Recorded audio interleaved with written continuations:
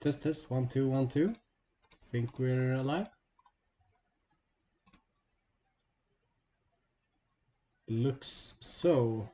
Hopefully. Good thing it doesn't start in another 20 minutes. But we have. Let's look at the numbers first. So Lion have 8 players, Dragon has 4, Phoenix has 4, Unicorn has 9, Crab has 5, Scorpion 8, and Crane 12. Crane with the most players so far. Looking really strong. Lion, also a lot of players. And Unicorn with the second to most players. I know Spain has a lot of unicorns, but wow. They really like them horses down there.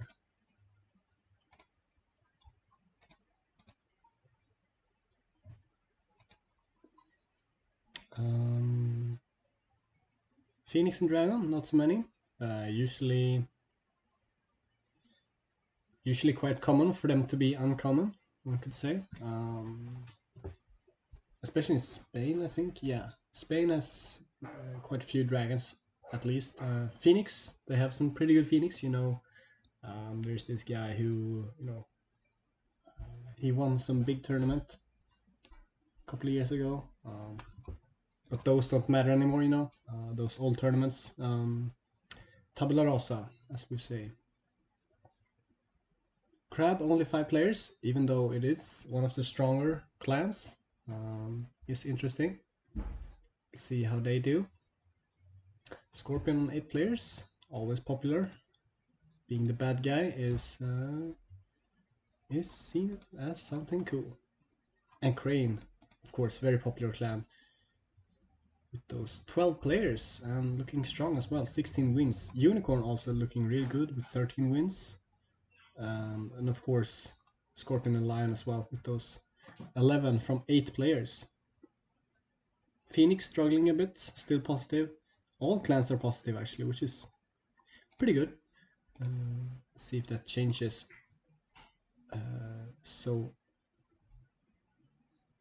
Further on, let's have a look at the top. The 3 Oers, as you say. Enrique Redondo, I'm not sure who this is. He played in Clan War and did very, very well. That's cool. Is that... Oh, is that Enrique? Yeah, that's Enrique. Yeah, that's probably Enrique. 3-0 currently, very good. Gunnar Trastason, Gashikomo on 3-0 as well. Tanauso Francisco Exposito, no idea who this is. Hasn't been playing in any other tournaments, but turning out really well here with Phoenix, 3-0. Carlos Saiz, also on 3-0. Carlos Saiz, who is this? Looks like a quite strong unicorn actually. Interesting. It'd be cool to see him on stream. We then have Jorge Saiz, who we saw earlier this morning, playing Phoenix, which we know. Playing Phoenix Echo Bird. We have Luis Saiz. 3 Saiz. Is that a common name in Spain, or are they just brothers? Who knows? Playing Crab also on 3-0, so really nice spread of 3-0ers here currently. Only clans that aren't 3-0 that we know of are Crane and Scorpion. So far, Sami Hamiani we don't know. Hasn't been playing any other tournaments, so are there some newer players here or just new to the tournament scene? Well, they could have started playing during the during the pandemic, so they might have had some practice.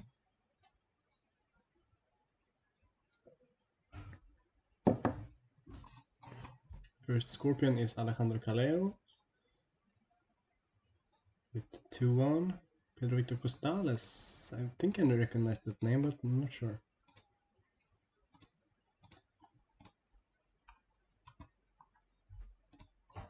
Okay, so we have a countdown from the stream, that's great. Here are some names I recognize. Borja Jolantes. Oh, some music as well, that's great.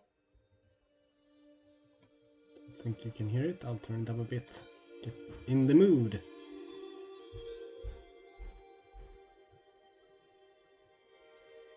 Something like that, maybe?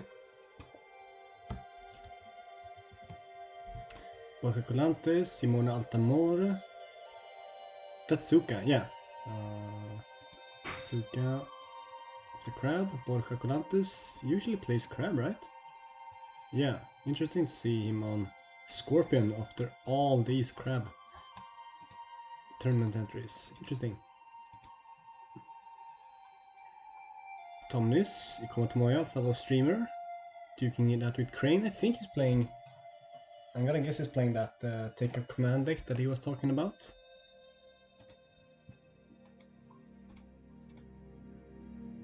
You see Sergio Sanz, of course, really strong unicorn on 2-1. Probably playing HMT, as always. Arnar. Is this... This is Arnarmar, right? It would be super cool if it is Arnarmar, but I assume it's not. Wish him well.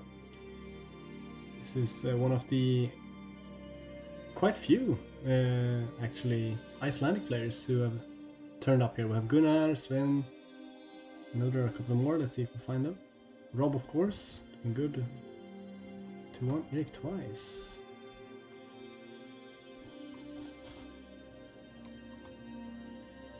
Roberto Cotillas, of course, the Dragon Hatamoto of old.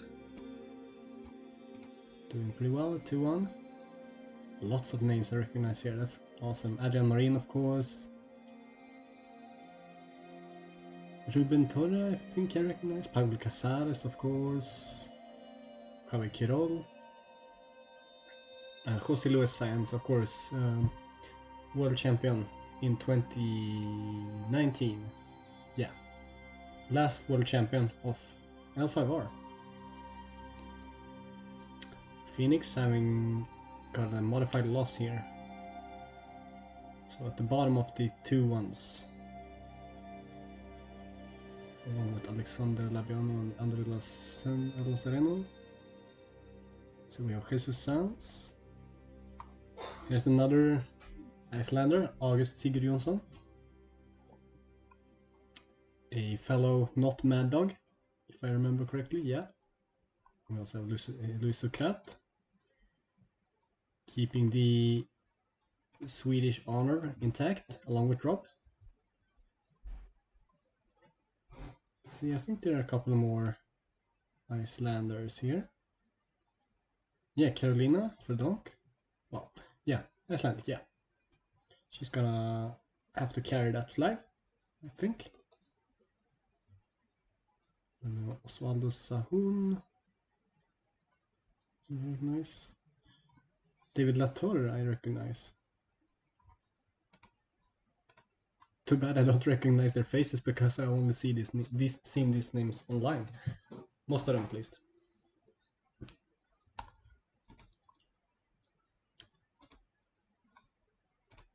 Yeah, I have to plug the stream.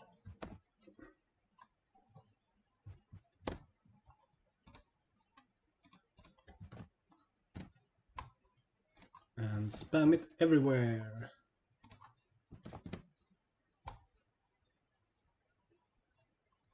And over here.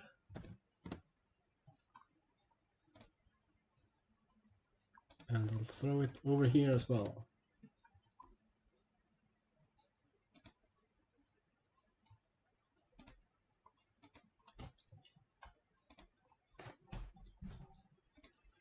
So some predictions for this tournament. I think Crab can do well. They have quite a few players, only 5. So that might be their downfall. Lion is gonna do well. Phoenix as well. Quite a few players, but they have some really strong ones. And they have a quite strong deck.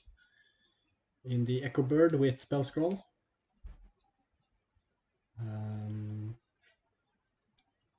Dragon, I'm not sure of. Gunnar could do well with Mitsu. Mitsu 2, I assume. And people maybe aren't ready for his aggressive playstyle.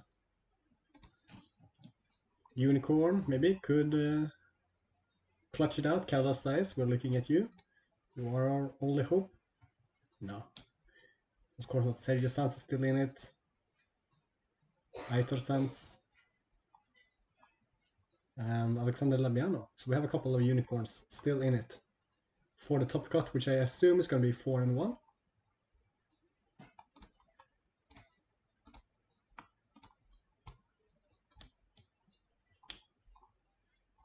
But yeah, predictions is going to be probably Lion, Dragon or Crab taking it. I think.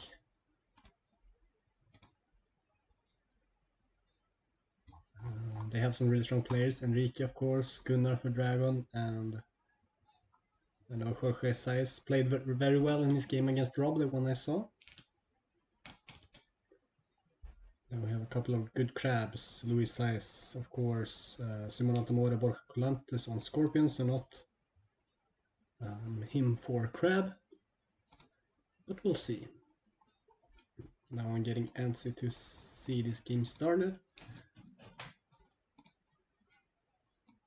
And we have pairings, alright. So I assume we're gonna see table 1, so it's gonna be Enrique versus Carlos Saez. Hopefully we get to see this matchup. Oh, let me get table 1 please. Let's see if the tables are the same here. Yeah, Carlos Saez versus Enrique Redondo. I assume that's gonna be table 1. It's gonna be stream table.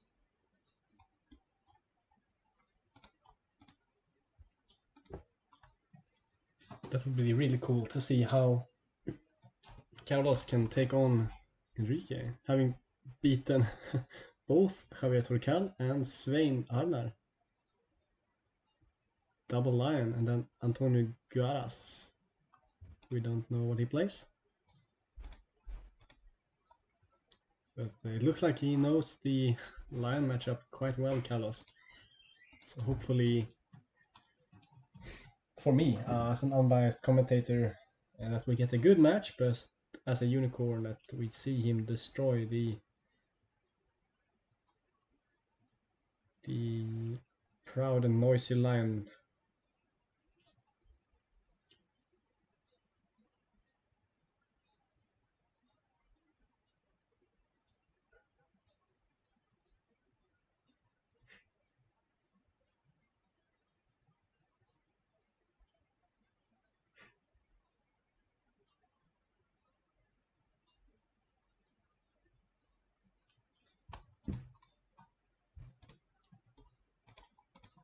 See what other interesting matchups we have. We have Gunnar versus also Francisco Exposito.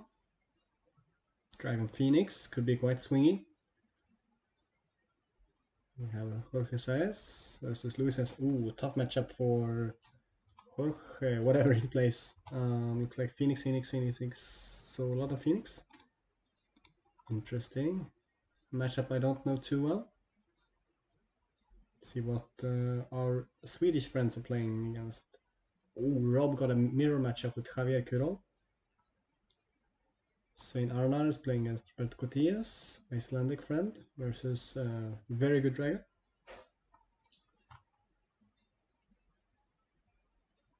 Let's see our unicorns. Sergio Sanz is playing against Pablo. Nice. And Aitor Sanz is playing against Pedro Ancieto Crane. Okay, Alexander Labiano, Ruben Gonzalez, Crane, alright.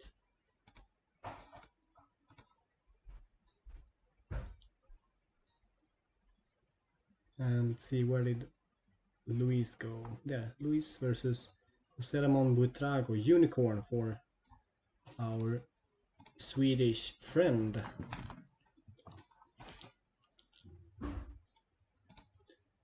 See, a nice pie chart here of the clans, looking quite balanced between Crane, Unicorn, Scorpion and Lion, but then we have one quarter with Dragon, Phoenix and Crab, not as popular in this tournament. Still very good turnout and decent split, I have to say.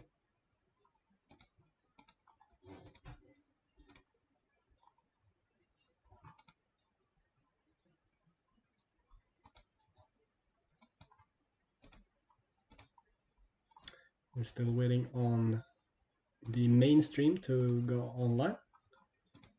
Oh, well, it is online, but we are waiting for it to start streaming the game.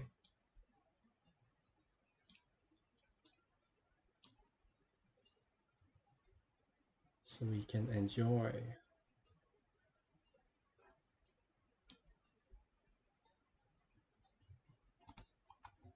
enjoy the live action.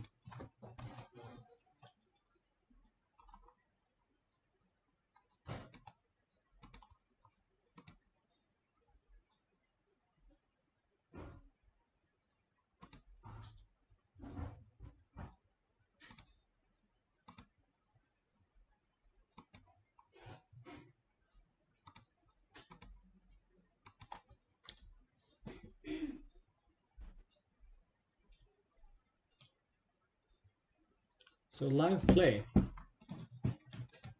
We haven't been been playing live much lately, so there are some things that you need to be aware of or more mindful of when you play live compared to on Jigoku. The most common thing is to miss triggers. It is so much easier to miss triggers offline because you don't have that thing where everything goes dark and your seeker role flashes up and you have to click it and you can't do anything before you click it. So things like that are bound to happen, and I assume that they are gonna happen more now than they did before the pandemic. Although of course these are some great players, and we are in Spain, which is the most talent dense L5R community, I have to say. Another thing that's different from Kyoku is, of course, as I said in the earlier round, is that it's harder to read the board state. People have their cards everywhere in different fashions. We saw an example of Rob's old 5Rs playstyle where you put the defenders of an attack in front of the province instead of pushing them forward, which is standard in some places. You can see people moving aside characters, stacking characters that are bowed and used. Attachments, you can only read the name of them. You can't like hover over your mouse to read what to do. Fate, honor, can be represented in different ways, and they aren't just a static number that is easy to see at a glance. You have to actually count the fate usually, and honor can be very special. Some people like me have dials with honor, some have the tokens. Some people I've seen have like little building things that they like stack their honor, like little houses, which is super weird but really cool actually, and quite easy to read. So I enjoyed playing as the person that did it. I think it was what was his name? Vogelsang, some German player, who had 3D printed small houses that he stacked, which was really cool. Merlin, you find IRL easier than Jigoku? Okay. That's interesting. Yeah. You get a different kind of vantage point, especially for your own cards. It's very much easier to see your own board state, I feel like. Because you know where everything is, because you have physically put it there, so you have that memory in you.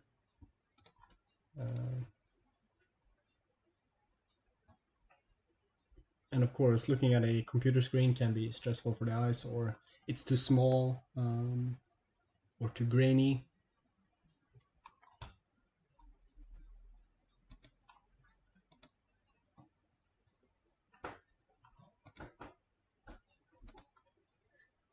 And also, of course, the social aspect of it. The language barrier is going to be a thing here. People's knowledge of the game is going to be tested a bit more than on Jigoku, where everything is automated.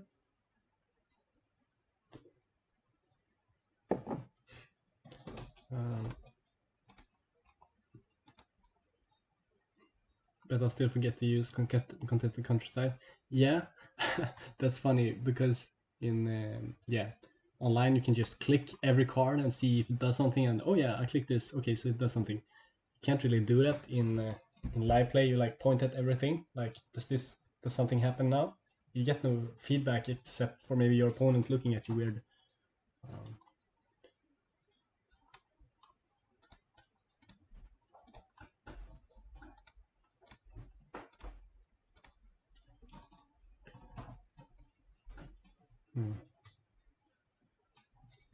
But yeah, live play is it's a long time ago now. I haven't played live since 2019, I think. Maybe late or early 2020. No, I think it was 2019. Yeah.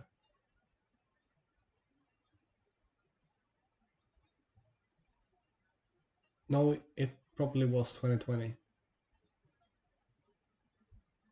I can't remember, but activation tokens. Yeah, I have those promo red things that you got from FFG. They are quite good. They're a bit too big for my taste, but they are really nice and pretty. Grand Championships. Oh, that was a while ago. 18 months. Yeah. I think our last one was a Grand Championship as well. Or no, it wouldn't count as a Grand Championship. I can actually check, I think. But let's not do that now.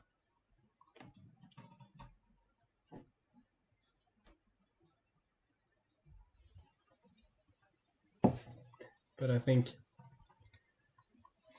whether or not you like playing online or offline, I think all these players are super happy to be back, sitting on those nice plastic chairs, seeing each other's faces while they throw cards at each other. Makes a nerd happy.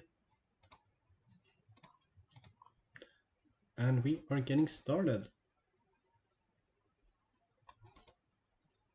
And there's a face. Let's lower the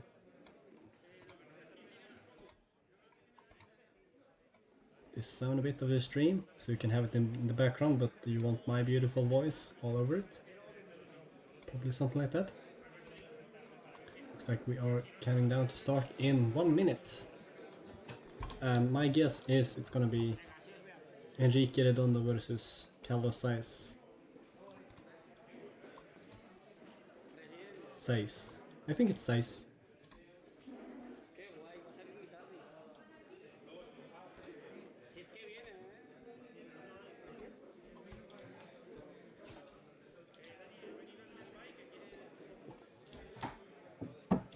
It was good to have the stream sound on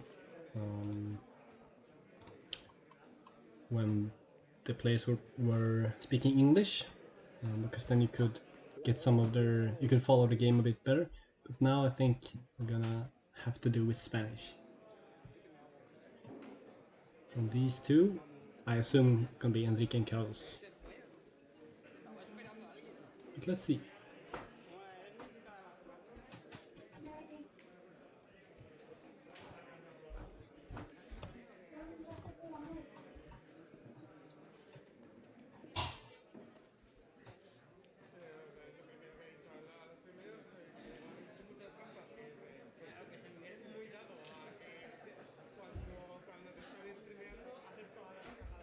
Alright, the players are sitting down, looks like.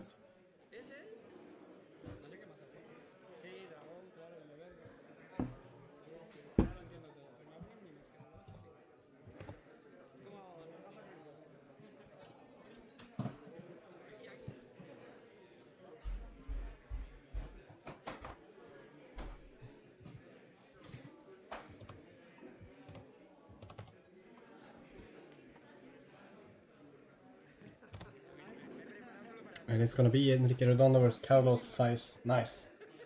Right. It looks like the players are a bit too far up.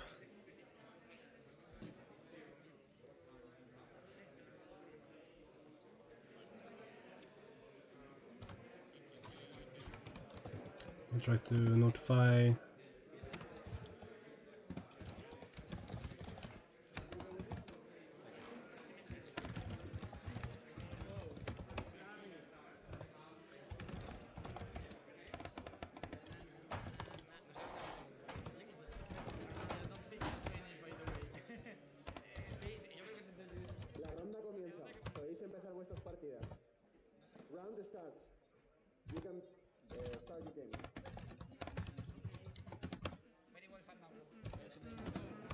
Alright, it looks like they are on the...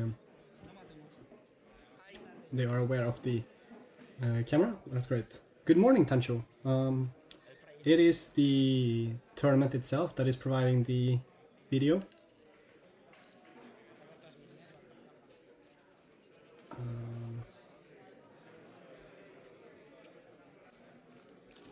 Yeah, oops, it is. There goes the deck. I have never done that before in my life. Not at all.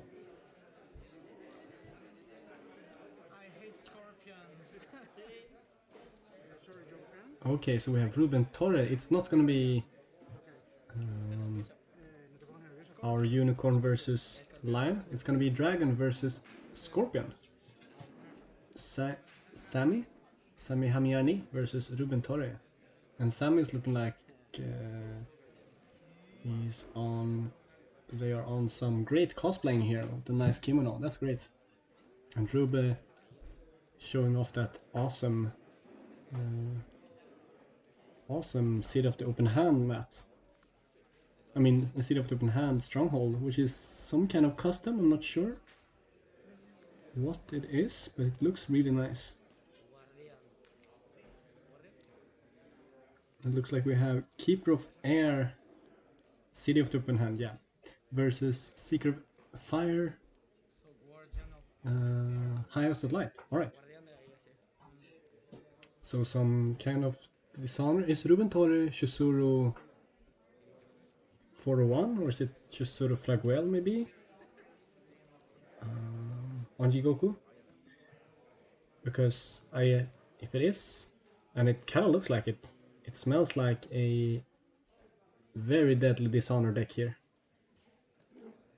And it's also super funny, you see the white squares, that is the facial recognition of the camera actually picking up Toi Shigeru, I think. So we'll have to make do with that. Ruben is looking a little nervous. Streaming can of course be a bit stressful. I mean, being on streaming is super stressful. I'm doing the heavy lifting in this tournament for sure. No, but being on stream can be super stressful, knowing that there are people looking at you playing, probably judging you, as we do on the internet.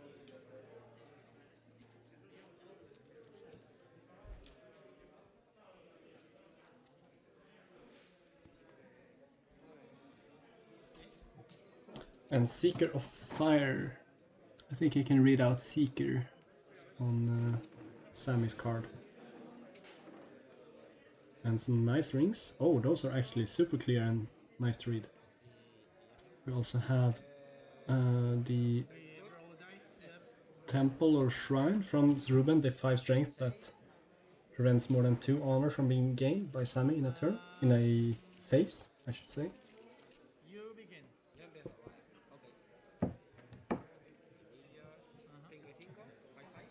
Alright, and we have, I think Sammy's honor is gonna be the honor tokens, yeah.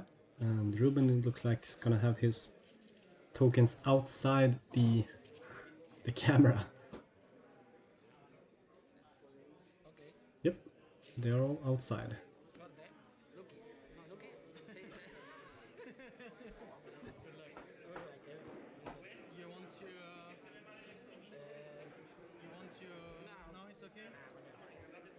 Alright, so we are doing English, that's great, so we can listen in to what the players are.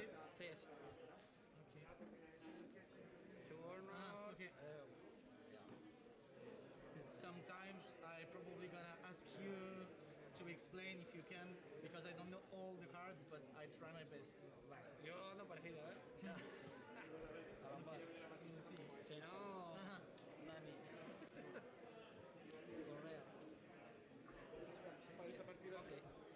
It looks like we have Ruben on first player.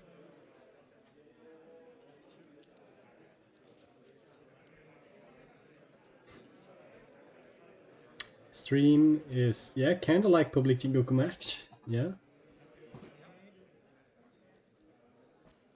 Oh, is this you, Merlin? Are you Sammy? What? No, no, wait, that can't be because I'm dumb.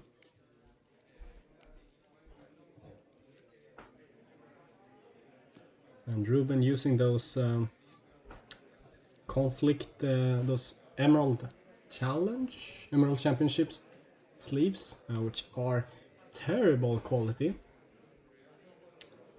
They get whited quite fast, and completely useless after just a couple of shuffles. But maybe Ruben has quite a lot of spares. Looks like we are getting zoomed out to maybe see a bit more. Let's see here. We have a rally. Oh, great start for Ruben. Finding... Okay, so this is the mill deck. Oh, jeez. Okay. And Sammy is on Dragon.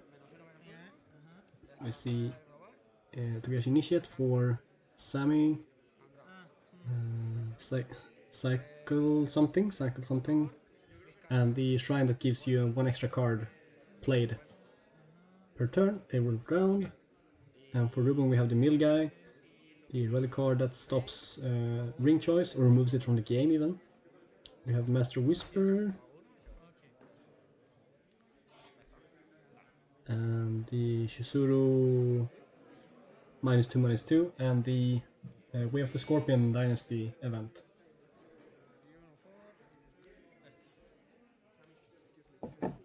Looks like we're gonna see the Master Whisper with one. And thank you to whoever is in charge of the stream that we get to see more of the game. Okay, so the golden tokens above the first player token for Ruben is gonna be his honor, I assume, because those are 2 5s. Is my guess.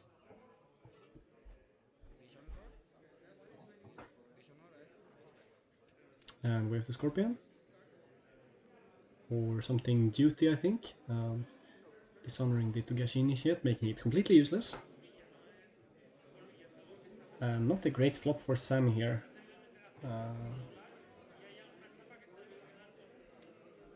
Could just pass and take this round as a loss and try to go in stronger next turn.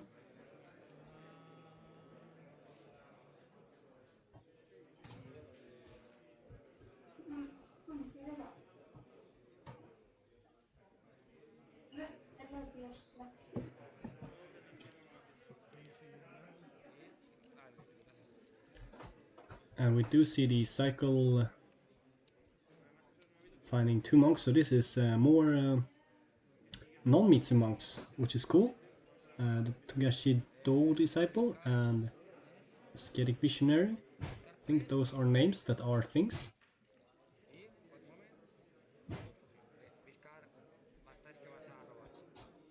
Oh, so we see a first turn subterfuge from Master Whisperer. So Sam is gonna go down to 1 card. I'm gonna look the English translation, sorry, because I'm not sure. Ruben doing some dirty Scorpion tricks here to make Sammy start the game with just 1 card in hand, because High House of Light does start with 11 honor. 3, 6, 9. No, wait. Does he have 1 too few honor? 3, 6, 9. How much honor does High House of Light start with? I was supposed to draw 3 and then I discard 3. Discard 3. Okay. Y esas las descartas. That's it? Sí, sí. Ok. Ah, un asesinato. Okay, pass. Because you need to be less honorable. Yeah, just start from level. Alright.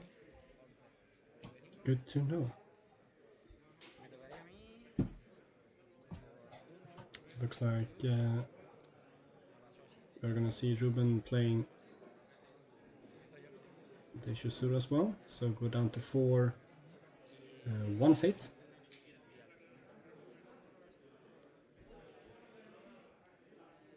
And Sammy passed. This might be a 1 bid. No, 5 to 5, okay. So not going down bids yet, but yeah, this is... Oh, we see a couple of interesting cards from Ruben. We see a backhanded compliment already. We see contingency plan, yeah. We see the crane minus minus political for equal to the glory of a courtier.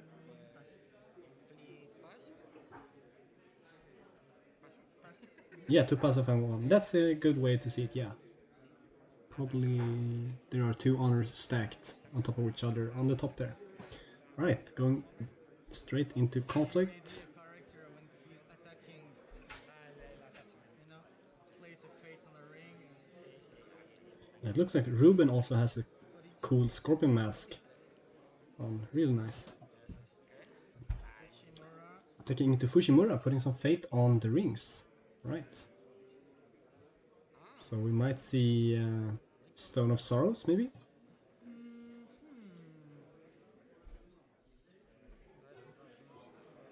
Yeah, okay, so this Scorpion deck is quite awful. It runs Deserter Shrine on Stronghold to mill you out, along with Master Whisperer. It's you have to be on more than 5 honor or you lose, basically. Which is quite tough. Let's see if Sammy manages.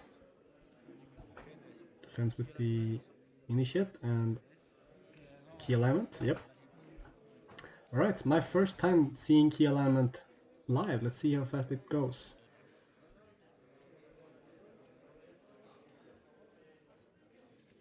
So we get Iron Foundation Stance and Hurricane Punch. Someone plays Stenosaurus. Probably not, but it could be. First action. You cannot bow him or send him home. Okay? If I already play a keyhole, I draw. Okay? Sí, sí, creo que sí. Sí, creo que es una carta así. Tengo un inglés básico. Yeah, we see some interesting cards in Ruben Torres' hand. He has the attachment that you can only play if you're less honorable, and it gives you an honor. It steals an honor whenever attached character uses an action, which is an interesting addition, but... Okay, so Hurricane Punch, still 3-0, this is still breaking. Yeah, no. It was mostly a funny joke, as one would say. So we saw a Hurricane Punch come down as well. Sammy considering playing more here. Maybe Void Fist. After 2 more militaries and up to 2. No, 3. 3, sorry. Looks like he's hovering that Void Fist. Interesting, he has a Mantra of Air in hand that he didn't use. There's the -2 from the Shizuru. Yeah, interesting that he missed that Mantra of Air. As I said, triggers are harder to see in this game live. And I think Sammy is kicking himself for that.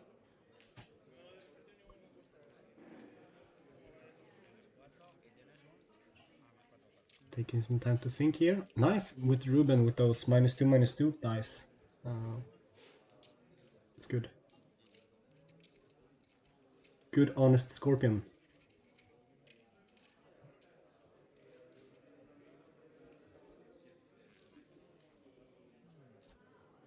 Maybe looking for some skill dice, no? When I play it live, I always use skill die because numbers can get kind of high when you play. Oh, interesting. Pierdes uno por confusión y one de la Steal one and it breaks. And it breaks. Forgot to use box, yeah. This is probably... Oh, that is super aggressive. They also forgot that the province broke, but it shouldn't really matter too much. But yeah, this is super aggressive considering that Ruben is Scorpion, which runs a lot of assassinations. So this Togashi Initiate shouldn't be long for this world, but I guess Sami being this behind should be aggressive. See, I didn't catch a assassination in Ruben's hand though. No. We see waning hostilities. Yeah, this is the deck. Oh jeez. We see Mantra of Water. All these mantras tells us that he is on Tarakatsu, which is one of my favorite dragon characters. Really cool to see. Coming in with 0 skill, no defenders.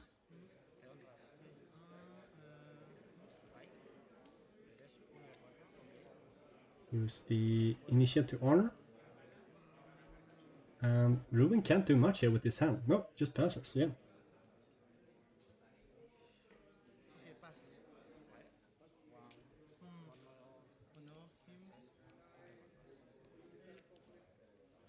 Okay, yeah. Box was used from Ruben, I missed that.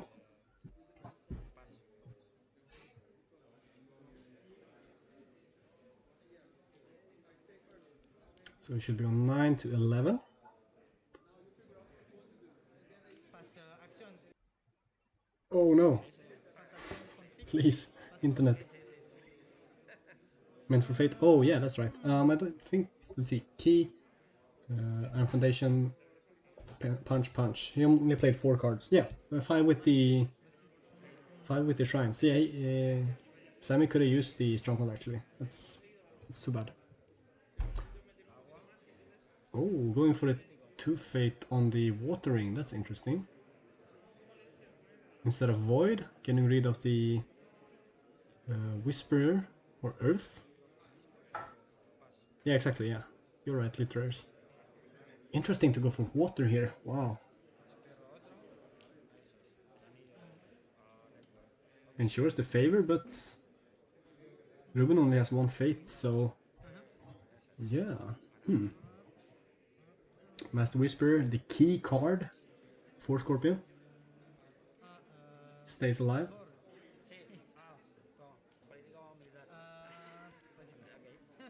Oh, and we've seen those nice favors from Ruben. That's really cool.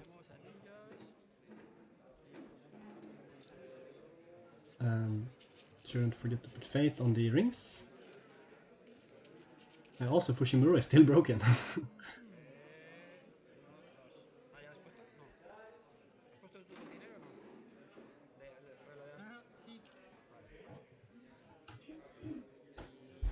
Alright, so going into turn 2, looking pretty good. We have, let's not forget to move the first play token as well. Yeah, classic live game. Lots of little framework steps that you're missing, especially after 2 years of online play.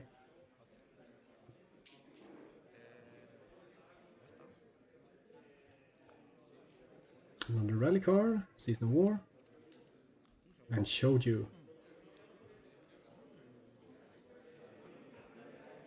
Here comes... why don't I know the name of these cards? And I can't hover them to see what they are. Here is a man we know too well.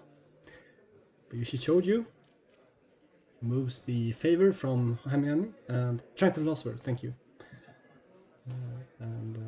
Yeah. So when the conflict phase begins, we draw 2 and we lose 1 honor. Principio de la fase de conflicto, sí. One, 2 cards, draw y one.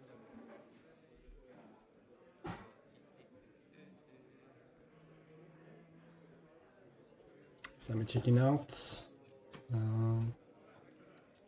Showed you here, and Ruben going with 0 fate on that. Wow.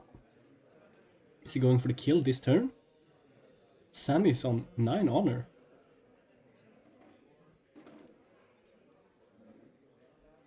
We also see, I think that's Ascetic Visionary, no? Something like that.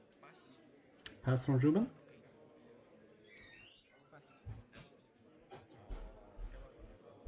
Hey, du, tänker det här. Wait, man. Som jag har fått.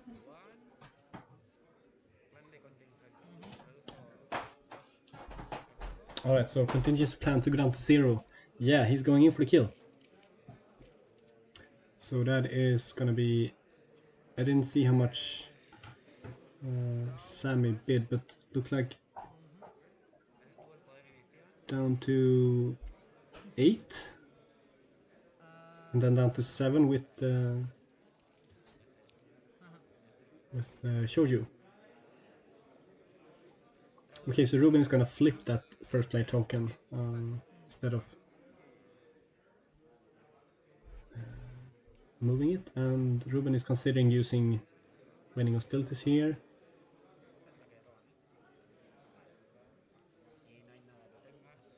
Eight honor.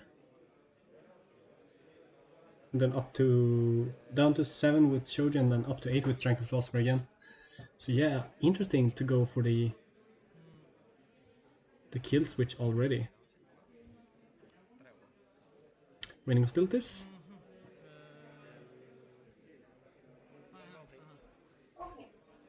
Only one conflicted player.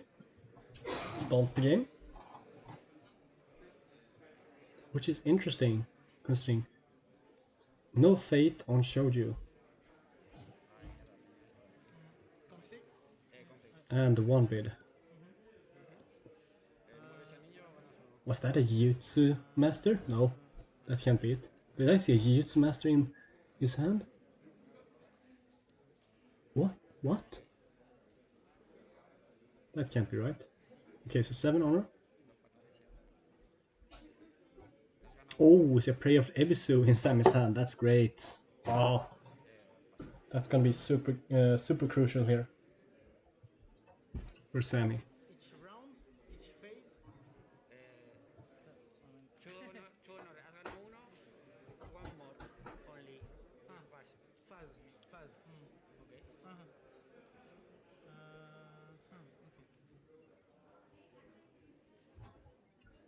See, we have Censure, Dead in Sammy's hand, and a couple of mantras. See Hawk the 2. See Void Fist, double Void Fist, Let Go. Also, kinda dead card. Is that a Jujutsu Master? I can't quite tell. Men älskling, då tänker jag att jag åker nu. Mm? Alltså det Ska jag? var det så kul. Du också? Jag la mig här när jag åker hem. Mm? Hejdå. Låser du om dig här sen? Ja. Eller jag låser. Okay, so here comes the conflict. Air. Into the Silent One's Monastery. For 3, 6. And the trigger of the Ancient Master. Finds Kill Element and plays Kill Element. We see a Feeler Ruin in Ruben's hand. But I still want to see if that was a Jujutsu Master. Okay, we see Swallow Seafoam and the third Void Fist.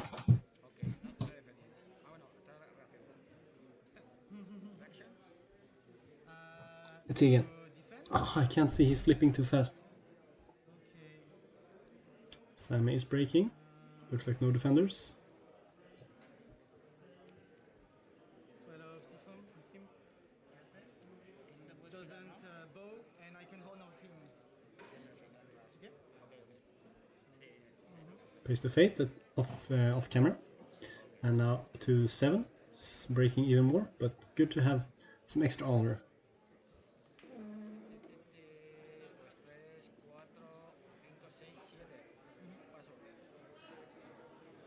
That is a Jujutsu Master. What? Really? I'm like 90% sure. But the province first break, then I can take 2 honor, right? Creo que sí. I think because Yep. first province, then Creo que sí. Que son primero la provincia y luego la niña. Ok. Sí. Yep, so it breaks first and then you get the honor. Done right. So up to 9. So Sammy looking quite comfortable here currently. Action. Pues me toca. Anillo de fuego. Pues vacío. Ruben swinging back into Fushimura, which is broken. Cada vez que se ataca. Not sure if we should notify the players somehow. But it did break in the first turn.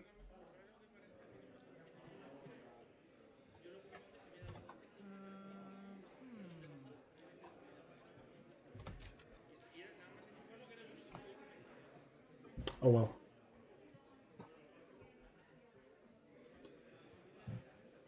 Ruben is not going to win on breaks. And I think it's just going to be one farmed province or another, really. Although this could be an attack on upholding authority, so yeah.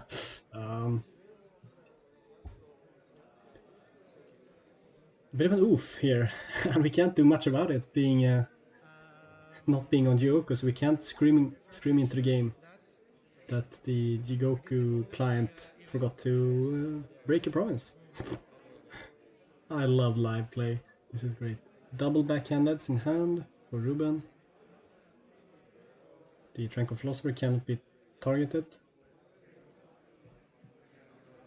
Will Sutsun treat the blank promise? Yeah. Fushimura doesn't do that much. I wonder what the Jujutsu Master is for. Like, what? It only works on duels? Yeah, it only works on duels, and only on duelists? Like, what? Is there Seal of the Crane in this deck? cannot get both or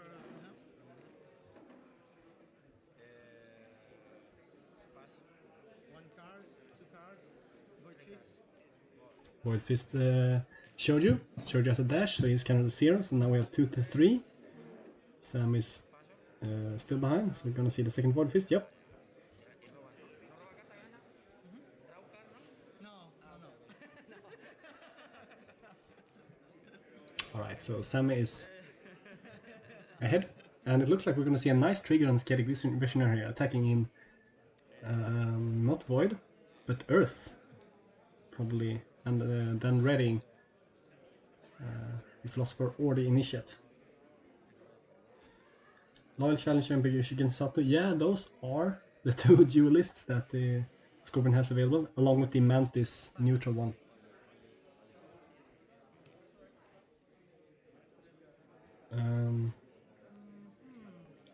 Only one conflict, yeah, that's right. That's right, I forgot about that one. So no attacks. That's right. Here we see the Master Whisper trigger. Looks like Ruben has knows about it because he's using Master Whisper now, which probably signals that it's the end of the conflict phase. And Sammy does get to draw these cards. Looks like Ancient Master. And what else do I see?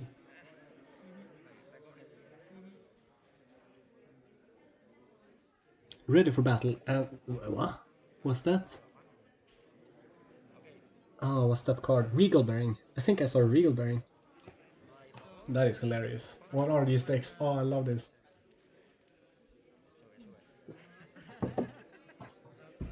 Okay.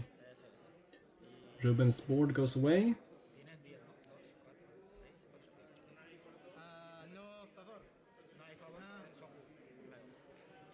Y ponemos dinero aquí, ¿no? 2, 3. Esto es todo, ¿no? 9 honor on Sammy, looking really comfortable here. But we have a long game ahead of us. With another waning hostilities in Ruben's hand. Fortunately, no favor for Sammy. I'm not sure what he discarded, but he did have a Century in hand earlier. Okay, so we see Geisha House and another Intimidator. And for Sammy we see Monastery Protector, which is quite good in this matchup actually. And then Visionary. Scorpion on first player.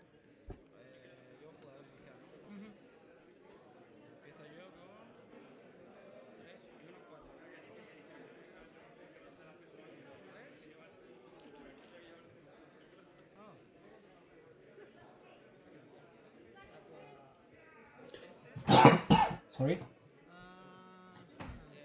Okay, so we have the mill card on. Something Intimidator. And it's gonna be Monastery Protector.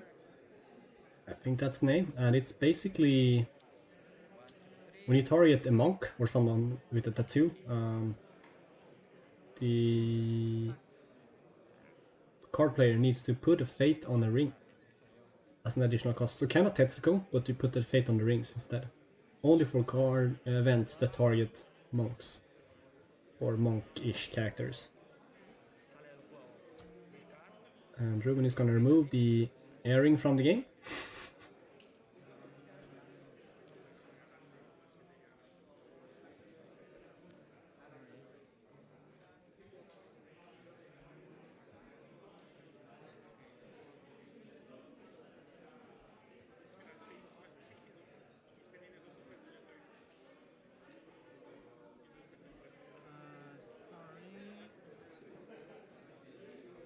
Can't even remember what this card's name is. Is it Storm?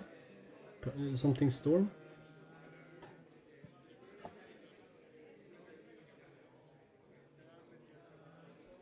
Sammy taking a lot of time here to look up the card. Quedan 30 minutos para el final de ronda.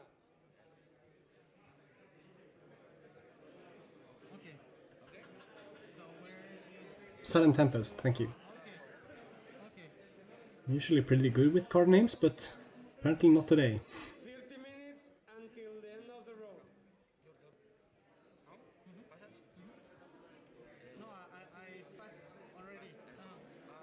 Sammy's taking the Passing Fate, yep. And Sammy's board is looking quite good here. And we are in 1-bid territory.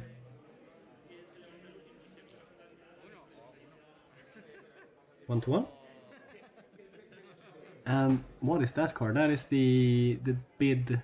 Yeah, you bow a character with political skill lower than equal or lower to the bid of that, and you see Fire Madness drawn. Quedan 30 minutos de ronda. Another winning was still displayed. 30 minutes left. And the clock died. But let's see, we had 28 minutes, so I think I have a decent grasp of the time here. There is the something secret, I think. It's a 0 cost attachment that forces Sammy to give Ruben honor when he triggers the ability, so It's already done this turn. Maybe next turn. basically useless. Okay. No, the ability on Tranquil Philosopher, which is a good counter for Ruben here, for sure. Let's see, 10, 11, yeah, 11 to 11 with the strong trigger from Ruben. Sammy has a Let Go in hand, which could be used in the conflict. I assume to get rid of the what is it? Something secret. No? Oh. I have a chat on my phone, so I can't really check. But we all know what the card does, right? It stops Tranquil Philosopher from doing anything really. Okay. Can still move the honor, but I mean move the fate.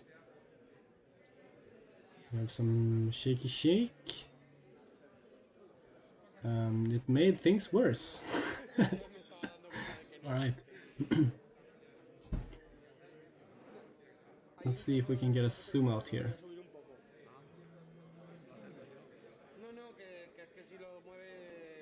Now we see the token boxes. Oh, okay, okay, this is better. This is a bit better. Don't really mind that we don't see the discard piles that much. We can see them when the players are looking through them, more or less.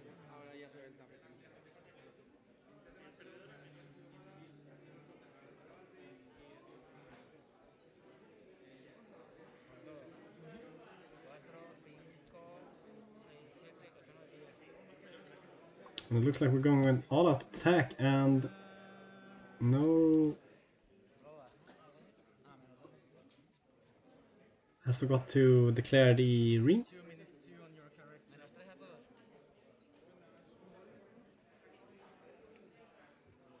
So let's hope that Sammy doesn't use a key alignment here before Ruben has a chance to reveal the province. No ring yet.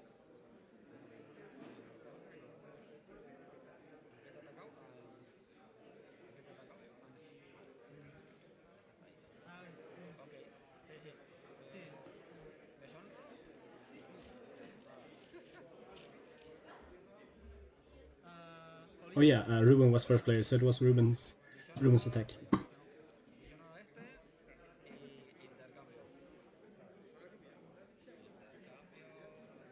What is happening here? Okay, so the attack comes now. Okay, yeah. It's gonna be void, and it looks like Sammy accidentally flipped it to military. Why is the... yeah, let's see, political. Or why is the Intimidator dishonored? What happened there? Oh yeah, the... okay, I got it. He used the Gaze House, so it was Earth. No? Wait, what? I thought he attacked Earth and then switched it with Gaze House, but there is still Fate on the Earth ring. What is happening here? It's kind of hard to follow, but let's see here. We have 5, I'm not sure what defense, I think everything is defense. So 5 to 6, let's see, 3, 8, 10. Promise trigger. Yeah. But that should have triggered before. Province is a reaction to attack. Yeah. Scary Visionary goes home. We see a Void Fist. So it's 5 to 2. 5 minus. Is that, what is that die? Is that a -1 with -1?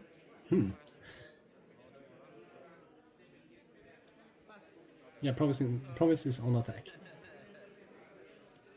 Sammy wins the ring and now has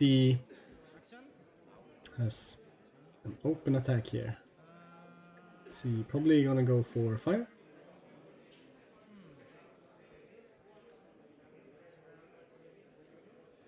Military.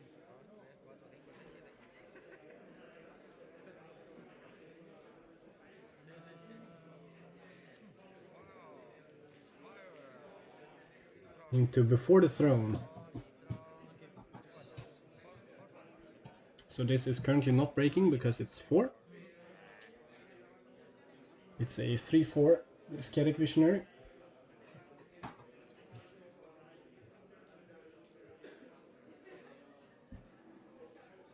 So no defenders from Ruben, I don't think he can do much here. Here comes a Horta 2 to move in the Monastery Protector. Or if you play an event that target mine, you might spend 1 fate more. But tattoo, and he's a monk, so I can do another action. Other action is him paying 1 here. Going facing the Water Ring, which is gonna be really nicely stacked next turn. And let's see if Sammy remembers to, or can use Stronghold here, no? Yeah. Isn't able to use Stronghold to put a fate on a Scary Visionary, doesn't need to yet. Fire. So But I am really confused why that Manipulator is, or Intimidator is dishonored. okay. Oh well. Favore. People are not machines, and this is, as we said, on stream, so there is some extra pressure, as well as the language barrier. There's a lot of factors in here that machines don't have to take account of.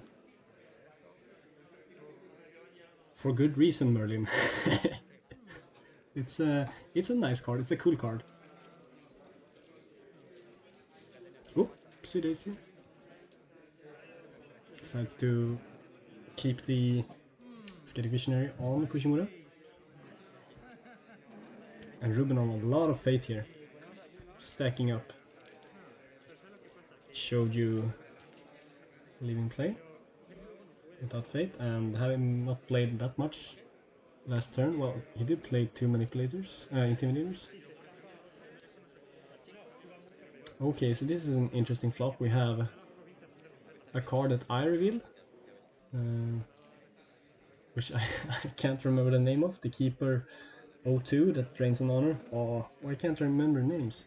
We have Blackmail Artist, we have Kachiko, and Denmaru. So it looks like we're gonna see Denmaru, which is pretty good here actually. No, it's gonna be Kachiko, yeah. Kachiko not great against Peacekeeper, yeah, thank you. Kachiko not great against monks. Not that much that he can use, really. I guess Let Goes? Yeah, Let Goes could be good. Sure. Kachiko is gonna do fine here. And Ruben checks a face down card, which is kinda sketchy. When you play live, it's good practice to remove face down cards before you look at your provinces.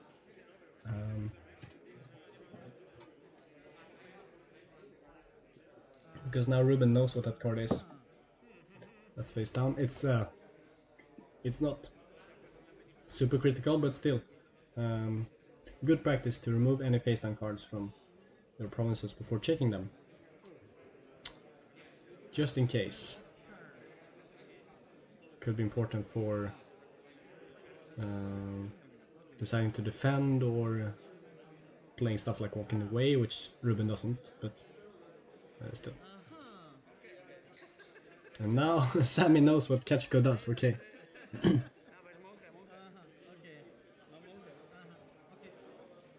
We get Ascetic Visionary. 2 fate, and Blackmail Artist comes into play too. 7 passes, and we also see the... Is it Shrewd Investigator? From Sammy. So the Peacekeeper as well from Ruben. But the look at opponent's hand equal to face down provinces, you know. And I think it's because Sammy has... I think we saw a Regal Bearing.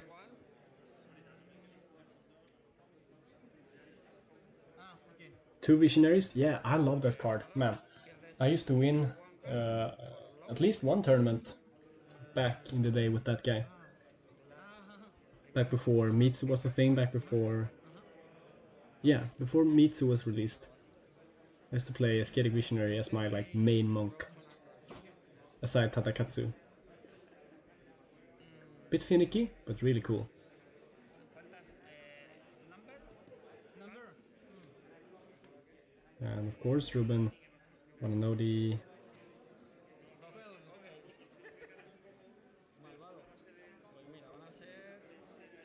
Wants to know the number of conflict cards left. Good body, yeah. Ability is awkward, but that means that it's so much cooler to use.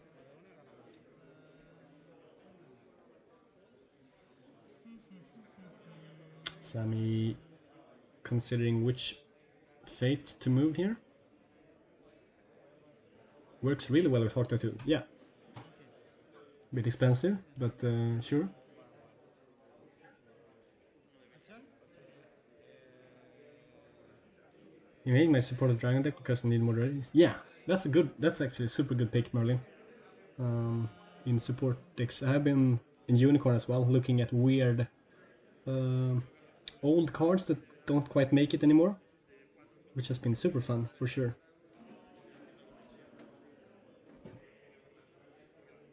"15 minutes left on standard time, then we have another 10 minutes of overtime. And a lot of fate here for Sammy. And no waning hostilities, so Sammy looking really good here with 5 honor left. Let's see if Sammy remembers to take those extra tokens that Ruben had on the rings. Also, a good practice is to always use one type of fate on stuff. Don't mix it, because then stuff like this can happen, where you forget to take the fate, and it gets awkward.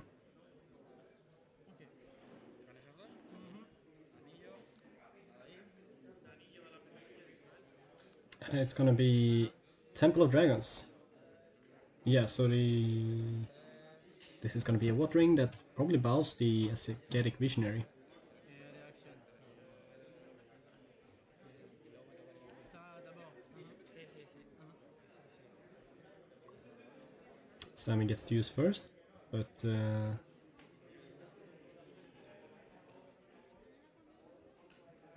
doesn't have any way of protecting from bow except for the ready for battle, which I think Sam is considering using here. Let's see. 15 minutos de ronda. 15 minutes left. No defend. Action. No action.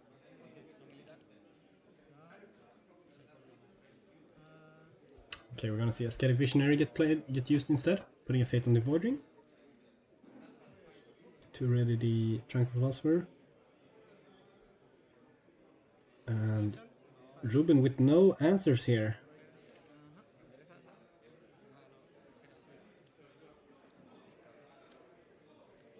Oops.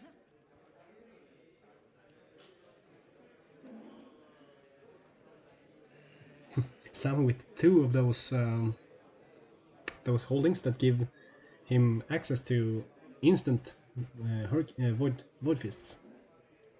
Although I think he only has more left.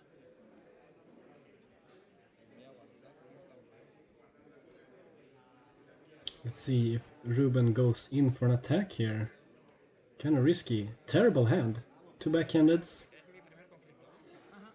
And the only card that really influences conflicts was with the Scorpion, I think. Players are having fun though. That's great to see. Some social interaction that you don't get when you're sitting behind your screens, staring down at the board. Okay, he has that minus glory. So okay, I think Ruben might survive this turn. Yeah. Sammy won't be able to swing through catch go, giving everyone -3. I think. Although it does give -3 to all your own characters as well. So interesting to see Ruben not attacking here. Maybe afraid of a cancel. Sammy does have the favor now. And it's gonna be the Surgery Trine, scoring 10 from Sammy's deck. 1 left.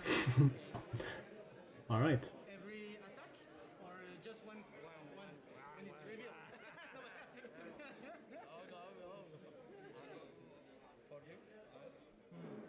And now Ketchko has a couple of juicy targets here. We have Minamoto's Fury, that's good. Court Games. And Let Go. Probably the 3 best choices here. Yeah, and probably the only 3 choices.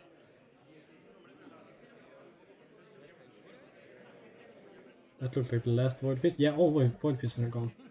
So Sam is not getting through this turn. So interesting to see if maybe Ruben can stabilize here. Assassination also in there. Sammy on 5 armor currently.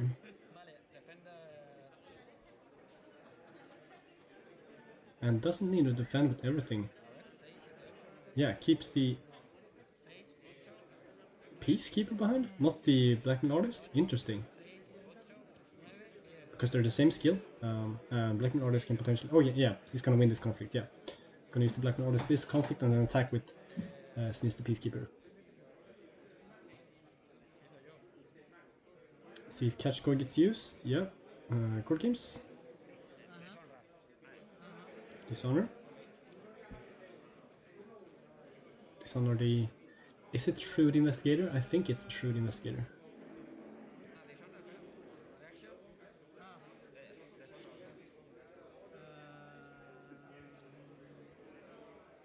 And because Court Games doesn't target, he gets around the Monastery Protector as well, which is pretty cool.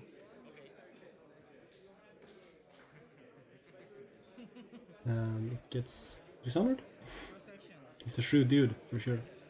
Protection goes on the Aesthetic Visionary. Event, you need to spend 1 fate more because of him.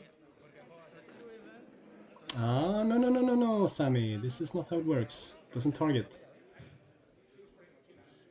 I chose. Okay. Okay. Yep, they got it right. Alright. Always good to communicate with your opponents, for sure. No, 0. Hand gestures. Awesome. I love this. Live play. So much stuff that you don't get when playing on Jigoku. There's just a random character in the middle of the board as well. Like, what is he doing over there? Let's see. So it's 4, 8 to 10. No, 11 with the favor.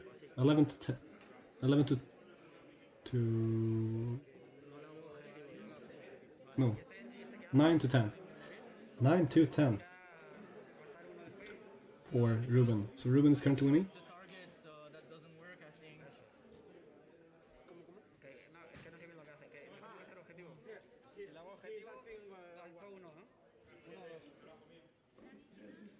It's 1 fate when he targets a character which is tattooed, but if he played like card game, I'd choose the target, so that doesn't work. And the same for that card, I think I chose. He's just asking what Looks like we have a judge here. Walking over to the table. Just to confirm, which is good.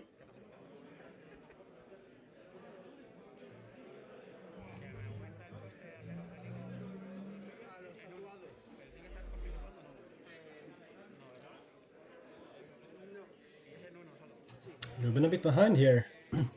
Definitely behind on tiebreakers. Down three, quote unquote 3 provinces, down favor, and at least up on honor.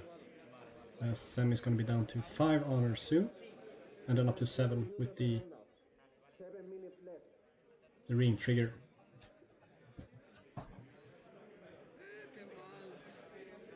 But Ruben is currently winning the conflict. Let's see, with Scorpion, and that one he needs to pay for.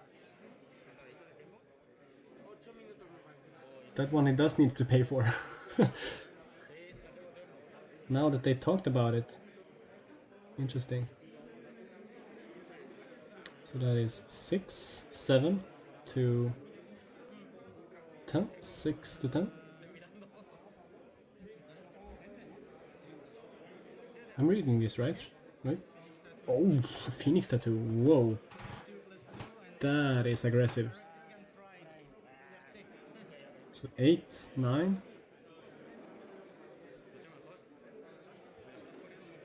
Isn't it... aren't all monks tattooed? Oh right, he's not tattooed. Yeah. He's only a monk. He has no tattoos, even though he's tattooed on the picture. Why? Why is that a thing? That's actually right. Interesting assassination. Yeah, yeah, that's actually right. And when's the last card? 5, that's it. And no, that doesn't work. No, no, no, no, no. When I need to draw. Yep, that's good. Yeah, same Akito. It looks it looks like so much fun. They're having fun. They're laughing and playing. I haven't laughed at Yigoku in forever. Wildfire kick to put Ruben at, let's see, 4 to 8, 9.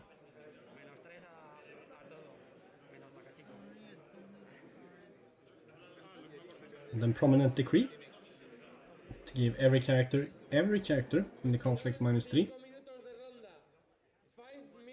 except for Kachiko, so it's gonna be 4 to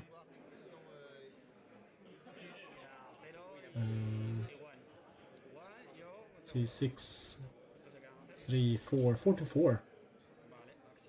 Here comes Acolyte, which is probably gonna get let go by Kachiko. Here we get the reshuffle. That is interesting, using backhanded before the let go. Oh, I think this is a huge misplay.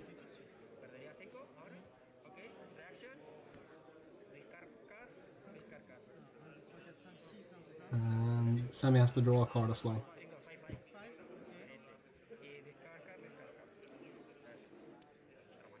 Okay, let's try.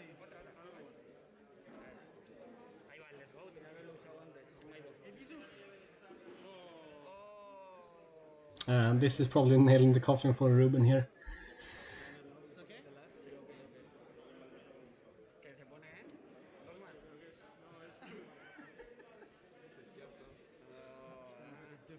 Going to Worlds in Barcelona in 2012. Yeah, I wish I could have gone to Worlds at least once. Was supposed to be in Spain, so I would have been able to go. Fire Madness coming down. And let's see, this Visionary is +2, +2. So it's a 5. That's a 3, so 4 skill. 4 to 4. I can punch him up to 5 to win. Oh, each time he gets one more. So they are counting these skills really fast and like in their head. I'm really impressed.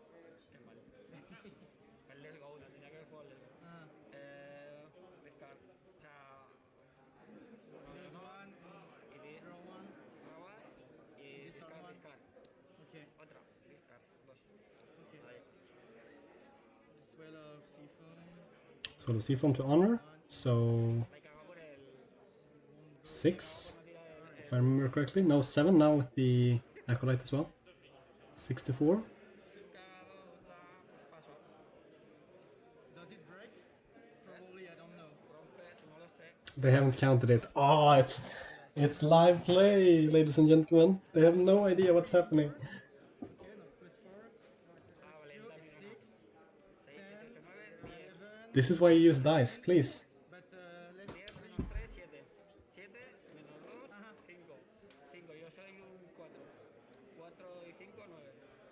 Cuatro. How much do I need more?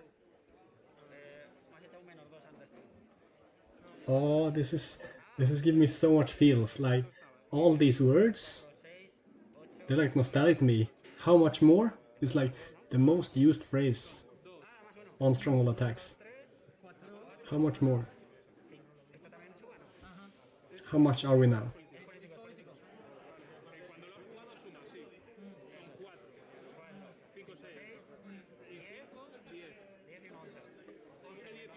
Oh, this is great.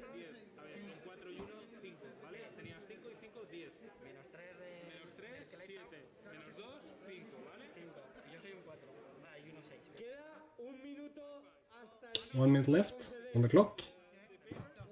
Let's count it out here. So 2, 4, 6,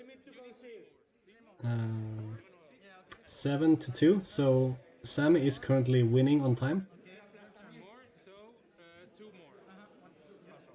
It looks like we have the judge over here overseeing the end of the game.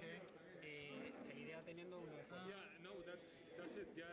And if I do remember correctly, it does end immediately after 5 or more points at the end of time.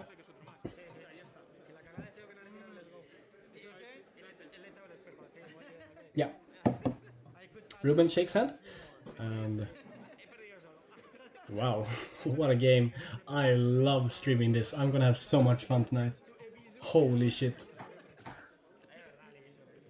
you hadn't played this Ebisu, would you have succeeded to Fin del límite para conceder. A partir de ahora las derrotas. Really well played by both players.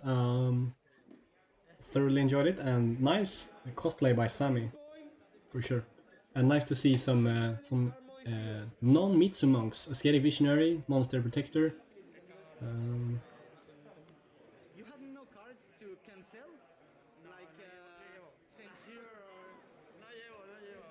That's why I was praying like, okay, I don't know if Ebisu gonna work because maybe he has a... Oh, this was a super tech deck castigated.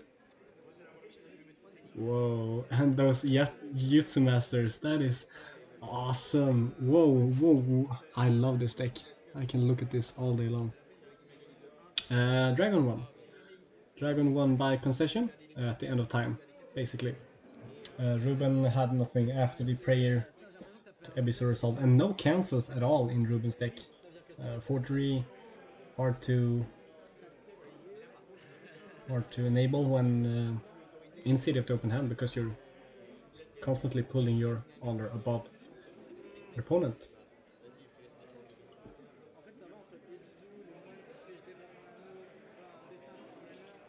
Sammy sounds like they are French, or French speaking at least. Could be Belgian, somewhere around that. No cancels is unusual for Scorpion, yeah. This was definitely an unusual deck, but that is stuff you get to see when you watch stuff like this.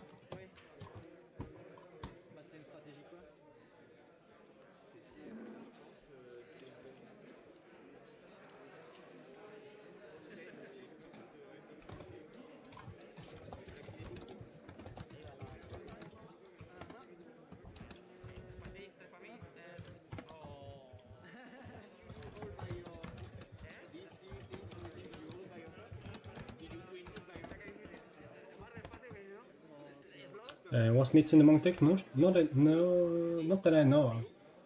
We didn't see him. I assume he's gonna be in there somewhere.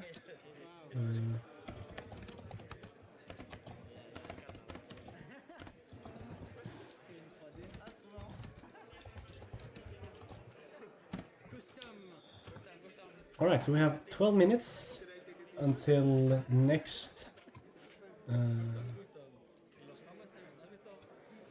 round, I think.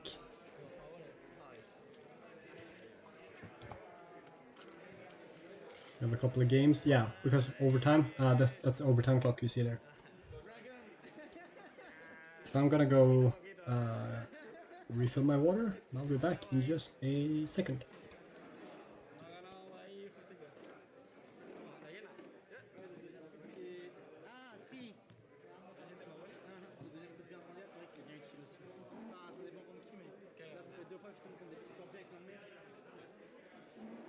Surtout, ça me permet de l'enlever des compétences politiques, alors que d'habitude, j'ai pas grand chose pour faire plein de trucs en politique non plus. Hein. Autant en militaire, je fais +2, j'ai même un +6 avec l'armée additionnelle. En politique, je peux pas beaucoup gonfler. Ça, c'est pratique de pouvoir baisser la cible.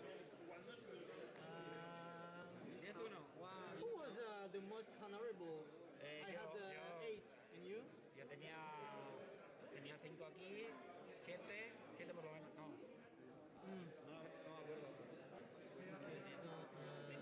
¿Tú cuánto tenías? 6. I think you had 10 or 9 probably. 2 rayas. Bueno, tendría yo, te he hecho un espejo, claro. Du coup, c'est 10, c'est ça? Sí. Le 10, c'est 1. Parce que c'est après le time, il est allé jusqu'à la fin après le time. Ah, c'était après le time? Oh non, 0 ou 1? No, 1 porque es Ah oui, parce que le... sin modificar. Ah, oui, parce que je crois que si vraiment ça s'arrête à 75, là tu prends 0, mais là... Je crois, non? Il faudrait leur demander. He puesto nervioso y he perdido, ¿tú te crees? He perdido should. One es modificar. No, modificar es 0. O sea, No sé qué ha pasado. Because no, it's after 65. antes de tiempo. ¿Cómo? Antes de tiempo siempre es 10-1, ¿no? Antes de tiempo sí. ¿Qué?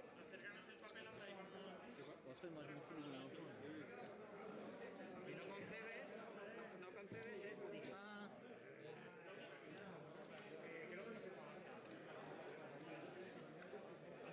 When you reach the or you concede, that's not usual 1 point. okay. If If you go to the end, if you choose to continue, that if you the loser have a modifier lose 0 points. yeah, but that's what happened, I think, because he didn't concede. We kept playing, I think, after 60, Okay, no? so that's 0. 60 was fast. Que no has concedido dentro de los 60 minutos, sino que has concedido más tarde. No, No? no, hemos terminado antes de contar. 1 minute for 60 or 1 minute to the end of the game? 1 minute to 60. Okay. When I say 1 minute Okay. to end, So that's fine. because really the end of the game is 60 minutes. Yeah, okay. The other 15 minutes are problem. I wasn't sure. Okay. Hey, that's green. You should play dragon, man. Green, green. Camuflado. Ninja. Oh my god. Qué fuerte. Ir rápido.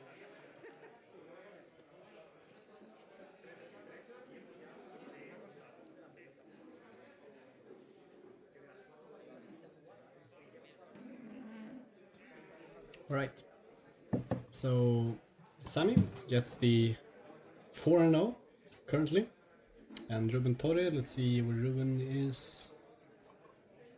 He's gonna go on to be 2-2. Unfortunately, out of the top cut, I think. But Sami Hamiani is gonna keep on trucking with Dragon. And we have a couple of more 4-0s. We have Enrique, Gunnar, Luis Saiz, and Samiani. So my predictions, I just want to point out, were Lion, Dragon, and Crab for the top. And here they are, currently at 4-0. Of course, these are some hugely skilled players. We of course know Enrique and Gunnar from the Clan Wars and from online play. And Luis Saiz, I'm not sure who that is, but and Sam, of course, well, of course, that's kind of a mean way to put it, but I don't know who Luis and Sammy are. Sammy looks like an old school player though, so there probably are a few of you who are very fond of this person.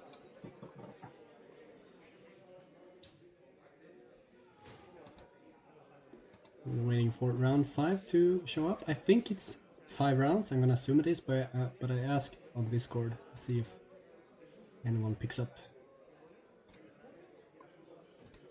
55 players generally is 5 rounds, I think.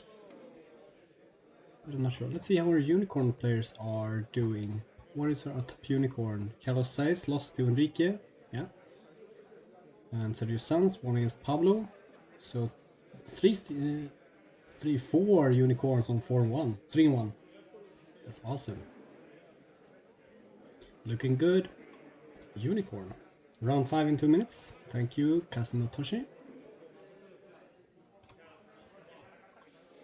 So we're getting ready for next pairing, and we have next pairing. Alright.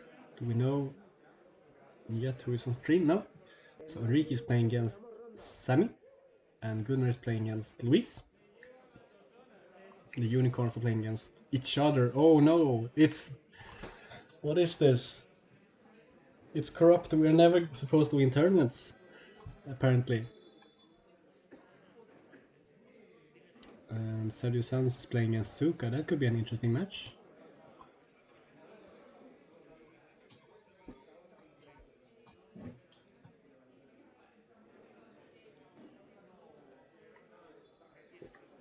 Alright. What are we hoping for here? I want to see Enrique play. I also want to see Gunnar play. I also want to see Unicorn play. Please give me a Unicorn. I want to watch our boys. Our purple hopes. Was so close last round. But alas. Sorry. Excuse my stomach, in case you heard that.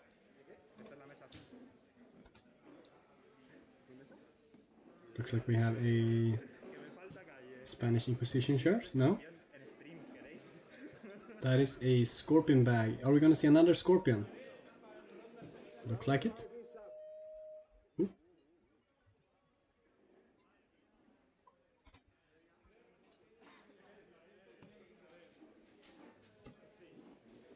Some more Scorpion on stream. So this could be a bit further down. Ruben. No, this is not Ruben. Maybe Borja? Borja versus Jose Luis Sainz. That's a pretty good match, I think. Holy.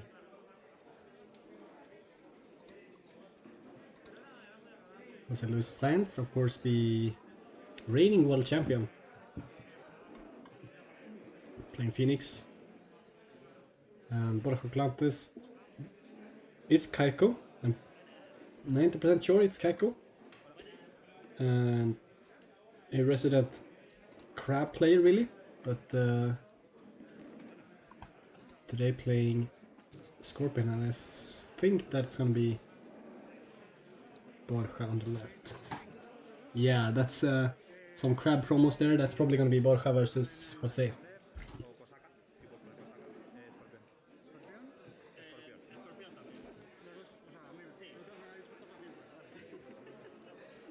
Scorpion mats?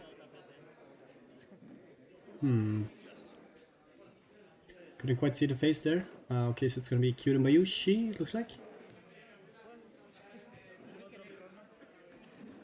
Is that Jose? No? That doesn't look like Jose. What match is this? It could be further down, maybe? No, it's not Luis.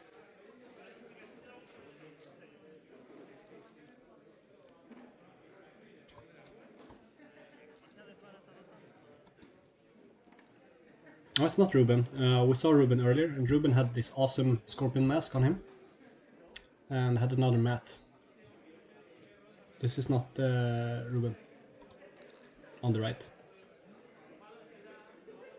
But judging by the province backers being Tomonatsu, I assume this is going to be Borja Colates versus Jose Luis Sainz. But the Scorpion mat freaks me out here.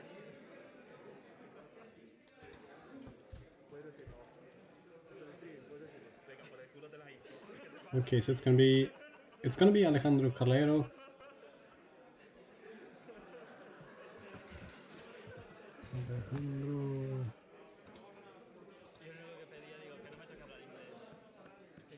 Unicorn? No, this isn't Unicorn. This seems wrong. Kusaka.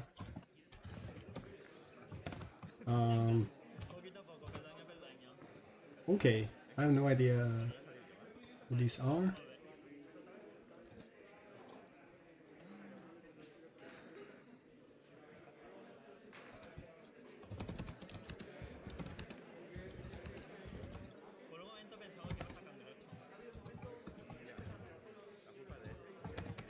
Who are these players?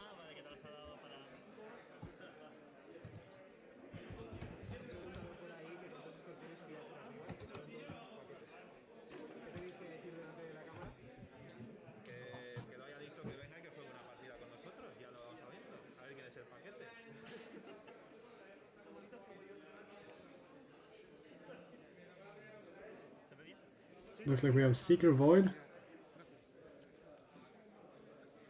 So it is Scorpion versus Scorpion. What?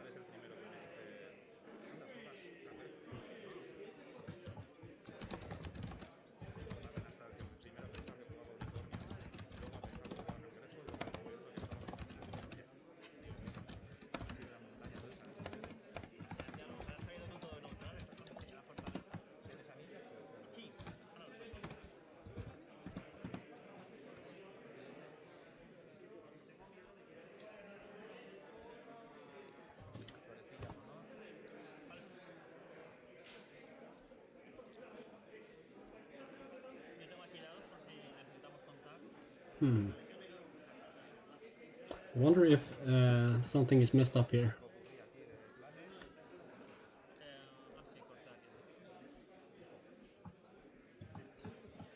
Because there's only one player named Alejandro Calero. And this gonna play against Alexander Labiano, who's Unicorn, and this is not Unicorn. And this is not Unicorn. These are both Kirimbushis.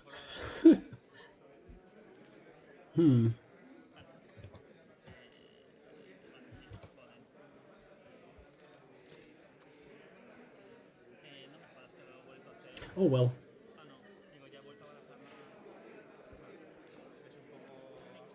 These things happen at tournaments. Sounds like very Scorpion behavior. Yeah. I mean, they're kind of kicking each other out, but maybe they have...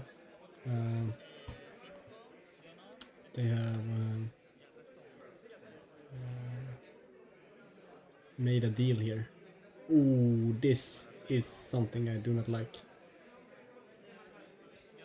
No, do not do that. Please do not do that. The way that player on the right did. Put them all in your hand. Please put them on the provinces before you look at them.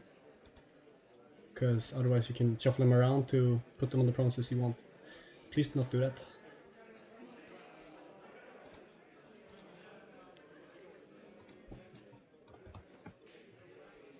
Let me just check one more time. So the only Scorpion mirrors we have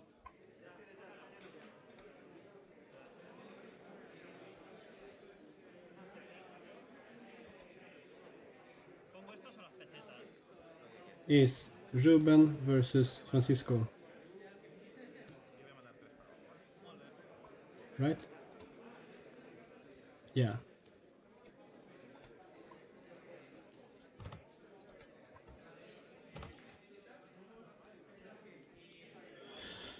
Alright, I guess we're going in blind.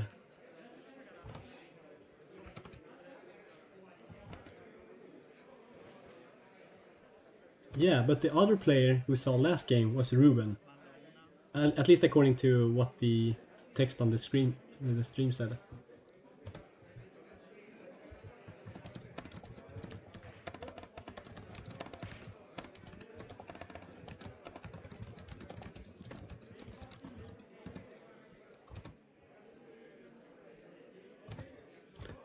The last player could maybe not have been Ruben, I'm not sure, but since Sammy played against Ruben, that probably should have been Ruben.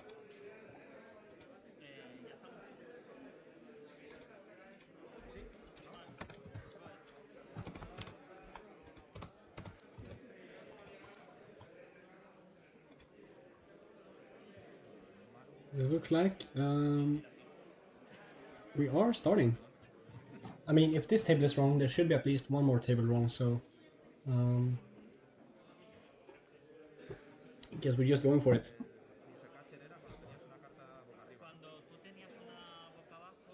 This is gonna be crazy later on. Okay, so Kirimbushi mirror. And that rally is wrong. Maybe players... It's getting kinda late, so the players could be a bit tired. And also, this is the 5th round. And this game is hard. It should be said. So we're bound to see more interesting plays this late into the tournament. That rally was done wrong, for sure. You should stop and... I mean, it didn't matter now, but you reveal... when you reveal a rally card, you put the rally card directly on it before you reveal the next card. Which could matter, if it is also a rally card, but not really. Oh well. Let's keep going. We see Shadow Village and 2 young rumor mongers for Kosuka and budget rumor monger for... I mean, these are not Kosuka and Alejandro, I'm 100% sure. Whoever Kosuka is. And the province chancellor for Alejandro. I'm gonna call him Kosuka and Alejandro. I'm gonna trust the streamers. I mean the stream handler, even though it's probably wrong.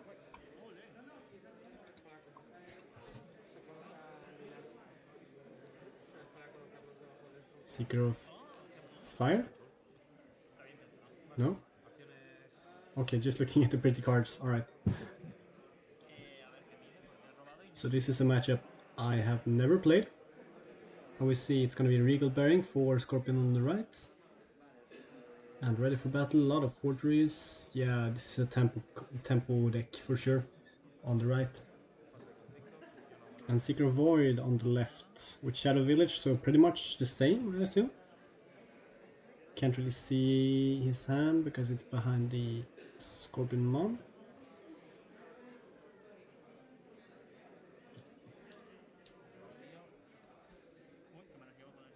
Those are some nice rings as well. And Alejandro put his fate, his honor outside of the frame. I love this. Okay, so it's gonna be the thing that bows. Why can't I remember card names? This is kind of embarrassing. Courtly, no. Jeez. Young Roommonger and defend with the budget Young Roommonger and it bows. Both characters stopping the Courteous Greeting, thank you. It's great that I have some people in the chat that actually know the cards. Courteous Greeting and Assassination, dropping Kosuka's honor down to 6 and removing the Province Blanket, which is looking really good here for Kosuka.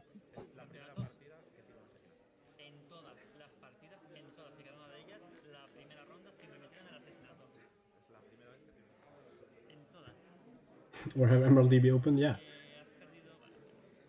But then you at least know what you're looking for. That's cool. And I can't quite see Kosuke's hand, it's a bit too far up. He's like sitting to the left of, like, most people sit in the middle of the mat, but Kosuke is like to the left, which is kind of cool actually, because all Dynasty comes from the left. So sitting from the left kind of works with that theme as well, yeah. Oh, that's kind of cool seating actually.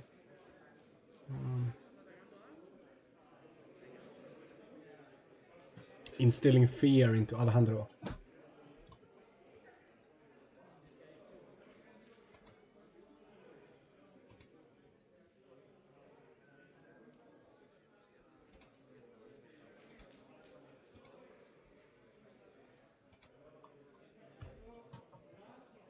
Alright, taking some time to consider. Last Fate is going to be used to play a Tessan in the conflict.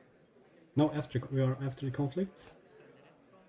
Standing and getting ready to swing into this Roommonger. How does Kosuke have... Yeah, 2 Fate because he passed. Yeah, that's right. Looks like Alejandro is gonna... swinging in, going for that Earth Ring, really strong in this matchup. Get the cards.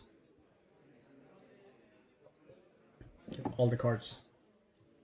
See if someone...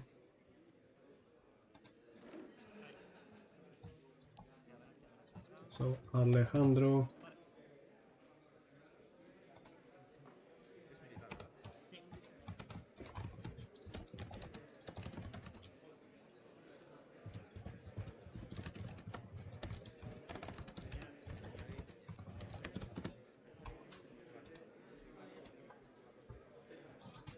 So we see swinging military on...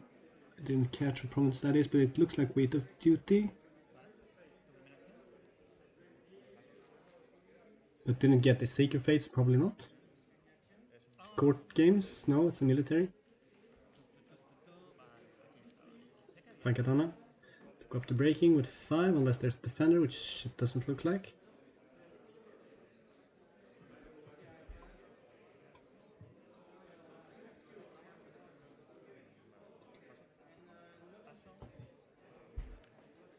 And it was... Weight of Duty, okay, yeah. But Kosuke forgot to take the Fate. I think, yeah. So... Earth Ring triggers, discards Forgery, that's a good discard for sure. Let's see, Kosuke probably going in... Oh, Tessan, interesting. Going in for the break here. Yeah, tempo. Swing and avoid to get rid of that huge budget rumor monger on the other side. And it breaks. Moves to fate, loses an honor.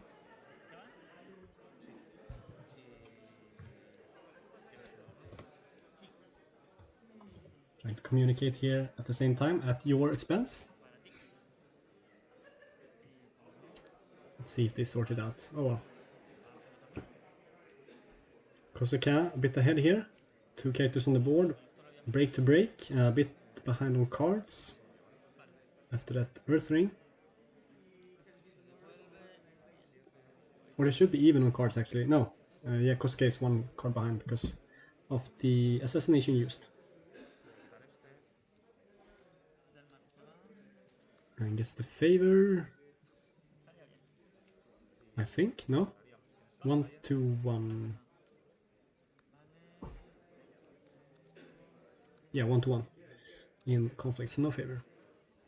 Interesting, we see Yogo something. The 2 cost 2/2 that gets +1/+1. And Alejandro nicely showing us his hand here.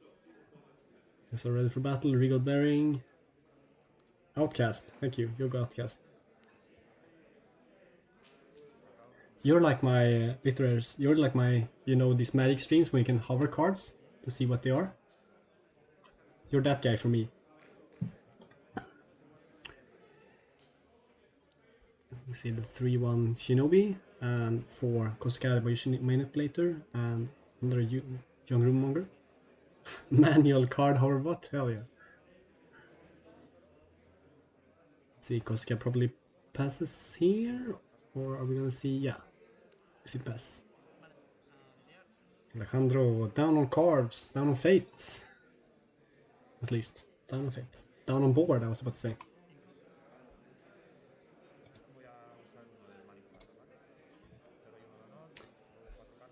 Kosuka triggering Manipulator. Let's see, something is happening here. Okay, so we have Caleros on or behind behind the timer. Okay, but it looks like he is on quite a lot. I see at least a 5 and 1. Right? And Alejandro showing us his hand. Court games, 4-3, ready for battle. Ooh, pretty good hand. With the Scorpion is kind of dead. This matchup, but we saw Sadako, which is also kind of hard to dishonor here. Tessan. Okay, kind of decent hand. Let's see if Alejandro can get some use out of that. Regal Bearing.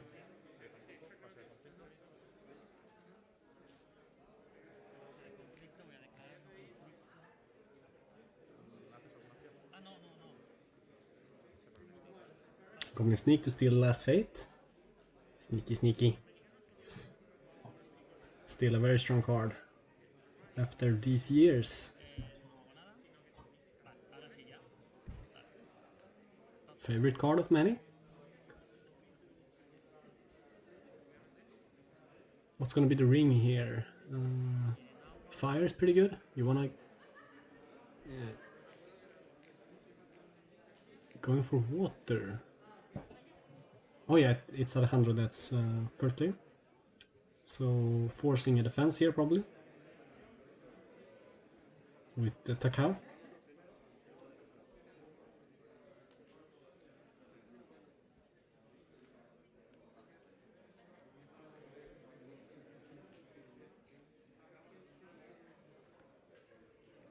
Nope, it's gonna be political. Into Pilgrimage, ooh, okay. And Alejandro has exactly enough skill to break that if Kosuka doesn't defend. And we don't know Kosuka's hand because he's keeping it a bit more secret.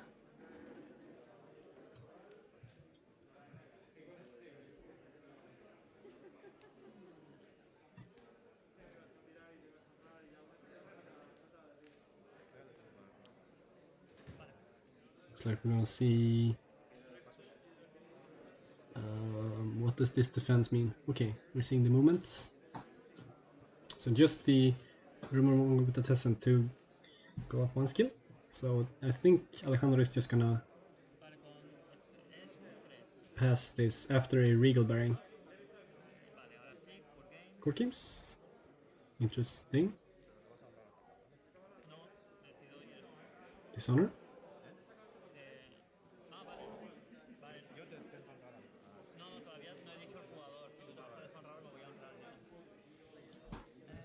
So using it for Dishonor, looks like.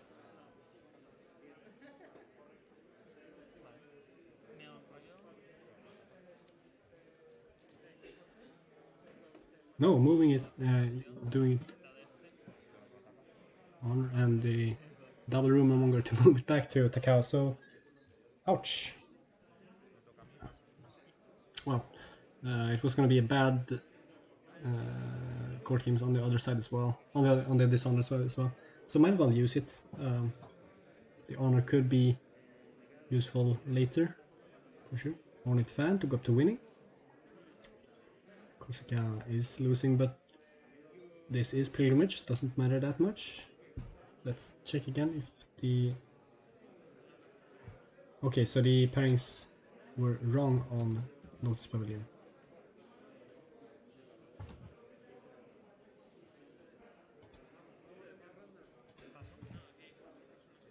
Huh.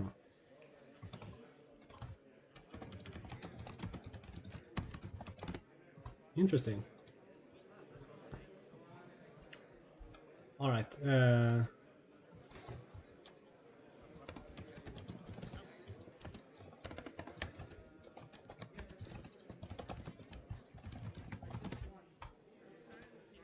Let's not worry about that anymore.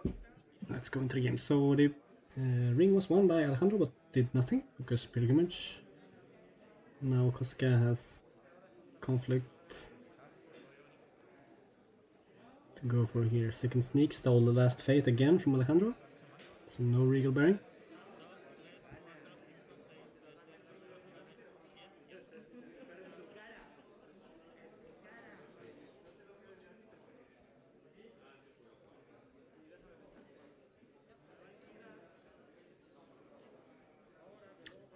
Could go in fire is pretty good.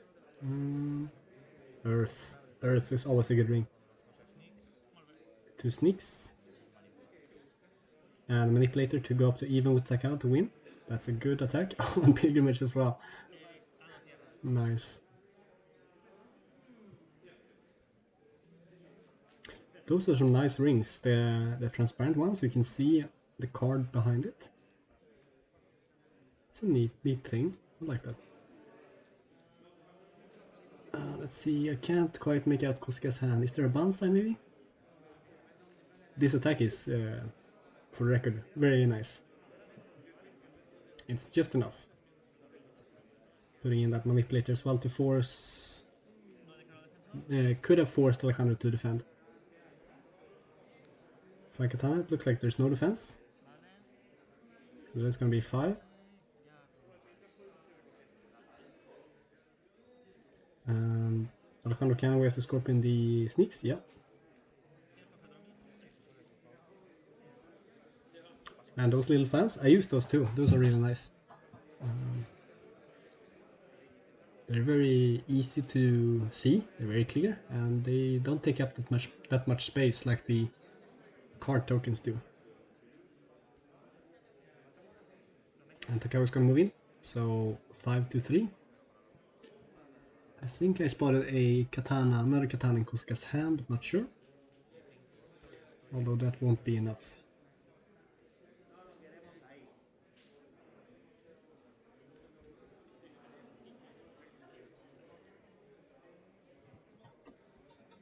So for next attack, I think Alejandro is gonna pass. Has no readies, has no fate for the Tessen.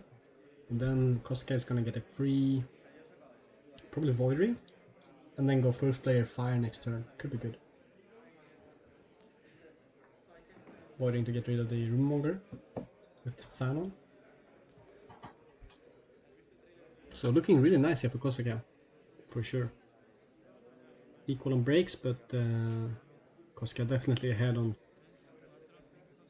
the rest of the board.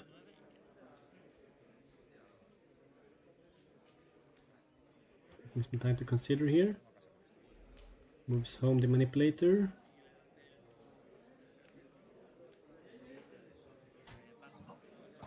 For 3 skill. For the political attack.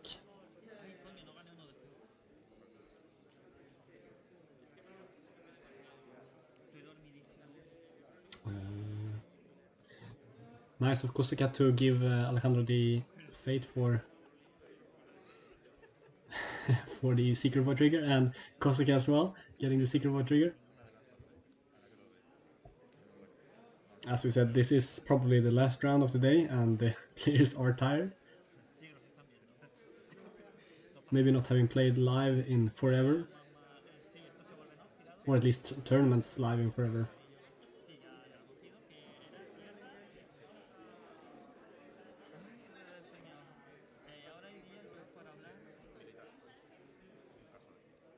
Probably passive from Alejandro. Did he get fate? Yeah, he did. Now he did now get the fate. Now that we know that he is Secret Void. So could go in for a swing here. With the Tessin. Expensive, but could be doable. Has used political attack already, so not win. And I think that's what Alejandro is considering here. Up against 5 skill with only 4 on Takao. With a Tessin. Has 2 Tessins though, yeah. Sure. And this forces, yeah, I kinda like this. This forces in defense and... Okay.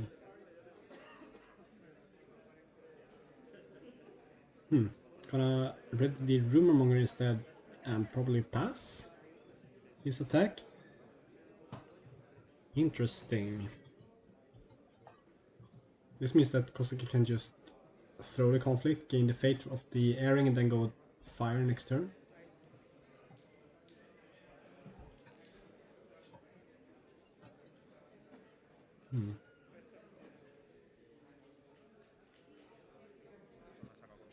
Ooh, Sadako. Comes down with 2 fate.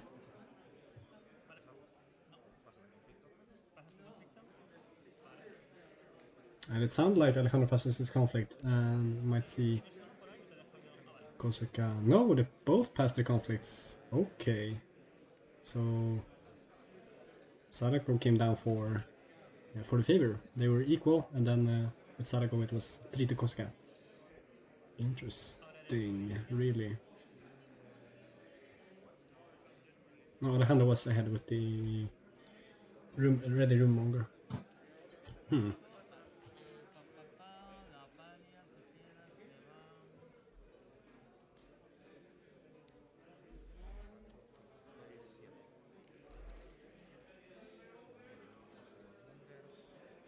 Some characters lead play, Sadako stays alive. And still Kosaka, I think, is ahead for sure with that board, but it's kind of stabilizing. They're both equal on fate now, so if Alejandro can maybe get a cheeky Regal Bearing in here and stabilize, this could be good. Ooh, interesting flop here. We see Lyre and Alba Artist for Alejandro and a dupe for Takao, that's good. For Kosaka we're gonna see Master Whisperer with 2 fate. Looks like, considering more. No, 2 fate. And this is a great flop for Alejandro. He has some military skill already, so getting these Lyres and Albertists is gonna be great.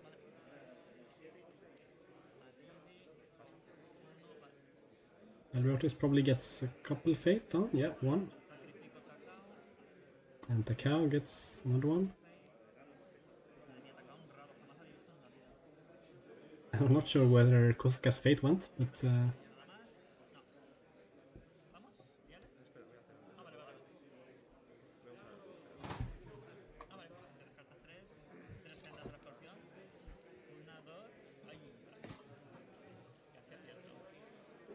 and Mass Whisperer gets triggered, draws 3 cards.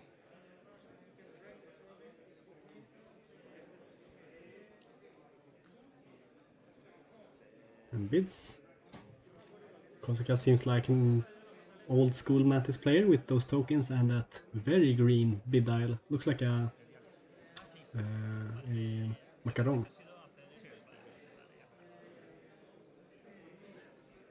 Alejandro with the 1 bid. 1 to 4. Looks like, yeah. 1, 2, 3, 4. Yeah. So a censure in Kosaka's hand. So now that there are cancels for those regal bearings, at least one. This can be risky.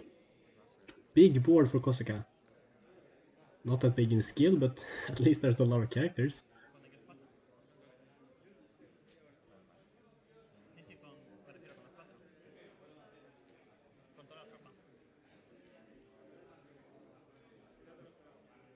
So 5 skill coming in here. Military. On air. Try to regain some honor.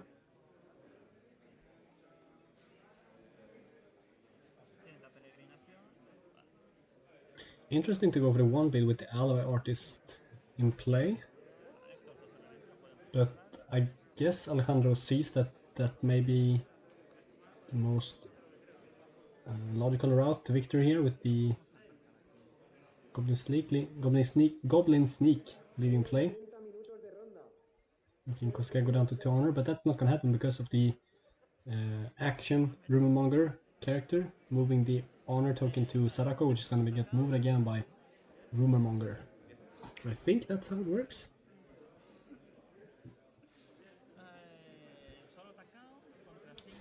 So we're gonna see Takao defend 5 to 3.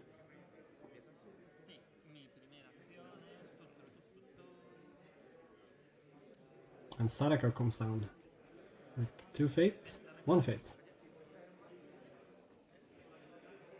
Interesting. Keeping 1 fate for steel. What's it called? Calling in favors.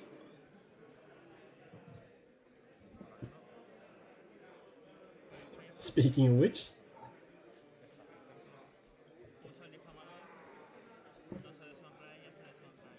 moving the dishonor to the Goblin Sneak and steals the fan. So skill is still equal. No, it's now 4 to 5. We see Sadako on the right side get dishonor to steal back, or maybe steal the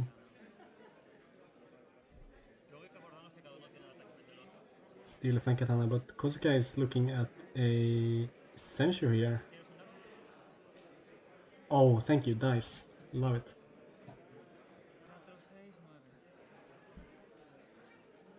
Three, 6, 7, 8, 9 for Alejandro, and let's see, 1, 3, 4, 5 for Kosaka. Alejandro is winning this comfortably, and it looked like Kosaka allowed that calling in favors to happen. Sorry. Excuse me.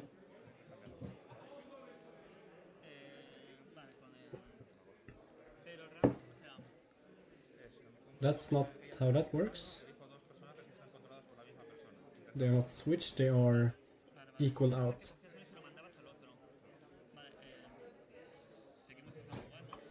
Sorry.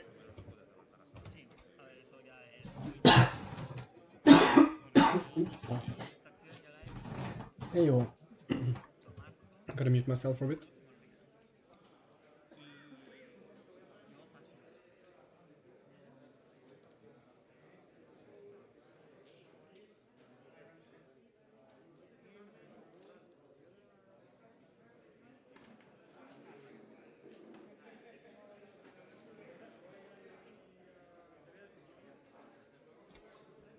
Okay, so we're back. Okay, so that switch that happened of the tokens, that is not how the action Rumormonger works. It just it doesn't flip tokens. It moves one token from another So I'm not sure what happened there. But as I said, these players have been playing 4 rounds before this. They are tired. Making mistakes is fully acceptable, for sure. Especially on stream as well. Lots of factors playing in here.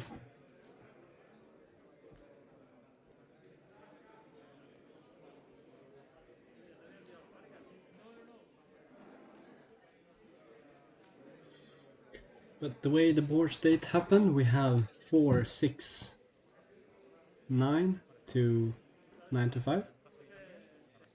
And a pass from Kosaka.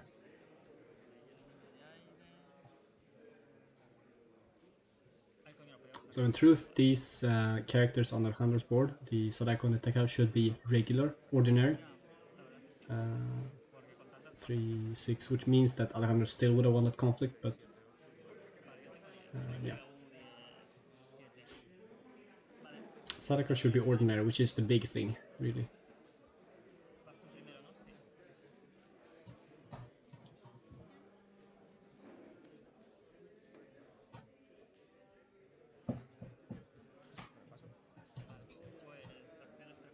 Alright, let's see Mr. Calero's attack here.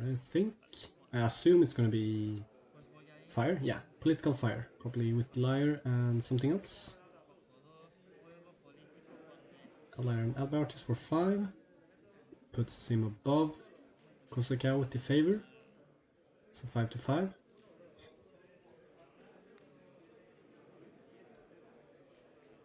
Desho.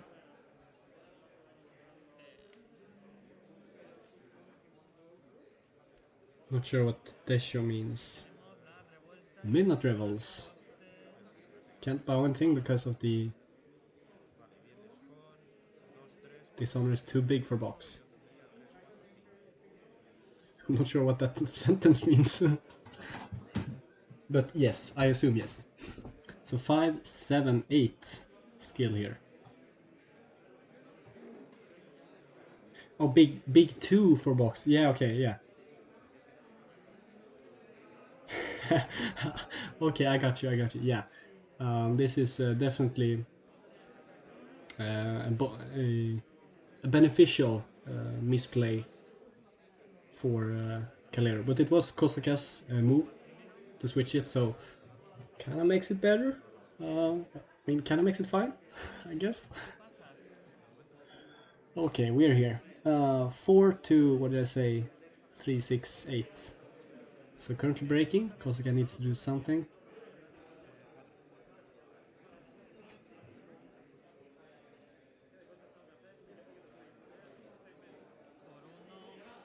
Looks like Alejandro, yeah, gonna go with the Rigor Bearing to draw 3 cards. Unless there's a cancel. Which there probably should be.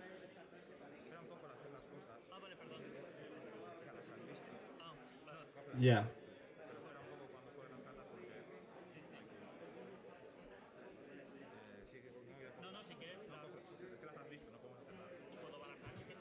Yeah, Alejandro going a bit too fast here. Kosaka probably asking him to wait with the cards, but decides not to cancel.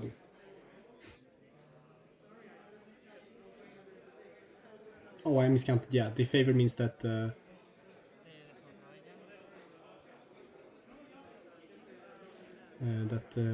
Midnight Revels doesn't break. Whew. The favor that's hidden behind the clock, which is good. Good addition.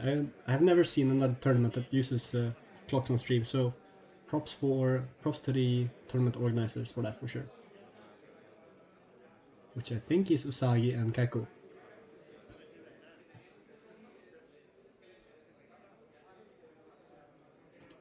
Alright, Kosuke is bowed out, but has box.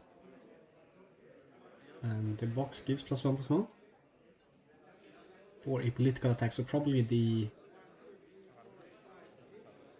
Oh, Shadow Step.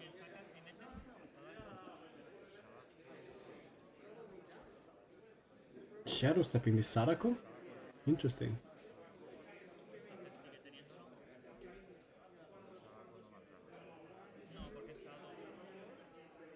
Hmm.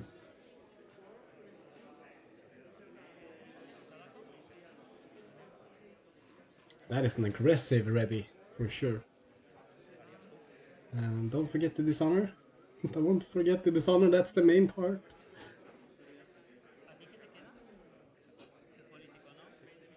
That's the main thing. Oh no.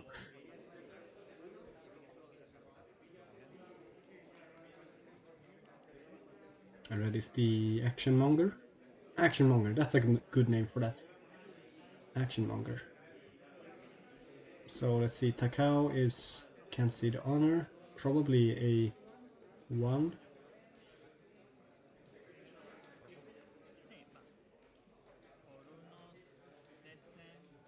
Tessen on probably Sarako.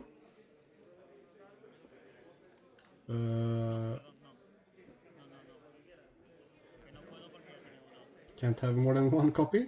Yeah, Elemental Legacy. Oh yeah, that's right, Tancho. Yeah, you're right. Definitely right. You are definitely right. Mr. Zuru.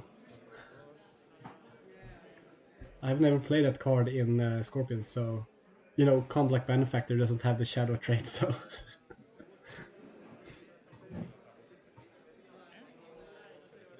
I think I am excused. I only play Shadow Step on broken cards. Alright, so we are swinging in with... Let's see, that's gonna be 3-4 with the favor. Standing in the way with 4. 4-4, looking at probably not court games, I hope.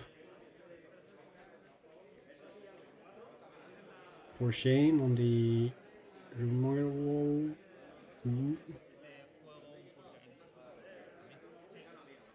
Court games.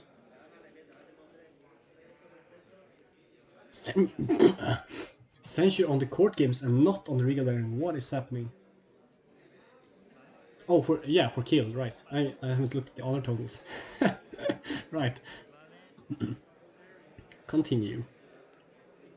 So Kosuke needs that honor for sure. For shame.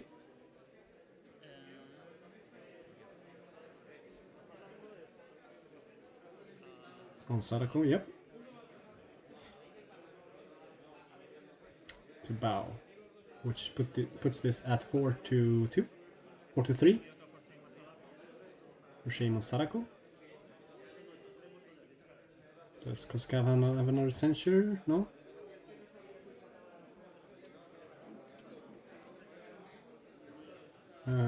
It looks like it's game.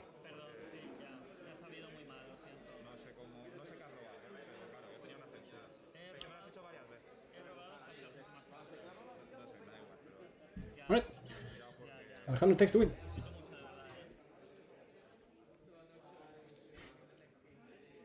Looks like Kosuke isn't too happy about that, but that's the game. That's how it goes. Alright, I think that's all the rounds for today. No, it's 6. Oh, great.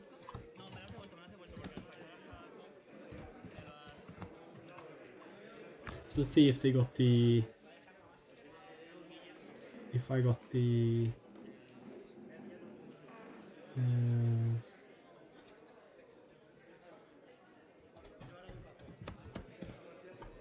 pairings right now. No, it's still wrong.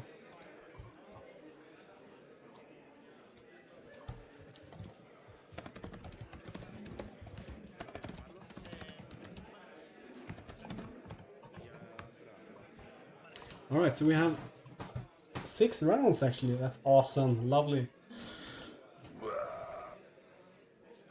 And we have a lot of time left on the round. And I can't really talk about this because it doesn't work. Let's see if it's just needs a new refresh here.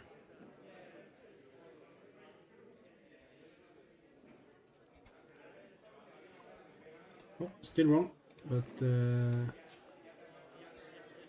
I guess it's fine. Maybe Kosaka is Alexander Labiano and decided to switch to Scorpion. Who knows? That means that Calero is going to be on 4-1. Enrique Redondo with the 5-0 taking out Sammy. That's what I'm thinking. Yeah, that seems like the most likely thing here. Porteous Size taking out 8 twice. Gunnar and Luis are still playing that Dragon Mirror.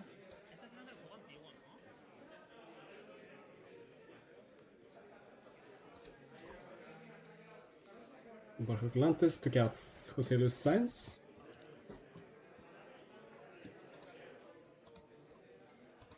And it's gonna be 5-1 or better plus challengers for each clan.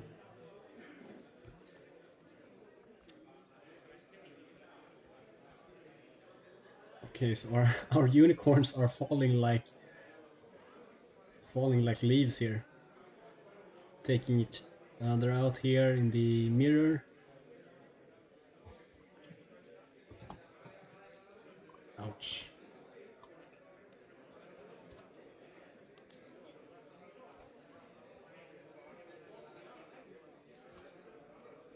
Alright, so we have 15 minutes left, so I will take a short break. I will keep the stream on, but I will be muted. So I'll see you in just a little bit for the last round of today.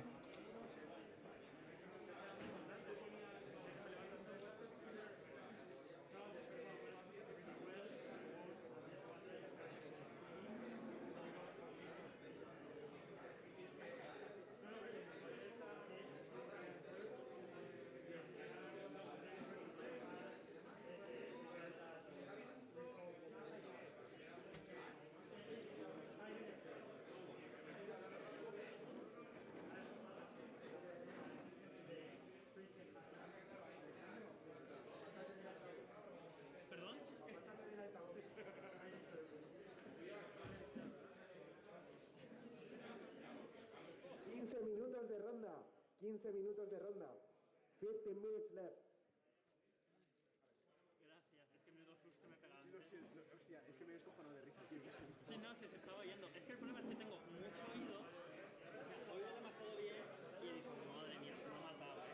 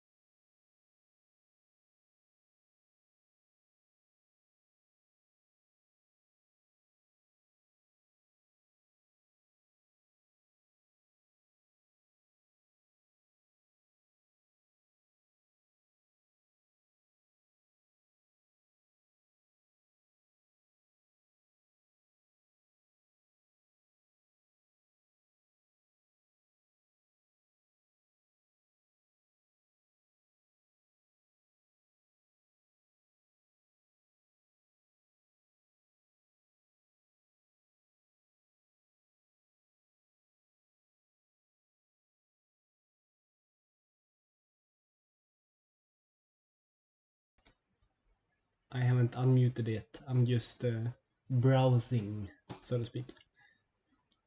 We'll be live shortly. We are waiting for a couple of games that haven't finished yet. What you're looking at is the overtime timer. Yep, always good. Thank you, Merlin. I could have been rambling on my own. I'm gonna mute for just a couple of more minutes.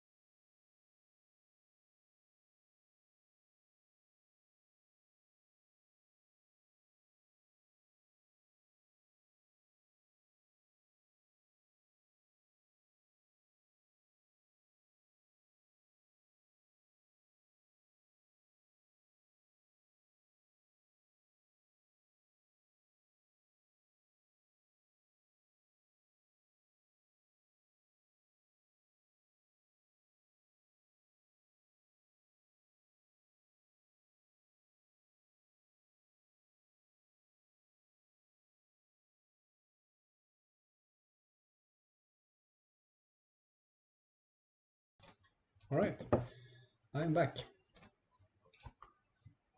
And there's 1 minute left of overtime. And a couple of games still going on.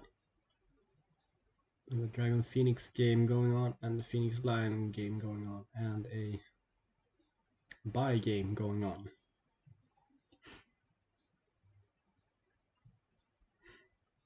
But we have 2 players at 5-0 currently, and they are facing off in the last match. And the last match for a clean sweep of the group stage, or Swiss stage is what you call it. It's been so long. The Swiss stage of the tournament. Enrique and Gunnar. And then we have Carlos Saez, Steven Altamore, Alejandro Calero, Antonio Goras, Jorge Saez, Luis Saez. And Sami Hamiani on 4-1 with Luis Saez and Sami Hamiani on modified wins and losses.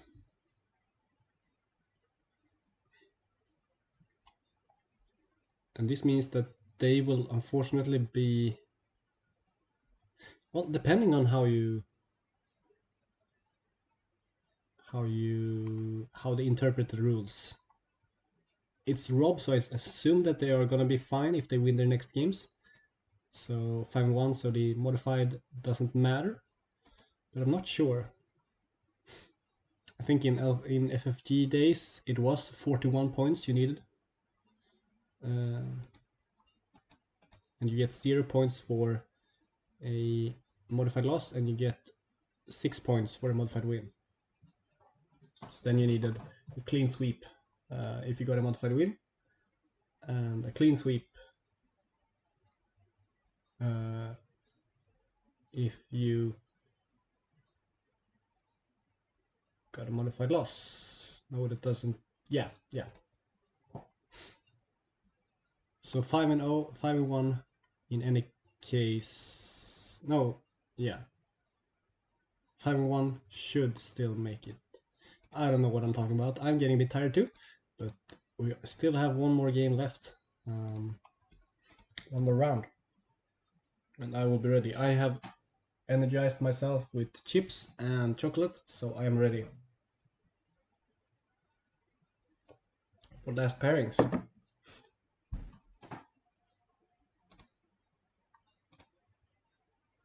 I assume we're gonna get to see Enrique versus Gunnar, but maybe not, depending on where the table actually is. I'm hoping for Carlos versus, I assume it's gonna be Antonio. Or maybe Sammy. I'm not sure how the pairing works with modifieds. Modifications. But I guess we'll find out soon, and soon it's gonna be. Let's see, all the games are down except the bye.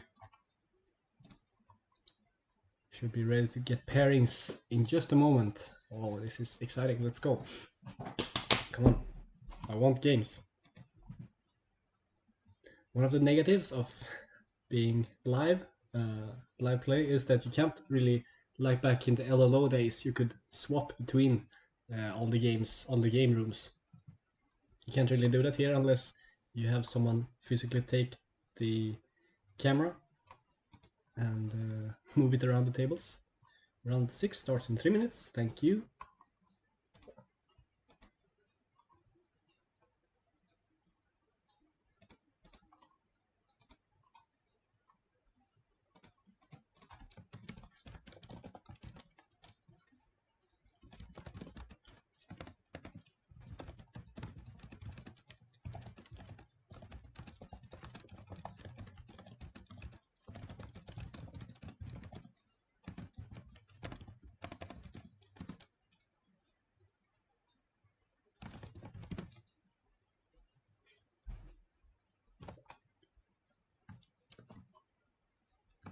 Let's keep refreshing until we get the pairings. Looks like the camera is on at least. Alright. Should be getting pairing any second now.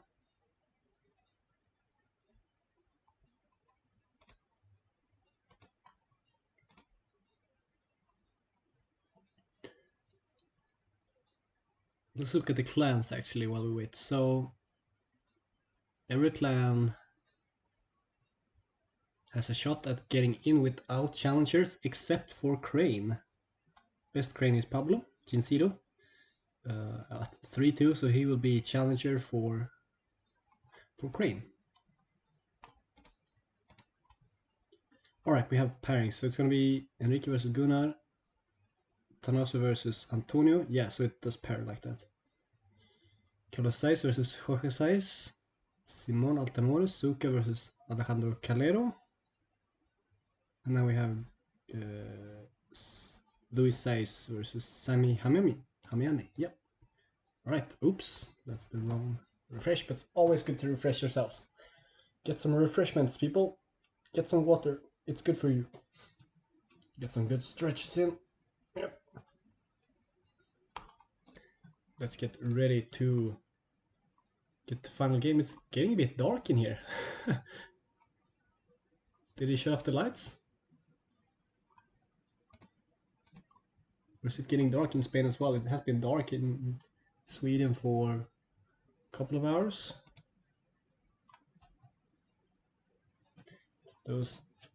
It's that time of year when we soon will only have like 4 hours of sunlight or something per day, which is it's fun. All right, so Lion and Dragon at the top. This looks suspiciously like Honor Lion with all the honorable wins. Let's see what we get here. I am crossing my fingers for a unicorn. Please let us see Carlos Saiz and Jorge Saiz. I want to see Carlos fighting for that 5-1.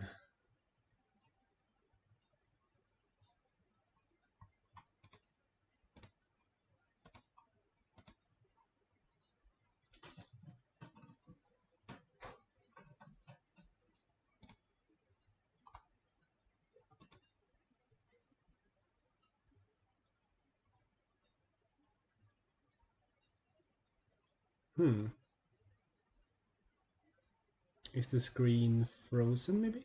No? It kind of looks frozen, I'm not sure.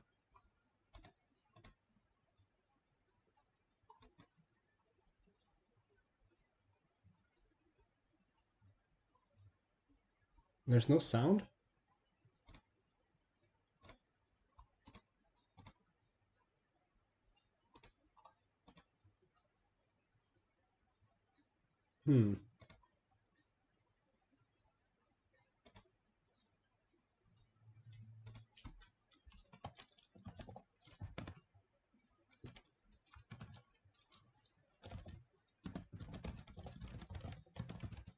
Yeah, exactly.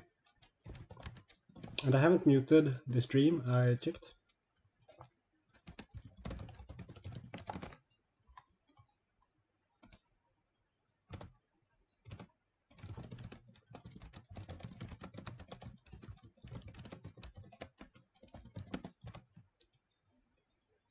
Okay, they are... there we go. Alright, we got there.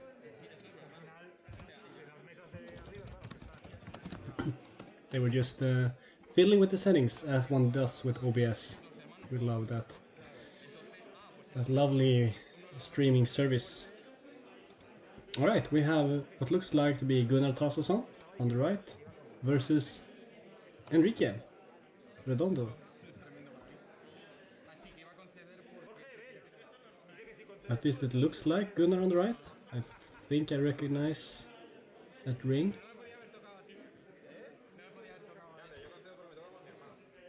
The amount of Spanish makes me suspicious though, and the Phoenix. Yeah, okay, this is not good. Who are these? These are We are getting Antonio Guaras versus Tanaso Francisco Exposito. So Antonio on the right versus Tanaso on the left. Right. Dragon, Eyes of Light versus some interesting Phoenix deck here. Phoenix Dishonor. Or Phoenix Honor out of Shirogisu. Keeper of Air, it seems like. I mean, Keeper of Fire for... Where's that Seeker? That's probably Seeker for Antonio. And it looks like...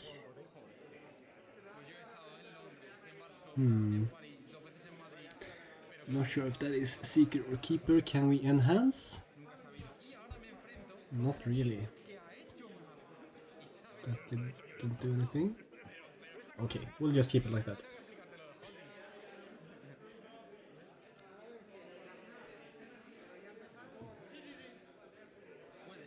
I think it's... Oh, it's probably in Spanish as well, so I can't really be sure.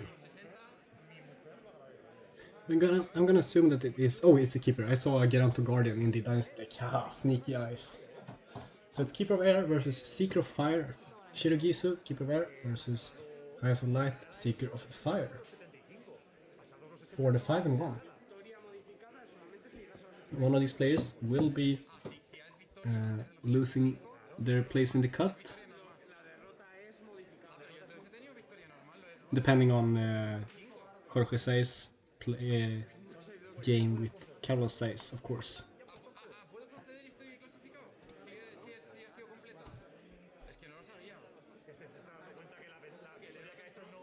And also with those really nice, what is it, Edvard Munch?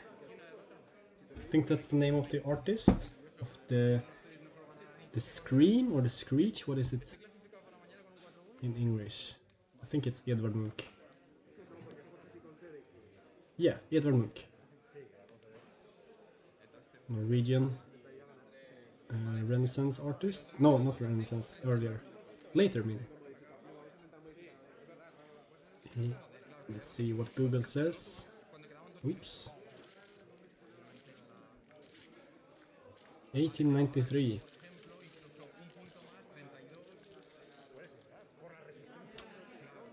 So Tanaso trying to scare Antonio here.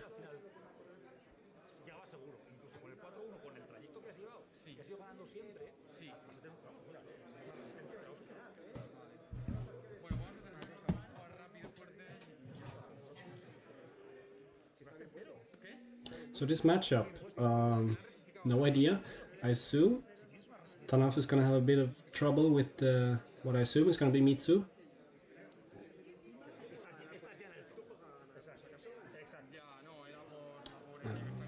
Censures and that assassination not gonna be too useful, and a lot of political power in the Phoenix non-Shigenya decks generally, but not that much military. Monks like punching stuff, so we'll have to see how this matchup turns out here.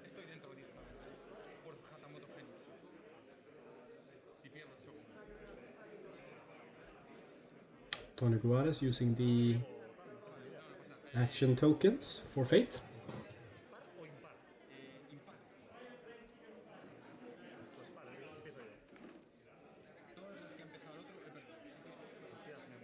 Select Dragon on first player.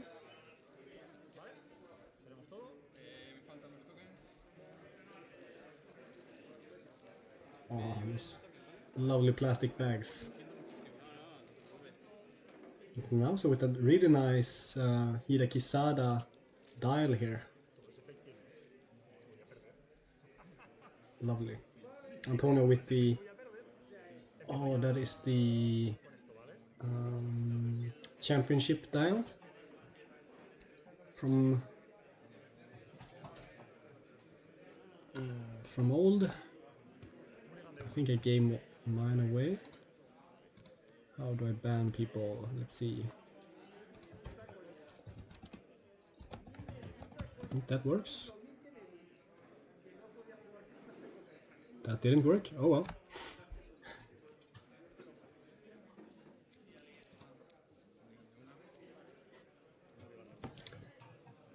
It's not a spam bot, so it's fine.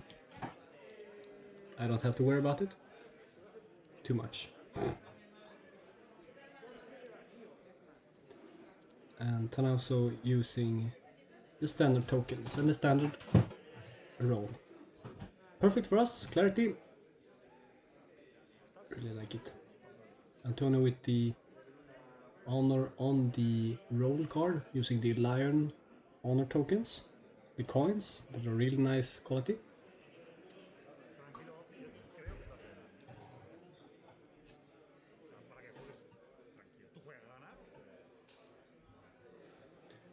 Looks like we are starting.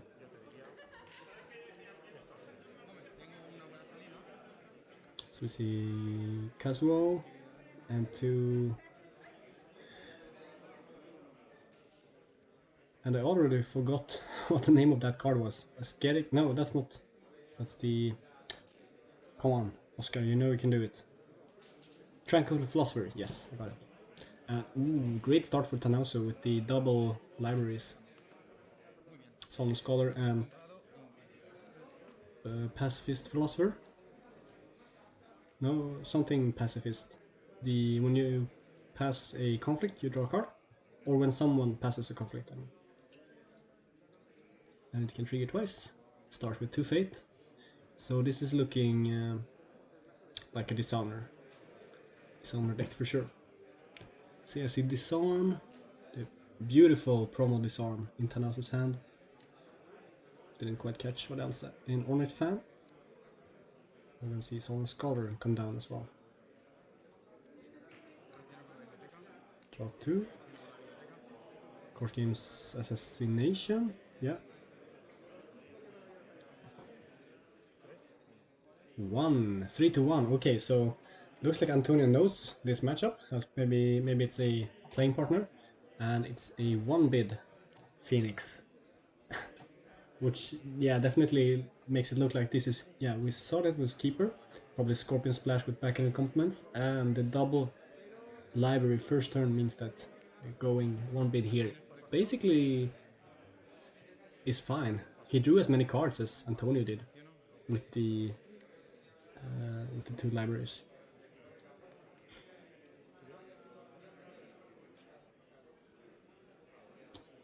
So Antonio lost 2 honor down to 9.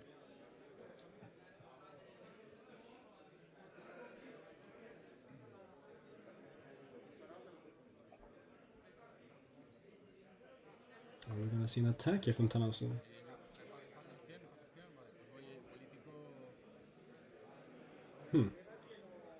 Looks like it's Tanauso that's first player. So Antonio has one of those luxury playstyle tokens that you flip. And it's getting a bit too dark here, I can't quite see what this is. Okay, it's Feast or Famine, because there was a Secret Fire trigger. Attacking with 2, defending with 2. Using box to protect the forgot the name again. Come on. We see Clarity of Purpose at least in Antonio Guarda's hand. Interesting splash with only 7 influence. Playing Clarity of Purpose which is 3 influence. Very interesting splash for sure. I wonder what else. Could it be like 2 clarities and what else? Shrine Maiden?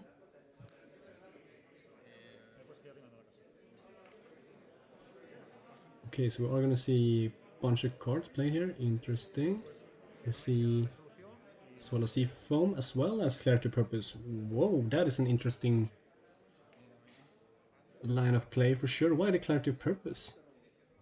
Then if you're gonna play Swallow Sea Foam, not sure what that play was. Was already protected by the Stronghold, so interesting. At least it's definitely not bowing now. Except it apparently is bowing. 4-4? Nope. That was Vine Tattoo? No? Or it's no, it's the ancestral one that removes discards status tokens. Okay, for Shame Court Games, Kiriko Are those spell scrolls? No? So yeah, definitely a Dishonor deck here from Tanausu. Antonio passes his Conflict because of the Sun Scholar, and Tanausu has the Earth Ring. So Tanausu gets to draw a card. And I think Tanausu is fine just passing here.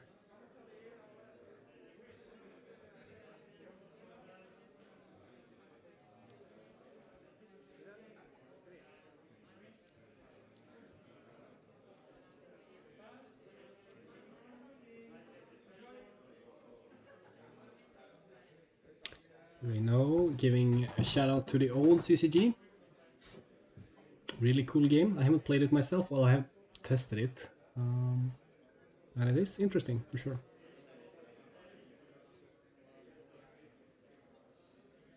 Check that out if you're interested. Looks like Tanausu is gonna attack here. That is interesting. 6, 7. Oh, yeah, I got the Secret Phase as well.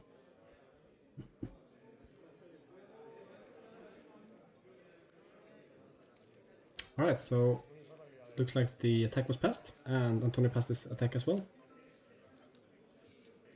So favor is gonna stay equal. Sí, sí, la conozco. Esto es en la fase de Fate, ¿no?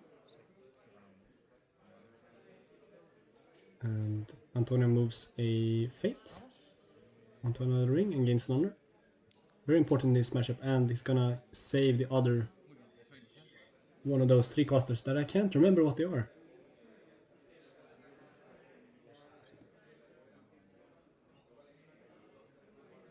Oh, they are confusing me with that luxury playstyle token. Who is first player? It is gonna be Tanausu first player. The second monk comes down with 4 Fate, in for the long run for sure. And we saw the 2-3 for Tanausu that gives pride in political conflicts. It looks like we have a Season of War to get rid of those libraries. Probably a good idea from Antonio. That is a lot of card advantage. Ahora soy yo iniciar otra vez para seguir reclutando. And they do need to pass again.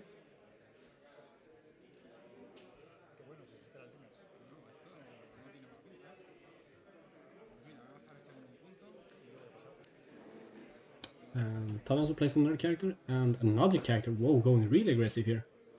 This is some unconventional Phoenix play. 3, 2, 1. Antonio down to what looks like 8 honor. Probably was on 10 somehow. And 9 and then gain 110, yeah. Looks good. But let's see if we can catch what Tanausu uses the Dreamers on. So 1 on Earth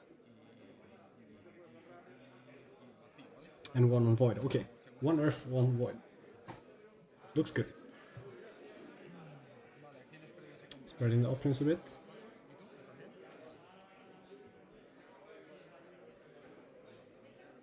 And it's gonna be a single Ethereal Dreamer swinging in Earth, looks like. Or maybe adding in the Scholar, yeah. Nope. I think adding in the Scholar could be good because that forces some card out of Antonio.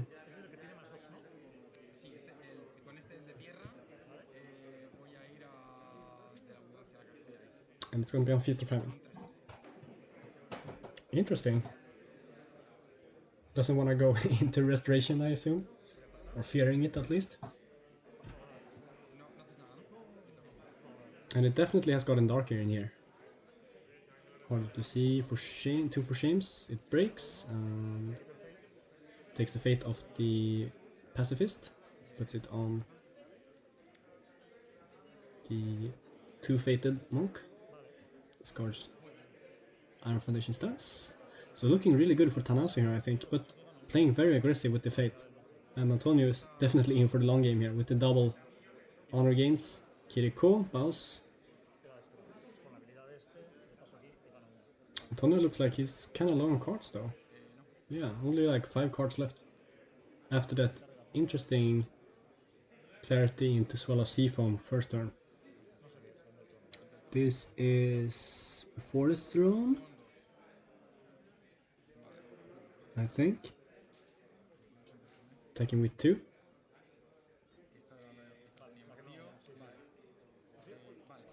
2, 2, 3.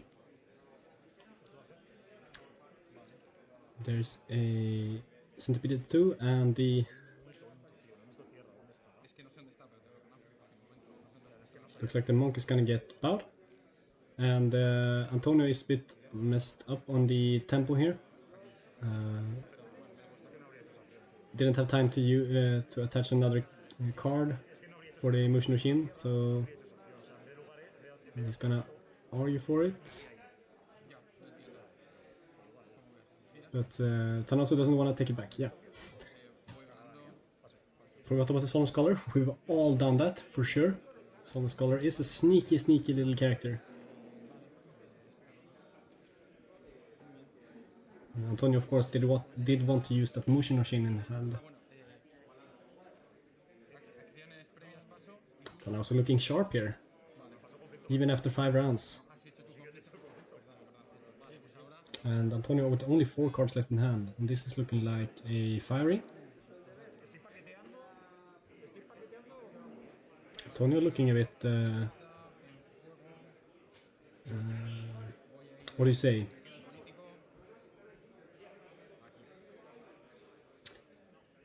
A bit... yeah.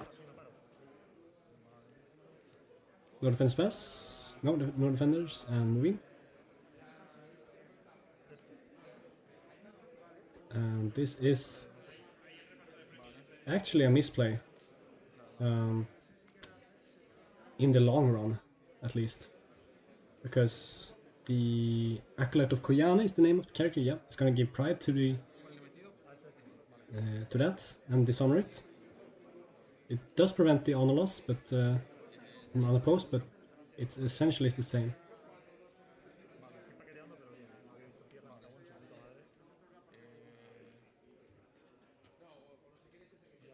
Or was the Acolyte of Koyana? I didn't quite catch what they did. Looks like the Acolyte used it on itself. Okay.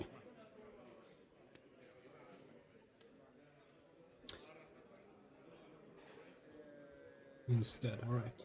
Looks like those cards are the ones that swap the ring, maybe? Those 2 in the front. Then 2 for Shame's, probably gonna be the one... Yep, 2 for Shame's gone. We'll see this on 2 Assassinations, Fine Katana. And yeah, it's the swap ring card, which is very good. Through another disarm.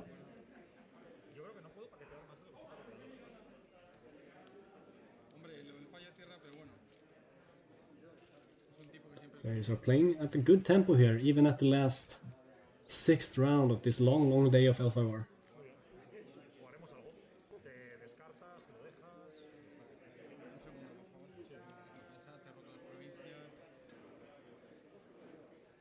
Antonio looking a bit rough here, but still has those 2 honor monks. That keeps him in the game for sure.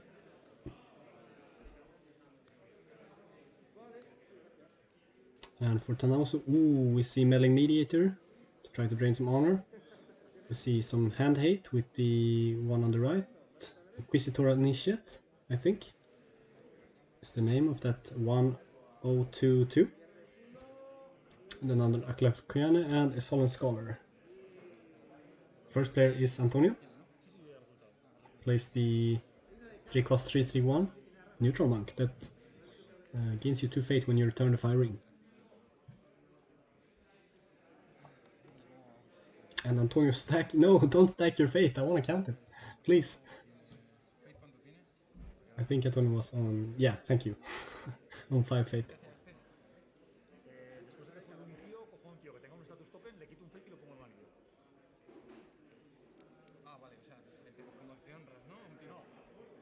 después de que juegue un Kyo, estando este tío en el conflicto, juego un Kyo, voy a una personalidad Talking about the 2 cost 2/2 that removes a fate from a character that has a status token on it when you play a Kyo card. Si he jugado 3 cartas, robo carta.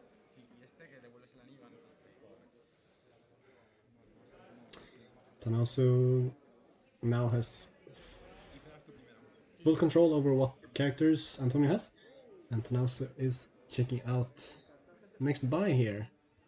Not that many great military bodies. Mediator is probably not worth it. Akaret of Kyane is a good choice, I think. Could try to push the Dishonor here.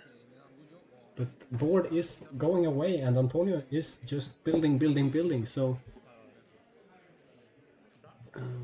looking like an interesting game actually. Thanos is ahead, really ahead on cards and honor, but Antonio with those 2 honor monks is just looking quite well actually. Antonio, we're considering that 2 cost buy because of the 2 assassinations in Thanos' hand. Goes for the 3 cost instead. 2 fate, yeah. Has barely no cards in hand and they're mostly free, so sure, why not? Use up all the fate. I think Tanasu hasn't passed. Passes. There we go. 3, 2, 1.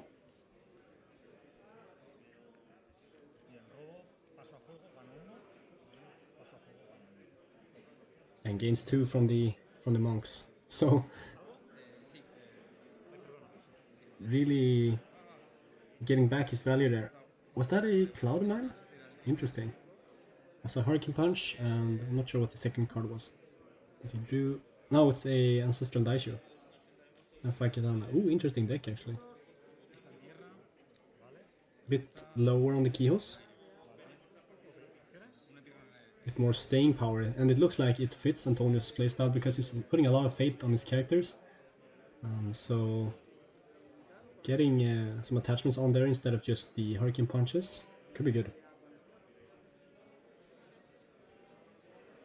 Here, looks like we're gonna swing in 4-7.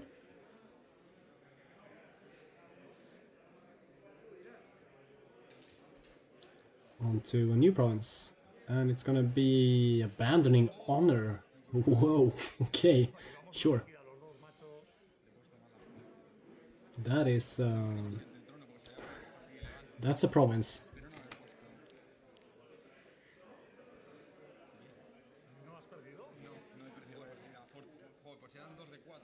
Okay, so I think I heard no defenders.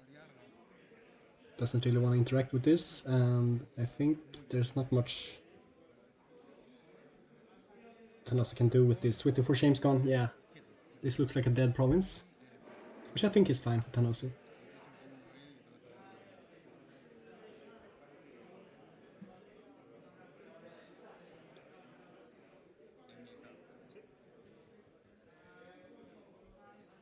Looking at that court games and then saying, oh, military, kind of a tell for Antonio, but let's see if he catches it. I wouldn't.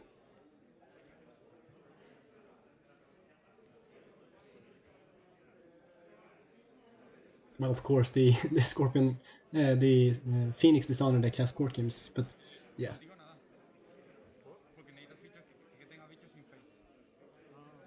Not sure what they're discussing now, but waiting on Tanausu's action. Taking a lot of time to think here. On what looks like to be quite a simple window. He said no defenders, so...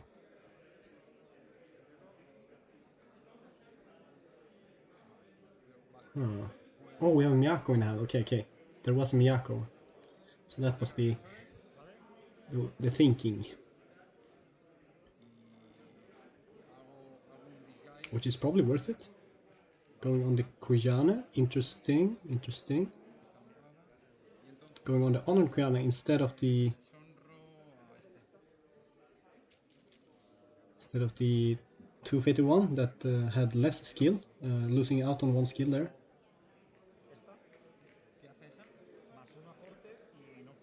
And Tanauso with that final Whisper in hand that can't be used, I think, because you need to be less honorable. Or do you? No.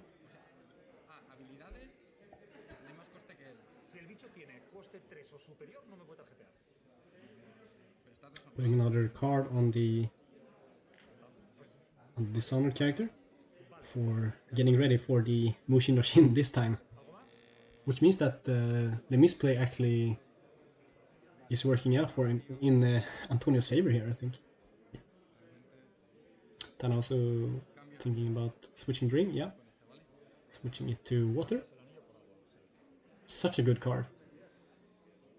Switching out the rings. 5 Katana going down on the... Why is he playing cards here?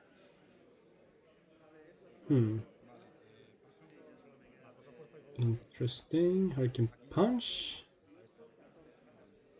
Okay, he wants to draw with the Top Monk. That lets you draw a card when you played 3. And there's 3 cards. And there's the Mushin no Shin. Yep, that works.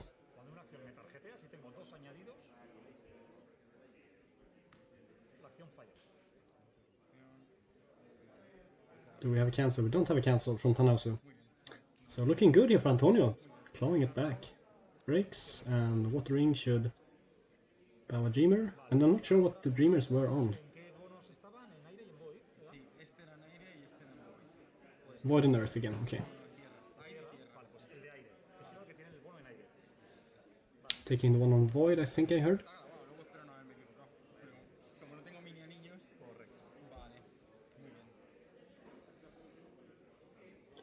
What is the attack here? Kind of a rough attack with Tanauso. Staring down a kind of scary board.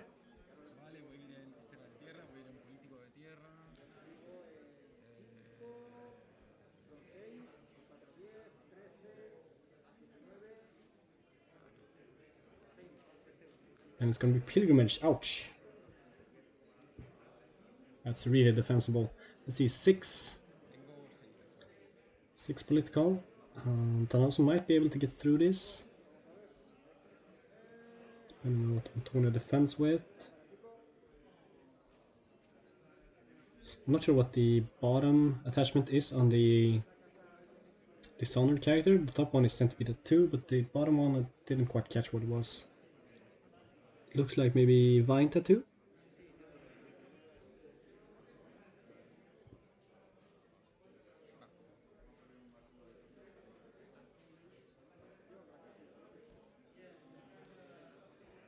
So yeah, Tanauso a bit of a misplay there with the double disarms in hand, or maybe out of fate. Can't quite see.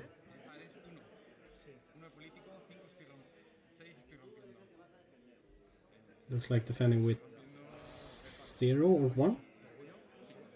1 to 6. Just for the unopposed.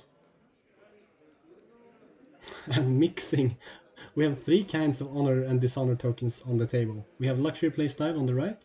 And then we have a paper honor token, a cardboard on Miyako, and a white go piece on the Acolyte of Koyane. And that is 3 promises broken? Yeah, for Antonio.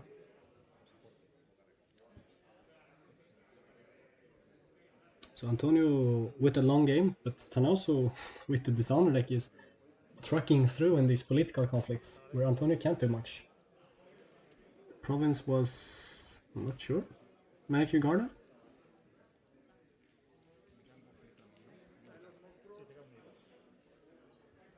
I was too busy talking and looking at the other side of the board. Looks like political for 4. Void.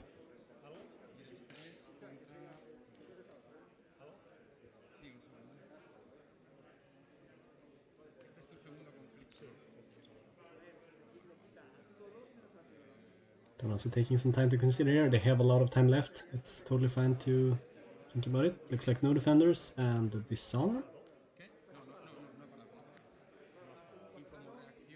And a reaction to Dishonor or something else, the Final Whisper. Get rid of the honor token.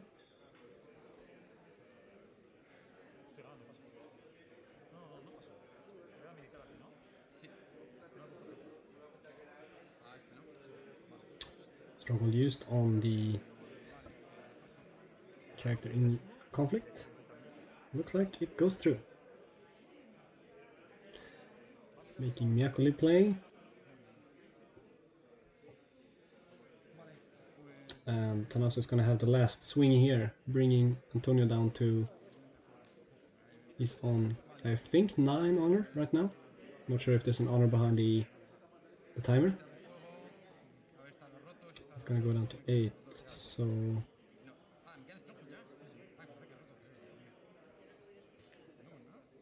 Let's see if Tanaso goes for Stronghold here.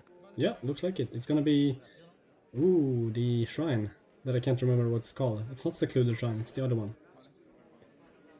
But it readies a character, and now there's 2 defenders. And that is like what? 1, 2, 3, 3 skill? No, military. I can't see. That's a bonsai? Single bonsai it looks like. With the kicker.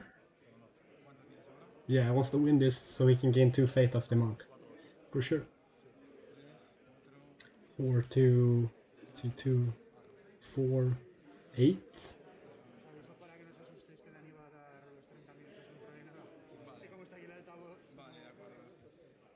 So Antonio is winning this conflict. Quedan 30 minutos de ronda. 30 minutes left. Let's see what happens here.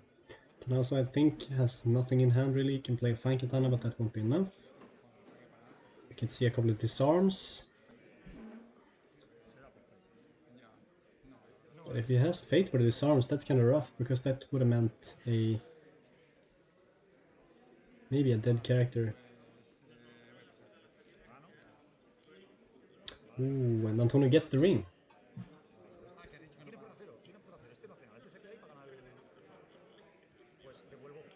Now I can return it for 2 fates. And Antonio just keep on building that huge board. He is in it for the long run for sure. Look at all that fate. Holy moly. And Tanaso's characters are going away. Starting fresh. Phoenix burning up and... burning down and building up, one should say. Going in waves. Against the waves, maybe. Antonio took the political favor, it looks like. Has the old classic dragon themed favor card. Really cool. Antonio's on 15 honor. Now we're close a potential honor win. Sneak it out, maybe. Here comes the big boys. For Antonio we see Yukuni and Ichi. And the honor shrine for Tanasu. With what is it? Knave student. And the mediator of hostilities. I think the top character there is the 3-2-3-1. No, 3-2-3-2. That gives -1/-1 to bushes and +1/+1 to non-bushes in a conflict. Really powerful, actually. Especially at this board. And Tanaso again going aggressive with the bias here. While Antonio with the 5 fate on Yukuni, just 4 fate on Yukuni, slamming it down. Gaining 3 honor per turn potentially now, with the 2 monks and Yukuni copying it. Hilarious. Absolutely hilarious. Oops. Looks like Tanaso is considering buying another character here. The mediator of hostilities. No, that's not the name, that's the other one, I think. We know what it does, actually. We know what it does, at least, I should say. 2-3-2 with the -1/-1 to bushes and +1/+1 to non-bushes. Bids are going to be 5-3. And also realizing that the dishonor strategy is out the window. Need some cards here. Summon the Fankatana, yep. And not quite sure what else. Bonsai. Double assassination. Those assassinations looking rough in Tanaso's hand. See Magistrate's Intervention. And what else? A character of some sort? Maybe a Goblin Sneak? Fankatana for Antonio. Not sure what else. Alright. Tanaso first player. Yes, please. Yeah, it was a Goblin Sneak. Oh, I'm so good. I saw a character and I knew it was Goblin Sneak. Tanaso poking in.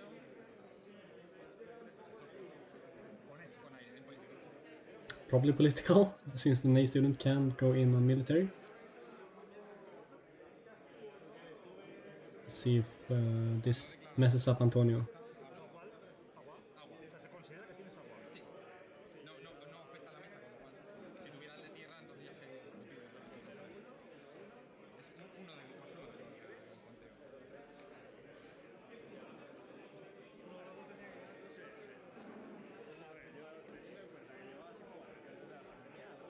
Antonio reordering his characters, considering what path to take.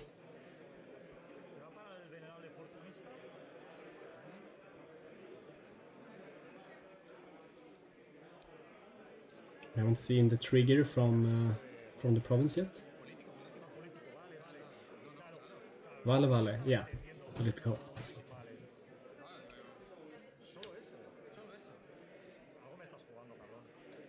Easy to forget, easy to miss. We do have favor as well, and it looks like we're gonna see Yokuni and a monk. 2 monks? No, yep. And the favor, so 7, 8, I think. 9 with the favor. I think there's a +1 attachment on the top monk. It's hard to see, it's so dark. I thought Spain was a sunny country. Oh, and decided to push that one back. So 7. Nope. Oh.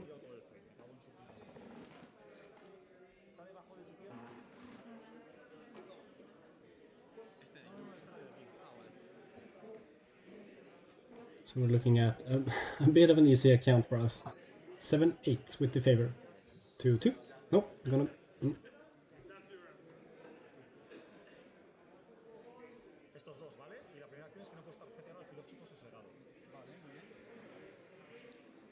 And also looking at Lotus Pavilion for something.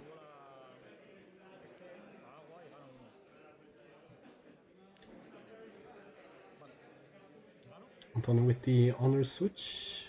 And... no action on the strong province because no readies, so Antonio wants full value of it. Here comes the counterattack, probably military. Yep, military water. On to... was that rally to cost? Yeah, that was rally to cost, the province. That we see there. Interesting. Well, I guess it's a good province in this deck with the amount of political power. I assume the one on the bottom is going to be Kurimori then. Fankatana, 4 to... let's see, 2, 4, 6, 7...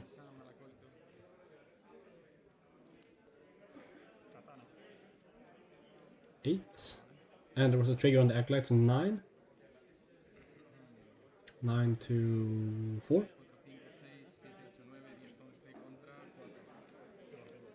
Nice of Antonio to have that little die for the acolyte trigger. 2, 4, 6, 8, 10 for Antonio. 2, 4, 10 to 4, if I counted this correctly. We needed those huge Those huge D20s that we saw in earlier tournaments back in the day. Those would be lovely here. She Goblin Sneak. So up to 5. That means another extra skill for the Courtier trigger. 10 to 5. Ah, no, espérate, es verdad que tienes ahí uno. Tengo 10. 5, 10. Yo tengo 5. 2 y los 4 y los 5. 5, los estoy rompiendo. Vale. 5, that's high, right? 1, 2, 3, 4. 1, 2, 3, 4, 5, yeah. 7 to 10. Void Fist. Smack. Away you go. And that's a huge swing. That's 10 to 3. Not much Tanazu can do here.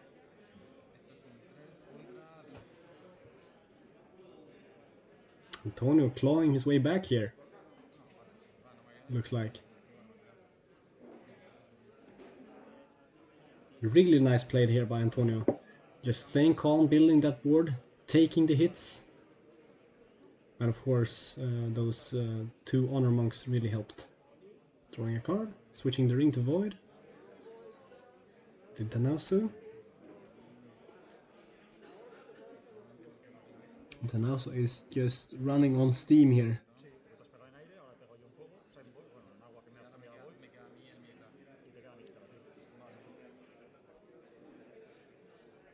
This void is gonna void the Kuyana and break. That is 2 broken for Antonio. Voids the Kuyana.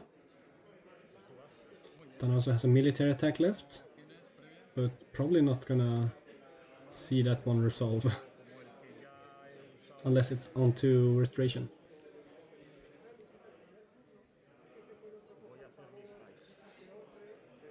See this guys for Ichi.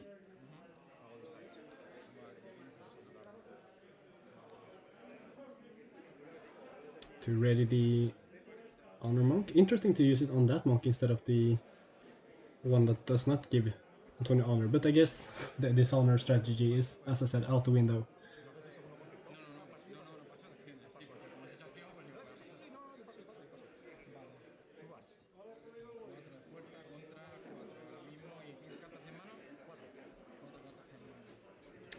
Let's see if Tanazu can do something here. I don't think so. There's a bouncer in hand, but really not enough skill to go through Ichi and 2 more characters.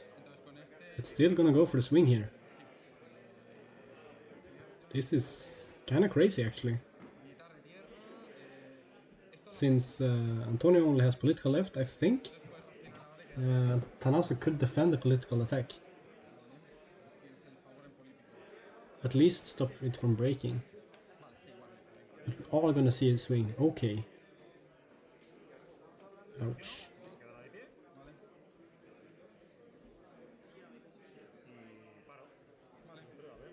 And the pair, I think I heard. So that's 5, 9. 9 to 4. That means that Tanazu literally cannot get through this, I think. Well, with the disarm maybe. Yeah, with the disarm. Unless Antonio has anything else. Quite an interesting attack here by Tanazu for sure. This ensures that he's gonna get a break on his side of the board, and he's not gonna get through this really.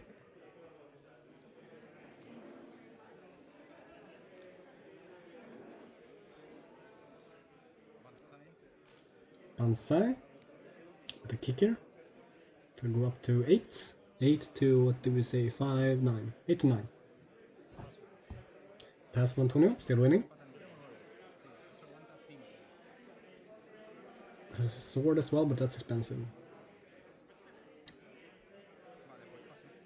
Oh, pass, ouch. That's not what you want to see. No, what? Did I miscount? Huh? 4.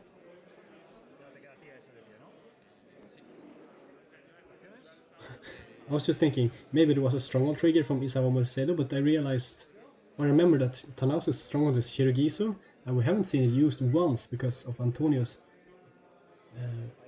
great fate expenditure here on his characters. No character has been without fate for one single moment for Antonio. Here comes the fire swing, gaining a bunch of fate. And break, probably. Defense. He has a naive student though, Tanasu. So maybe it doesn't break actually. 4, yeah, there's the +1. So 42.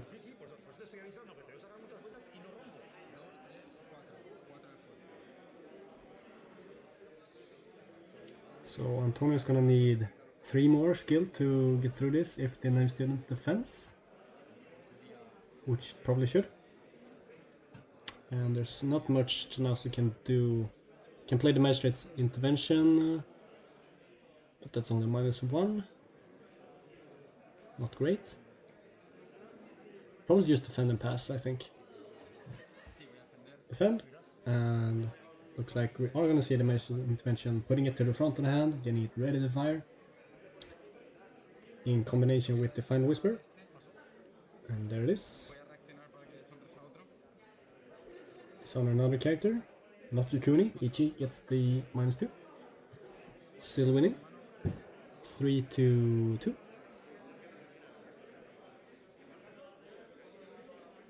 You can play the disarm, but that doesn't help.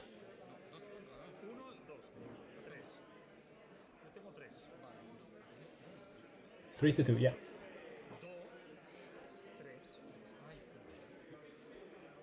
And Tanasu seems like he's miscounting both military conflict and this political.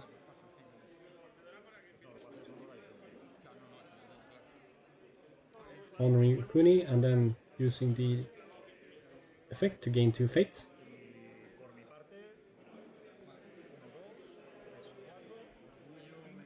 Characters leaving play.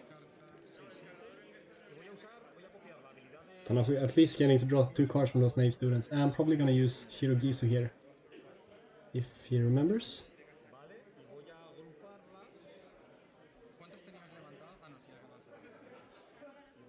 Does get to look at 2 cards. Which could be important. Could definitely need those cards. Tanasu still in the lead actually. Believe it or not. Technically. Ooh. And it looks like Tanasu missing out on 1 Shirogisu trigger there. That card could be crucial. Oh no! Please. Not when it's getting exciting. This is actually kind of tight.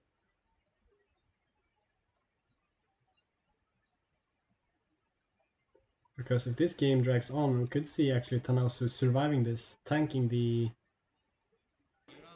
it. Come on, let's go. Okay, we see the flip. No, what's happening? No.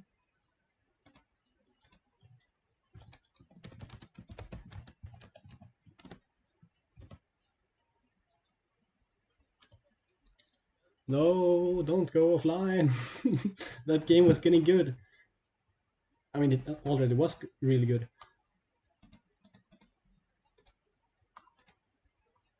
Such a great comeback by Antonio. Just getting through that political pressure.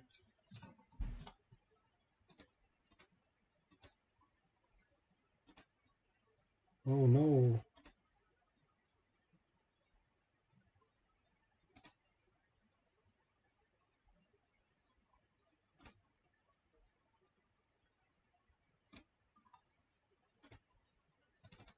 No. We don't get to see the ending. Please.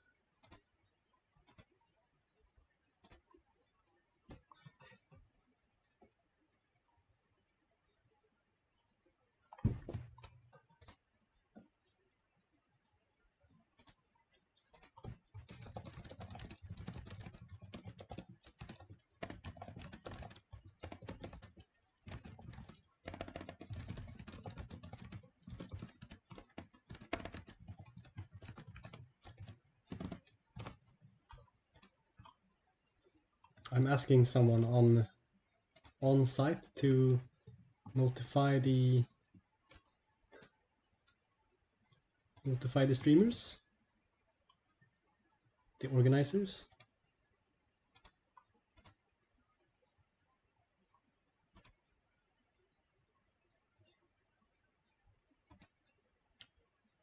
In the meantime, I guess we can look at the results. Gunnar taking the 60 points, the 6-0 against Enrico, getting the top seed.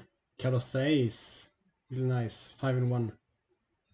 Lone Unicorn on 5-1. Then we have Tomnis with a 4-2. 4-2, 4-2, 4-2, 4-2. Okay, so we're waiting on a lot of players here. Go Dragon, yeah. Dragon looking really strong, even with the Mitsu band. They are showing up in force here. They do have a lot of players. No, they don't actually. They have a medium amount of players. But they are... Oh, he's the Marshal, that's good. Okay, so I'm getting the Marshal.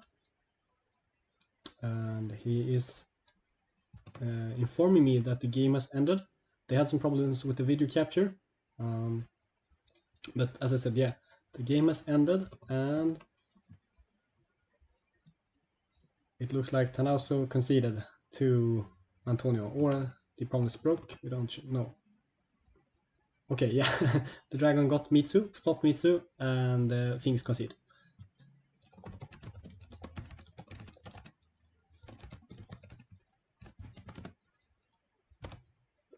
Alright, so that is it for today. We have almost all the top cut matches ready. We are just waiting on Louis Saez versus Sami Hamiani for the last Dragon spot. But otherwise, we have a couple of 5-1s here. Enrique Redondo, Carlos Saez, Simon Altamore taking it over Alejandro Calero, Antonio Guras, and Tanauso Francisco Esposito. Yeah, Tanauso lost. So we have 1, 2, 3, 4 4-1s. I'm just waiting on one more.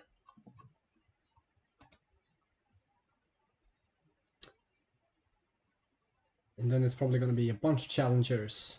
I guess it's going to be like one challenger from each clan to fill up.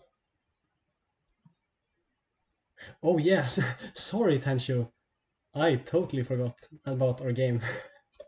But yeah, we can definitely have our game. And is it okay if I keep the stream on? Just for fun?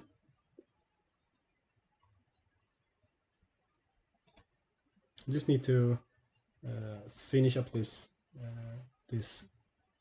stream. Great, Tanshu. Make the game and I'll join in just a second. And please close the stream so you can't see my hand. Alright, thank you guys so much for watching, and I'll see you tomorrow sometime. I'm not sure when it starts, but it's probably going to be kind of early. But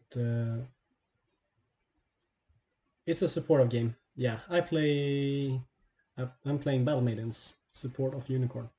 It's kind of a good deck. It does stuff. But yeah, this is gonna be it for the Kaze no Toshi stream. I hope to see you tomorrow.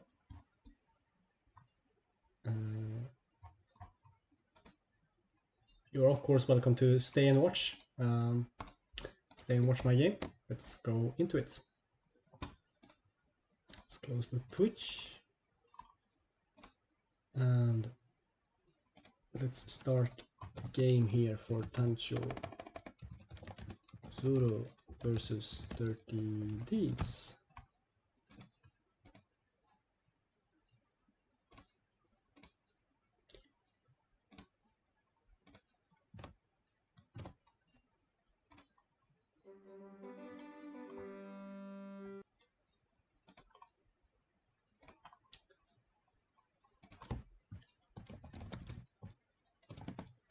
No worries. We got the... It was an interesting game all the way until the end. So hopefully we'll have some more luck tomorrow and get to see all of it. Alright, we are into the game, and it's gonna be support versus support. Awesome, killing Kikita. Okay. Tetsuko first turn is pretty good. This could be assassinations, so I'm kind of wary of doing the Shiotome, but sure. Let's go like this. See what we get. Support game? Yeah. The peak of L5R.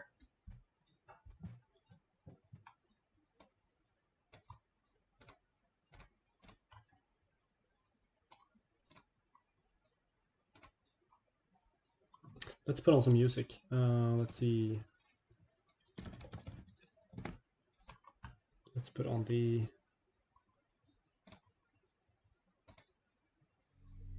list here. So we have something to listen to. Let's lower the volume a bit. There we go. Should be good.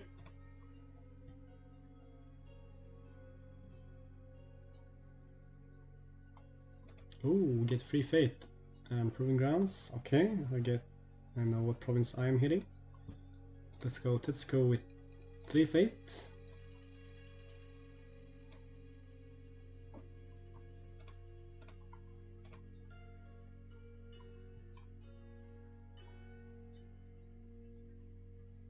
See if we see Masterpiece Painter or Dazzling Duelist. Probably the Duelist, yeah. I pass.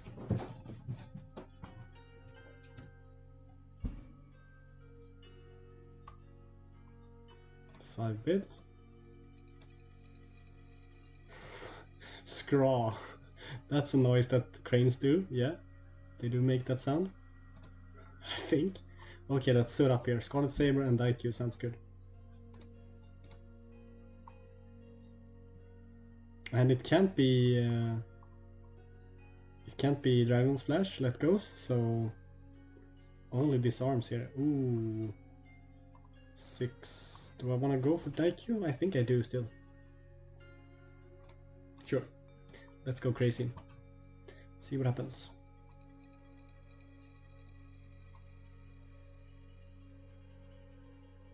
Bit greedy. There's the disarm. Alright, let's go Curve Blade.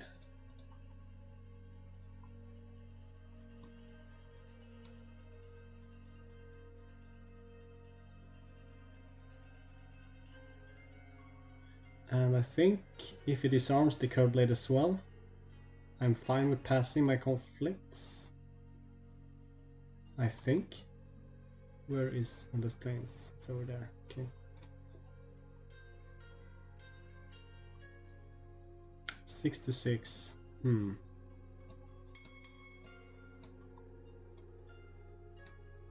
Tricky. Oh yeah, I'm gonna go up to 8 with the Curve Blade. I know how my cards work.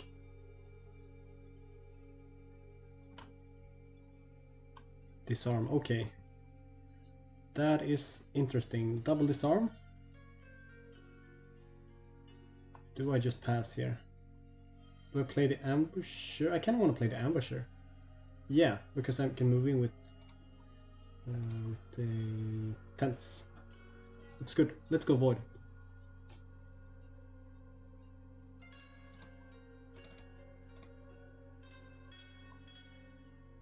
Political?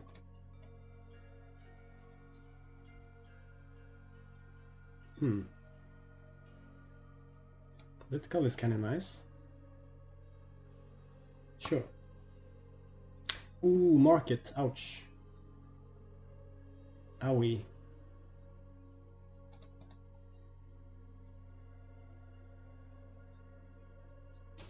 Kind of fine, actually. Good to see it now when it doesn't super matter.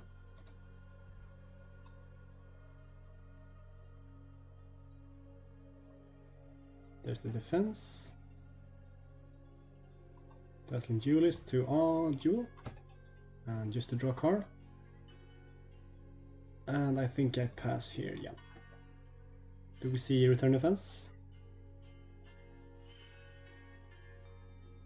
Get the dojo to get the second card.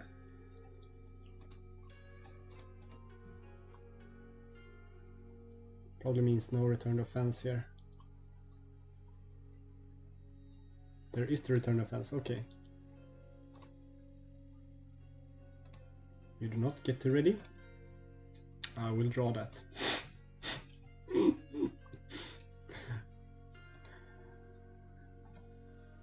Not sure if that's a good play, but that's what we're doing. Okay.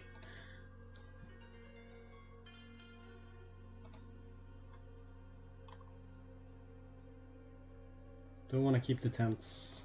Yumino goes at least. Guess I'll throw the Shitome as well. I'll keep the tents. It's on a good province, Border Fortress.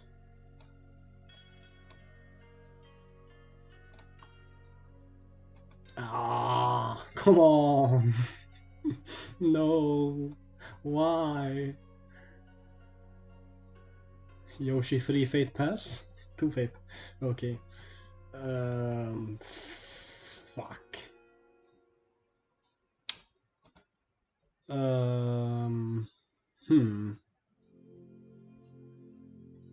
Okay.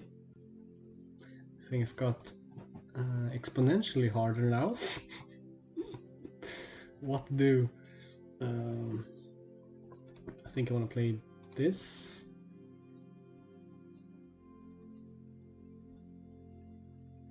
Do I want to play this too?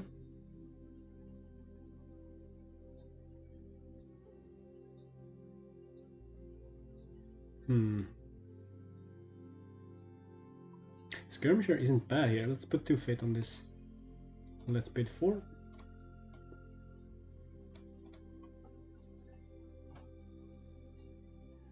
Bids 3, so go down to 5.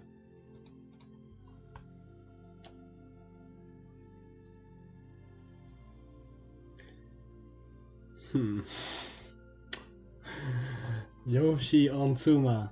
Yes.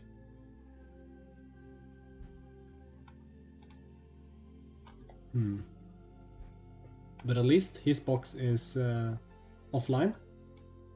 So my box is doing better than his. Here comes fire. This smells like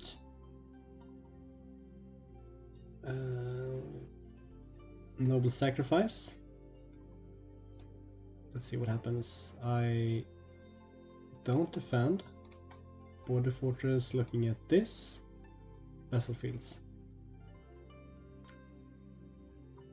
I could defend with the sentry moving Tetsuko honor, but still gonna get bowed. Yeah, rough.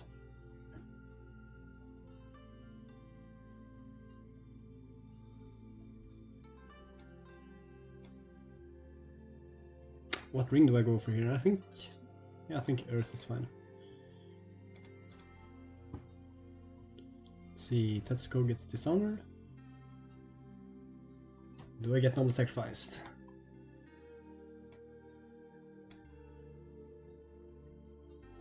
Nope, not yet. Needs to draw into it.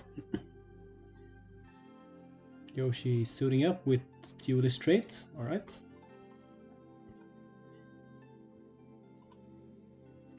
Let's see if we can sneak something in here.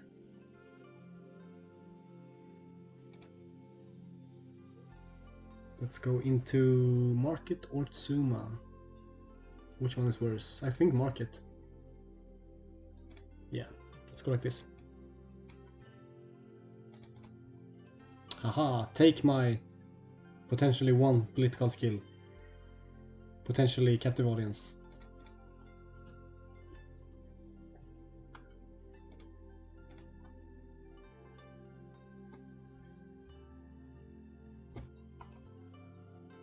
See if Timeshare hits Endless Plains. That would be kinda nice.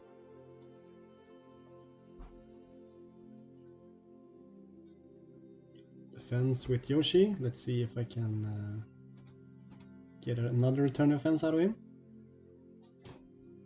Probably.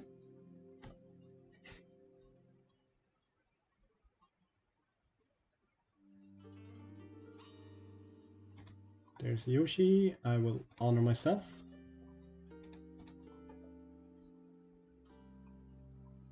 For the future.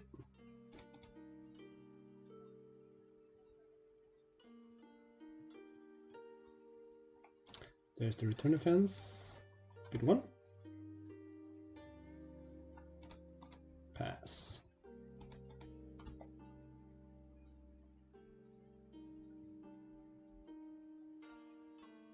Should have gone water. Yep. Water would have been good.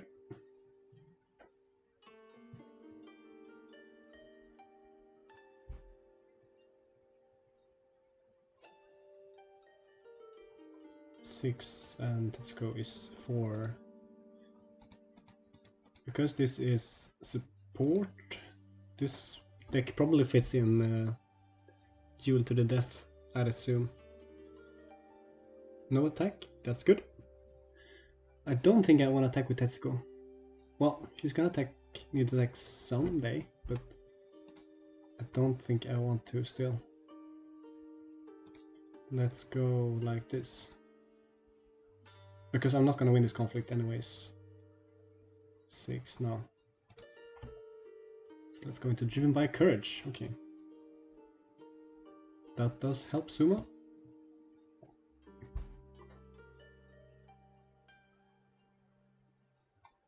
How do I get through this? Dojo to duel. All good. Haven't you already drawn? Guess not. Alright. So I gave him a draw, that's too bad. Let's get rid of Yumino.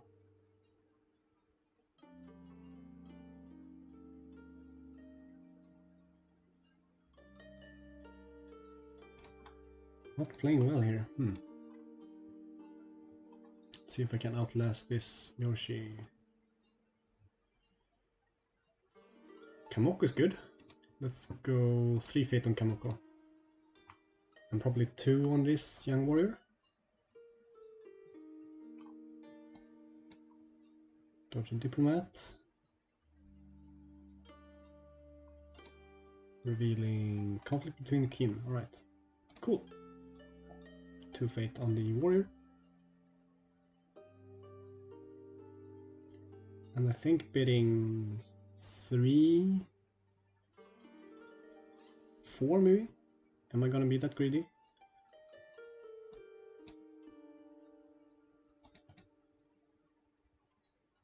I think 3. It's gonna be 1 bid. Yep. And I pass.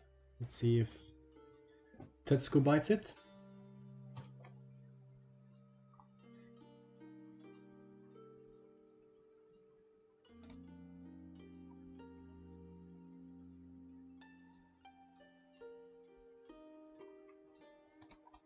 I think I'll attack with this. With both. So Kamoko gets honored. Yeah, that sounds good. Political sounds good. Yeah, can court games as well.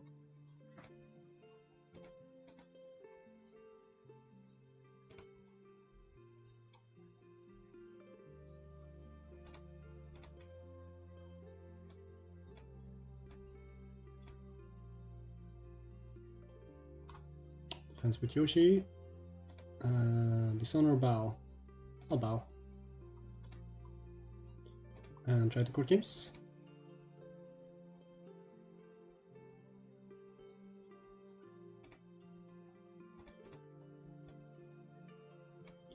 Smelling a duel to the death here. For sure.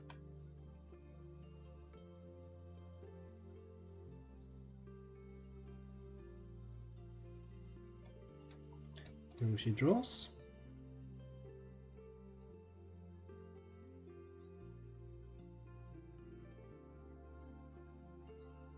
Court games to dishonor. I'll dishonor.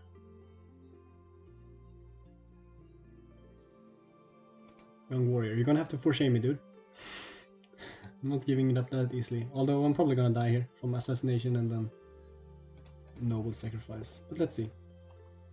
We do have the earth. Duel to the death on young warrior, yep. And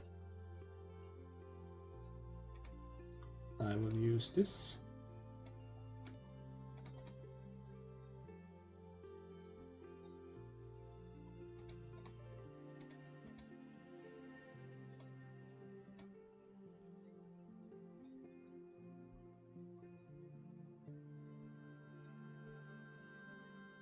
That's the last return offense, all gone. That's good. Wonder if I can sneak in a little void ring here. Probably not, since this next conflict most likely is gonna be void. Let's see.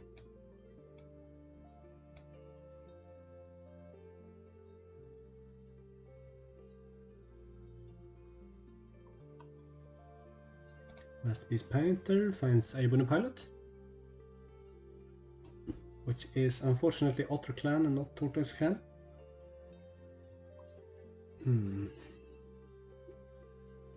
nice discard, assassination.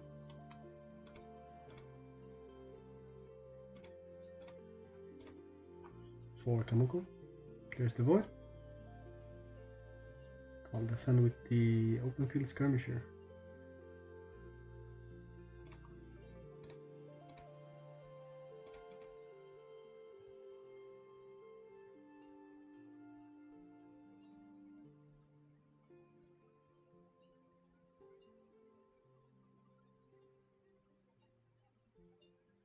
So I don't really care about this conflict and I want it to break. Can save my readies for some other time.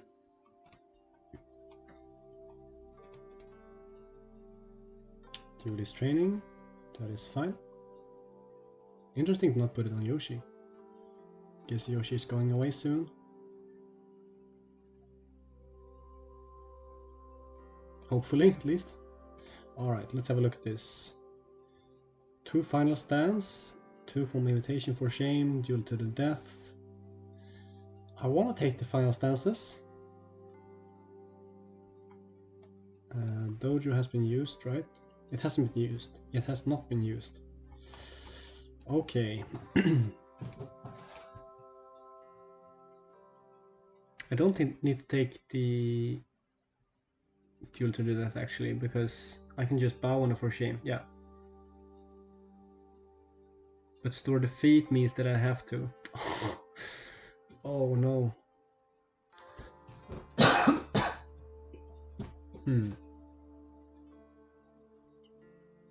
How do...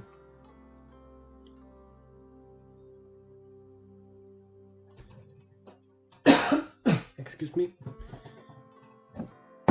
Do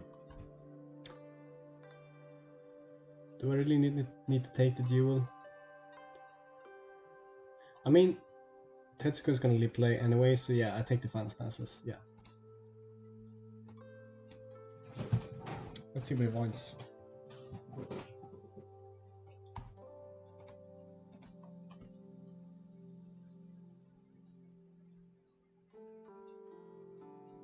Does indeed void Tetsuko. Alright. I guess we make him use it.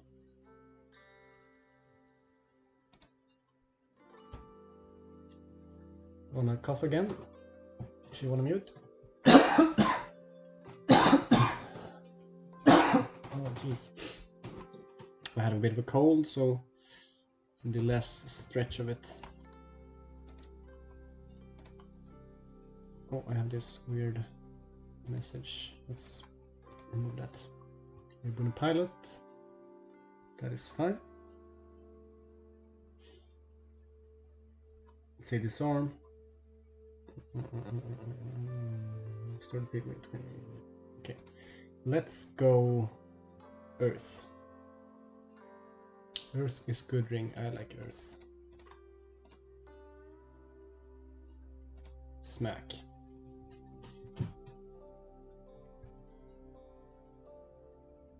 Not going sumo means that we have cranes in hand are dead. Basically. No defense pass, okay. Yeah, I'm gonna move in with the thing. So I'll move in an honor.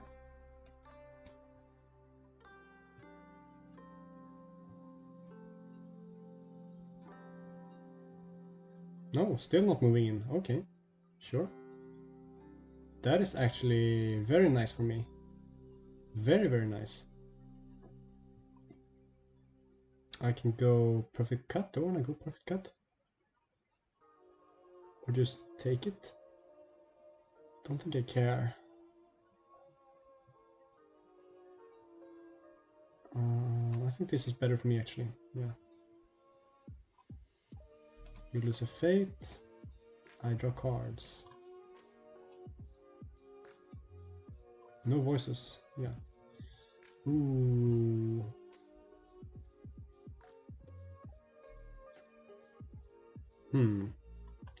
Oh, bad song. Need to change. Get rid of bad song.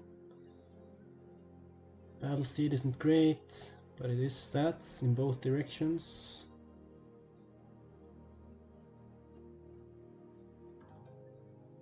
I guess spoils.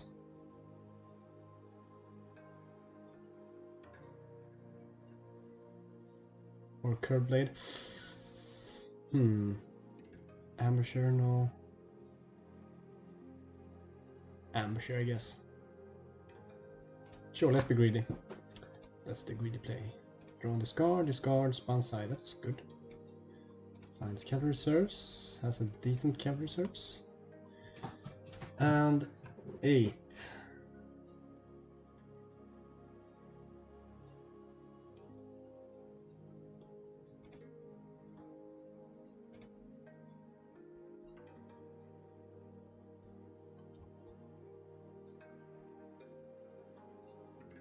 It's ready with steps. Steed of the steps. Potentially.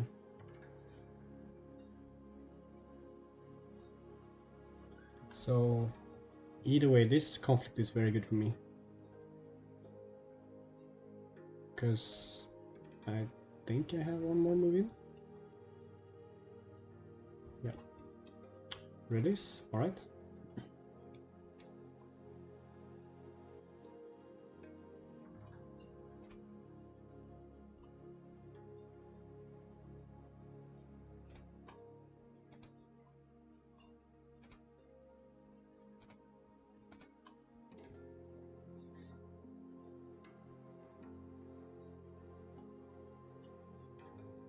See what the promise is. This also gives me the favor in case Yoshi survives. Yeah, that was totally the plan, and it's gonna be weight of duty.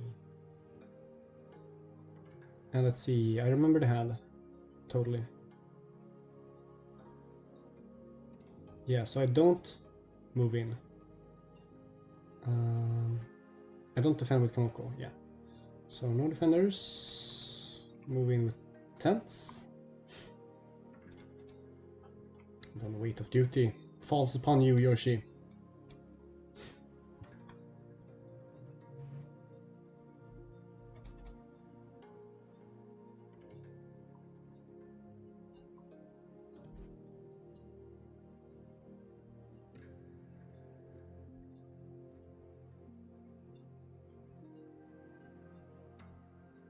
Because I haven't missed anything, right? Yeah.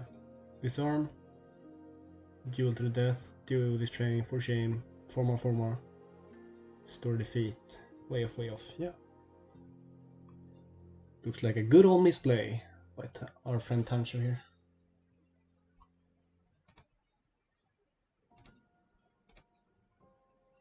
Power of God and anime. Weight of duty. Pass. Good. We get favor.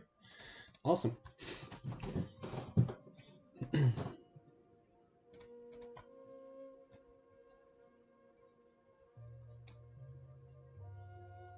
Political.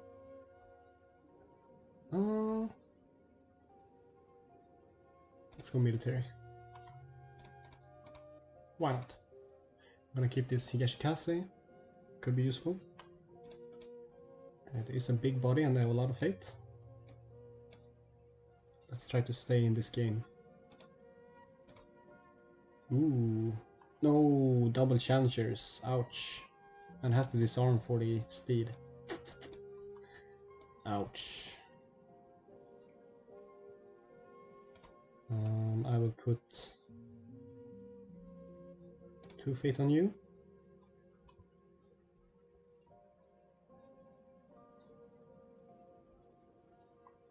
Going for Kaze instead of the challengers.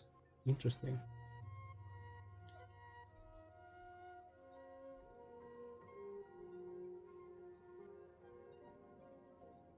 Passes. Oh, no challengers. Awesome.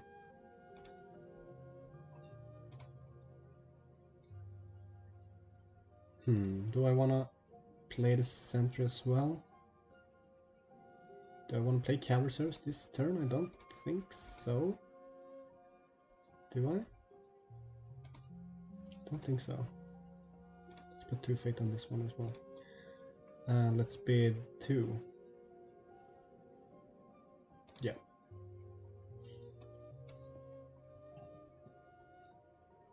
Which means I'm dead. I'm dumb. Okay, I lose. I lost. Oops. Oh well, I could use Ride On and Ready and move in honor, maybe. Depending on if it's military or political. Masterpiece Painter finds Fine Katana, that's fine.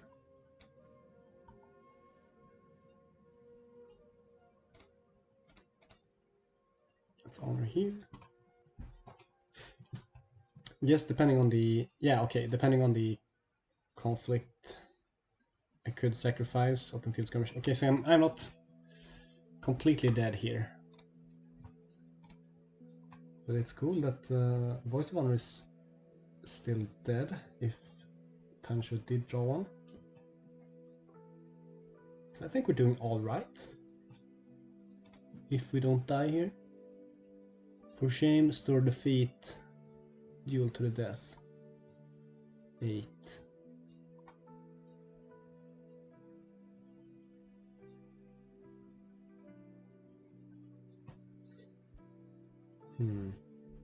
As duel, does it need to be in just military conflicts or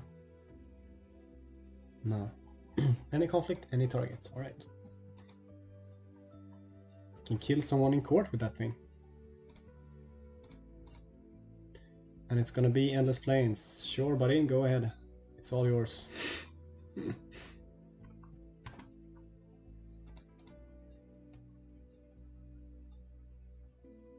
Formal invitation means trouble, though.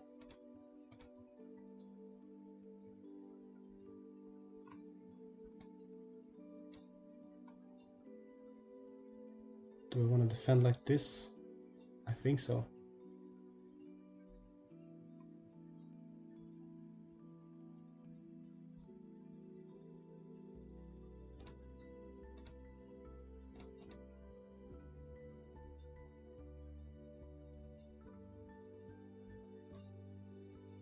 Nope. Okay, I'm good.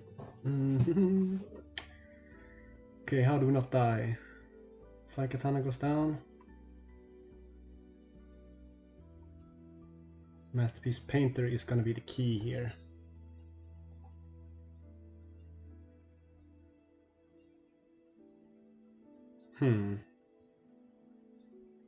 How do I not die? How do I not die?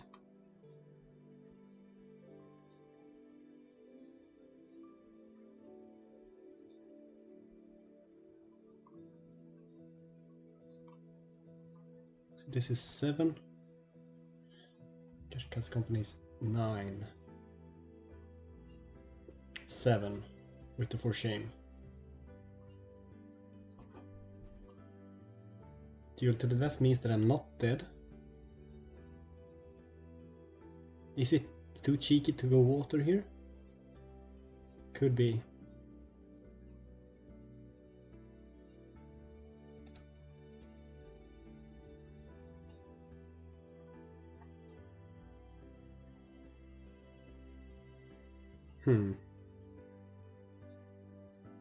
Is it too cheeky? There's the duelist training.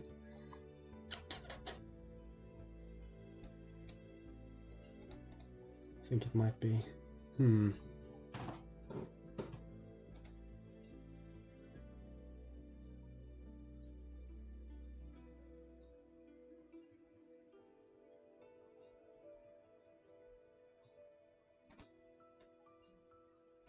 Yeah.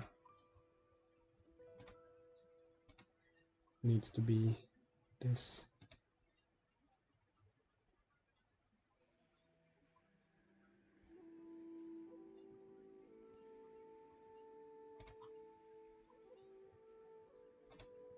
Let's go like this. Sure. Let's see what happens. I'll probably survive, right?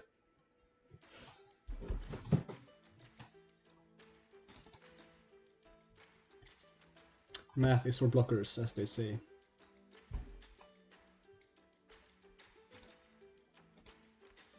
So duelist training was the card that he drew. No, we knew about the duelist training, yeah. So we don't know what card he drew.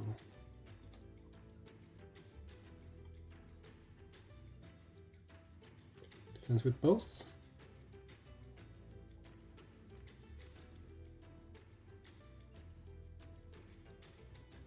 I'll just bow to the 4 shames.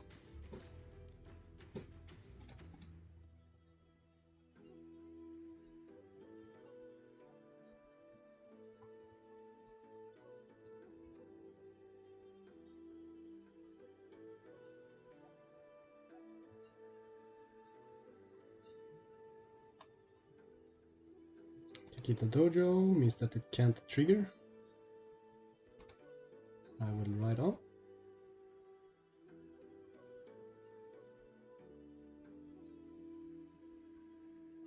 No cancels. I will honor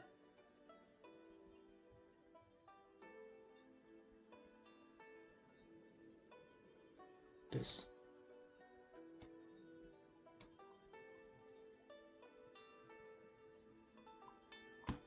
So we're up to 11. So can't really lose this. If I'd done the math, I could probably have gone water here, but who needs math?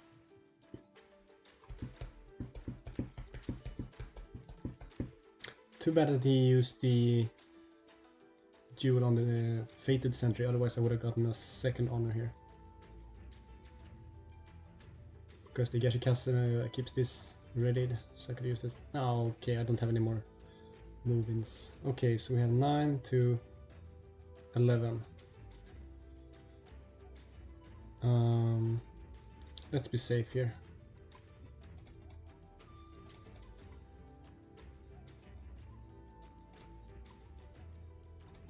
Just to make sure.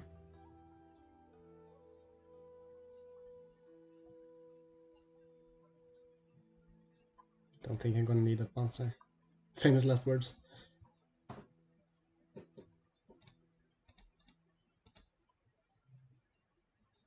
Passes. Great. Not missing anything? No. Keep you ready. Spoils of war. Let's see what we can discard here. Ooh, Daikyu is pretty good. Can probably get rid of a steed. Discard. Do I gain 2?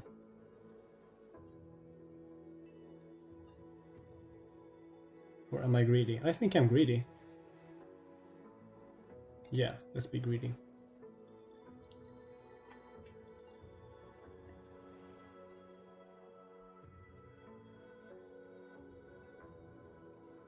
Let's see if we see a swing here.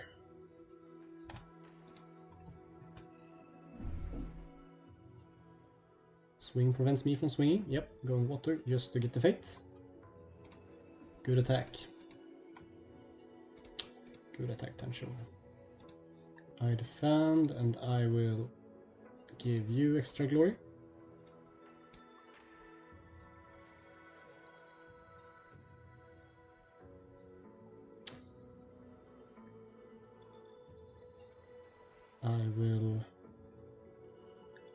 Wow.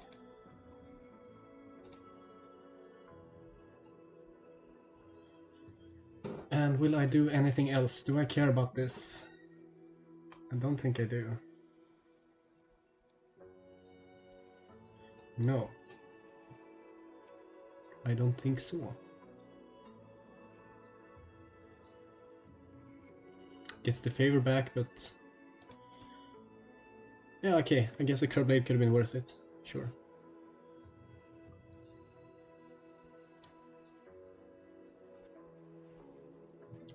Sure, that was a misplay. Let's get rid of the last disarm.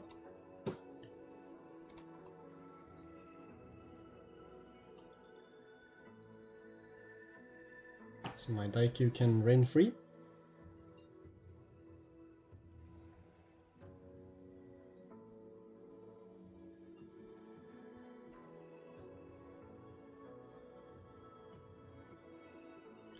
This Kaze company is not gonna stay, because all my characters have 2 fate. Gonna be on 1 next turn. Oh, passes! Sure, I'll take the ring.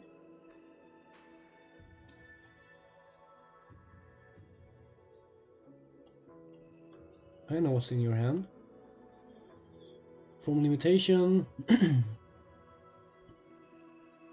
And that's it, right? Yeah. So I'll just swing in Earth. Or Void.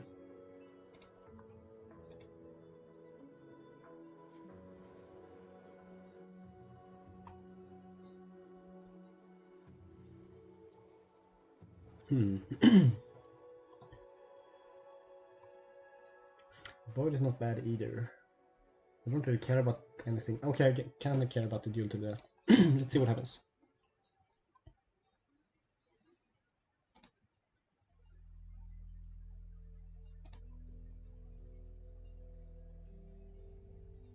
The last card can be court games. Oh, right. So this is gonna be store defeat, but at least we get that card out of the hand. Or do I go for the 3 here? I mean, I kinda do, right? No, wait, yes. Form invitation, I definitely don't. Nope. Duel has no effect. But Kaze wins, so it's gonna be... store defeat, yeah. But that's fine. It's totally fine. Which means I should have gone the other way around with the rings, yeah. I forgot about Kaze's duel. So I could have gone one fate on the Earthling next turn instead. When the Void Ring isn't that important. Alright, we're safe on honor, basically, and Tancho is a bit off from winning on honor as well. So we're looking fine, we're up on board, we're up on cards. Kind of up on board at least. Kaze in Matchmaking Painter, they are kind of big, but let's see what happens. That's good, that's good, that's good. Ooh, Rumaru, hello, you beautiful person. Put you 2 fate. Battleman recruits for Kaze company, cool.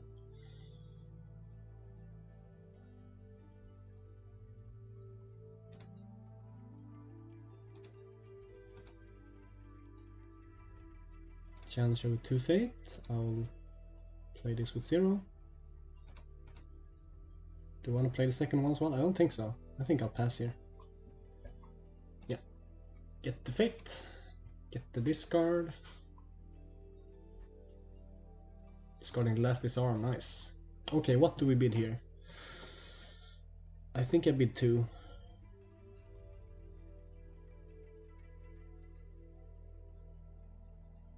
Without doing the math, well, I kinda am bigger on political as well. 5, 10, 15.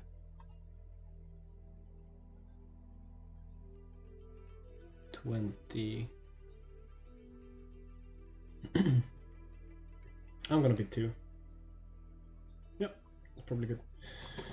Okay, we have I'm ready. Battle Steed. Looks like a decent hand. Voice of Honor is offline for now, but it's gonna be online soon.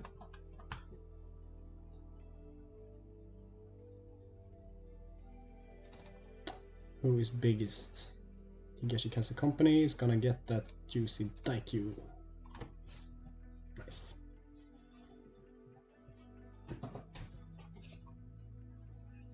See if Wave the Crane comes down before the conflict.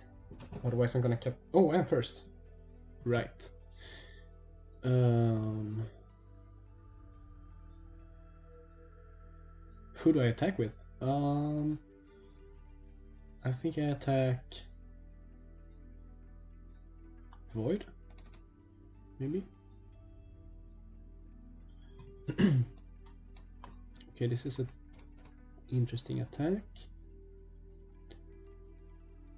I do have cavalry reserves, pretty good one. So I attack with this.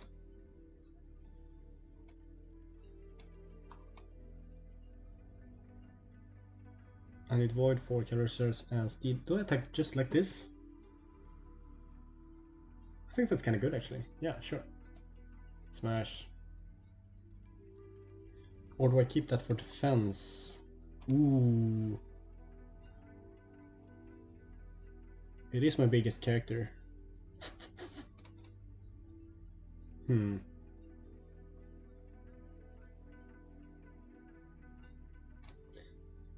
Let's go big.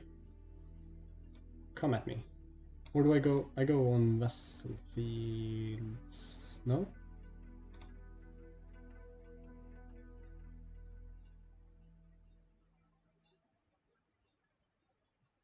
Sure.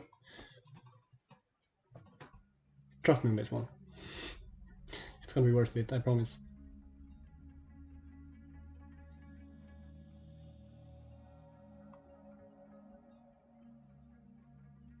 Except it's not.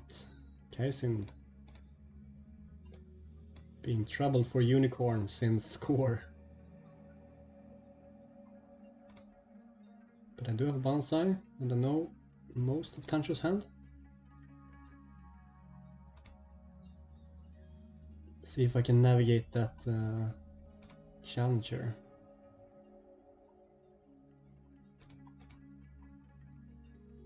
Yep, no defense, that's good.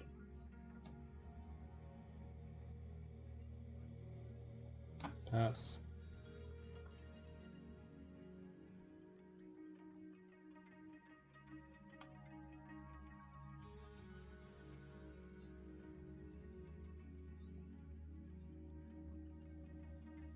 Let's go to dojo, get rid of Kaze. Okay.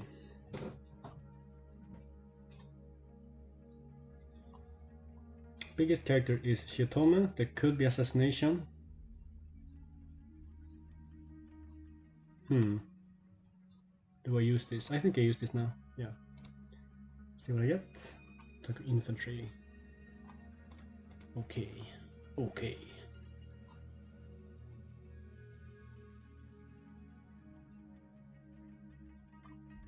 SP is playing to find Seal of the Crane. Using Steve. So Kaze is my choice. So I can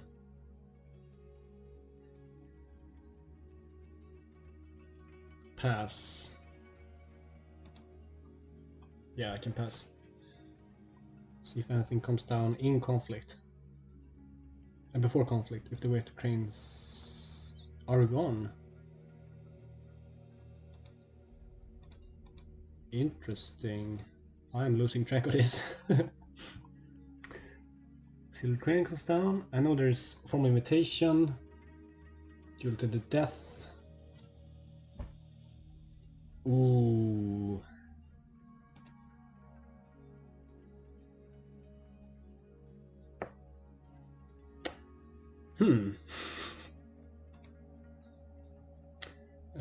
Goodbye to 8 skill.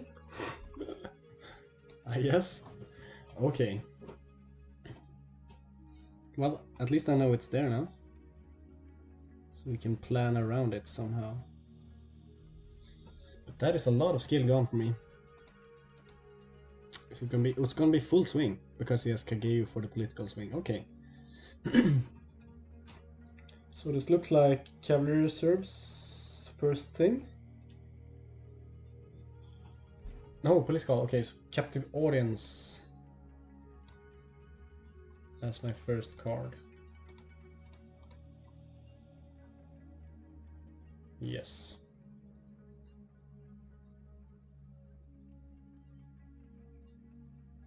No, because then Kaze sends everything home.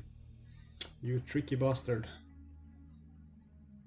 What could there be in political? There could be court games. There's only drawn 3 cards that I don't know of.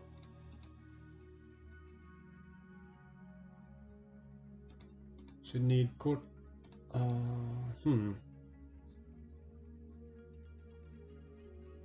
So let's defend first. And do I bonsai?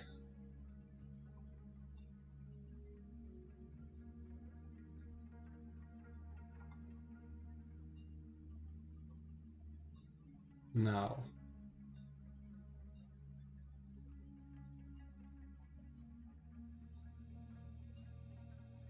Or do I captive audience?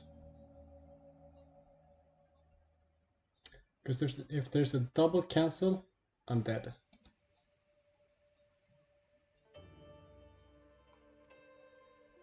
Okay, yeah, I captive audience, yeah, sure. 15 to 15. Gonna lose out on the Shitome.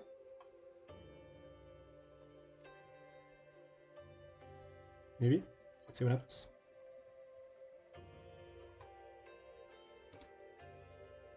Not necessarily. Daimyo's Gunbai.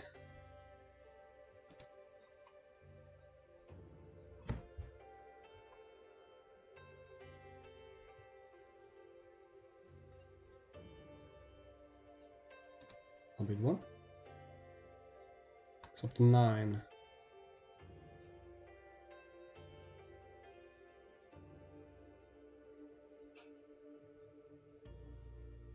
So, bonsai.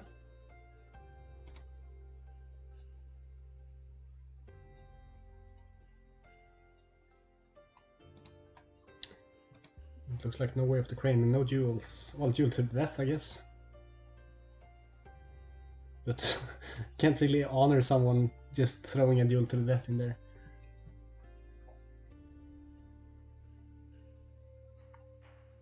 Eight to 9.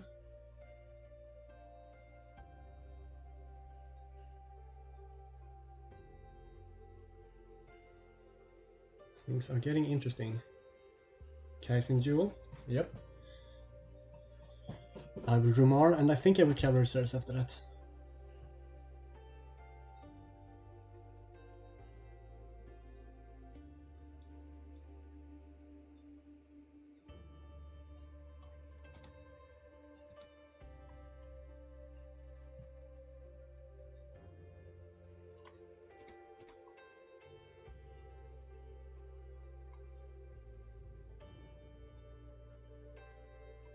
Kaze. Yep.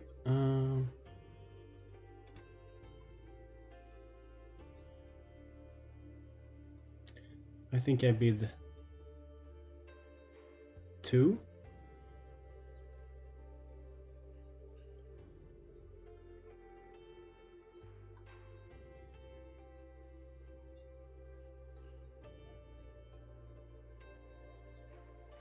He's bidding to win a lot.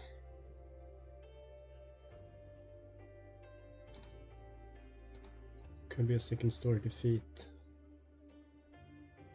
But then I can't, then it's just gonna win it anyways. So but I have the readies. I think I bid 2. Okay, we get sent home. Alright. I will perfect cut.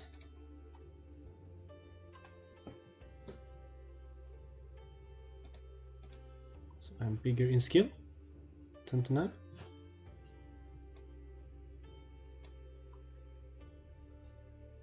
Don't need to cavalry reserves. They restore defeat. I will use I'm ready, I'm sure. Or do I cavalry reserves? No, I save the cavalry reserves, that's more skill. She's 8.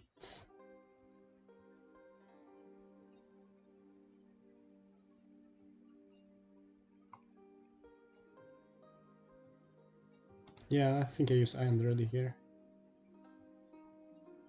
Or do I? This is more skill than the cavalry reserves. I think yeah, cavalry reserves. Duelist training hasn't been used.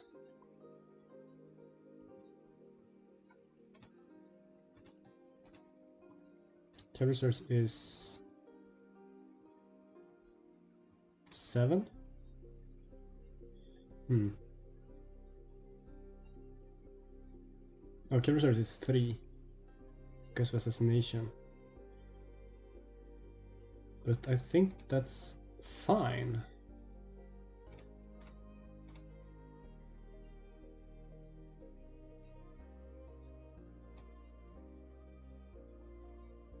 Or should I go for the... This cavalry reserves is probably better, apparently. Yeah, because duelist training, yeah, this is actually a better cavalry reserves. No, it's not, because assassination, yeah. Assassination goes on the character in the conflict instead of this Shiotome. Ah, duel to the death is still a thing. It's still a card, so it's good that I didn't use the I'm ready. Yep.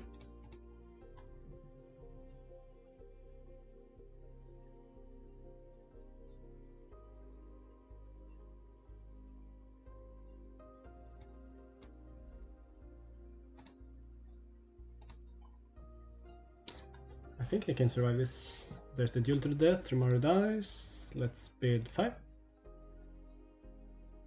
Just in case. No, she dies. Okay. So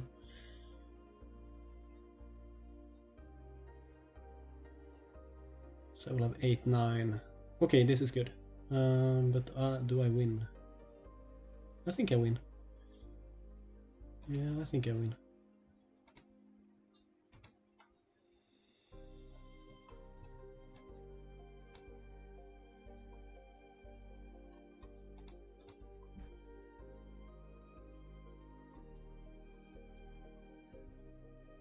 I haven't done the math, but this doesn't look good for Crane. Might just claw it out here in the end. Maybe. See, formal, and then 2 cards I don't know. Maybe. Assassination outside the conflict. Good. Alright. Probably means we win the conflict. I can't ready this. Yeah, I can ready it. I'm ready. Yeah.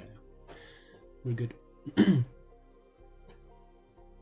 We are okay.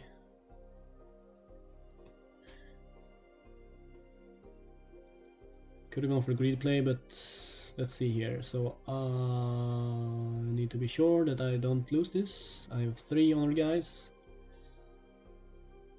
Twist 2. I'm ready on you for the all-out attack. And Steed of the Steps goes on this one.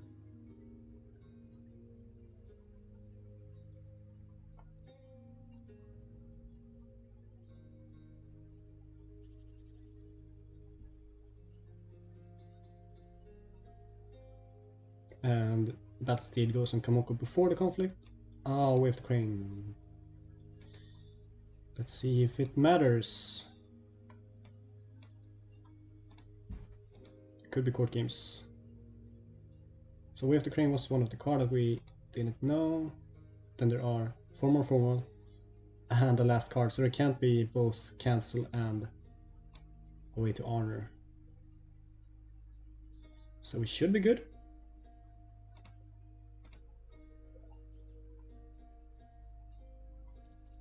Let's see. I have no idea. 3, 6, 8, 2, 5, 16, 17, 18, 22, 26, 28. This should be fine. Smack.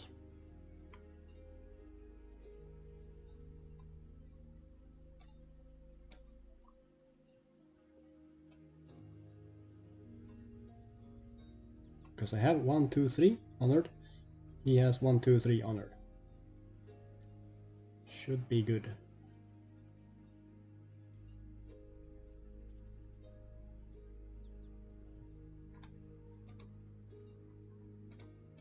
I haven't had it in yet. There's this last formal and captive audience for hopefully the win.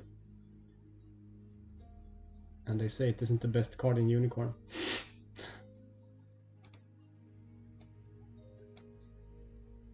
It definitely, most definitely is the best card in Unicorn. Maybe not the most powerful on its own, but it is the most important. Kaze moves in, right? Due this training. I'll bid 5. Still winning.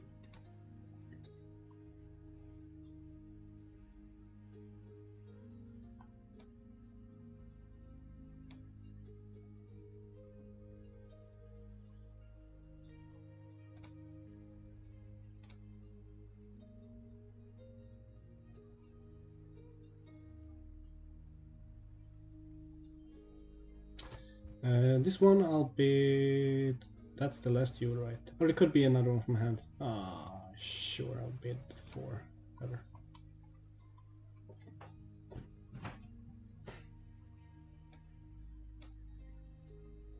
Still winning. Pass. Let's see the last card. If it's bounce, I get mad. Kageyu. Still winning by 1. Bonsai and I get angry.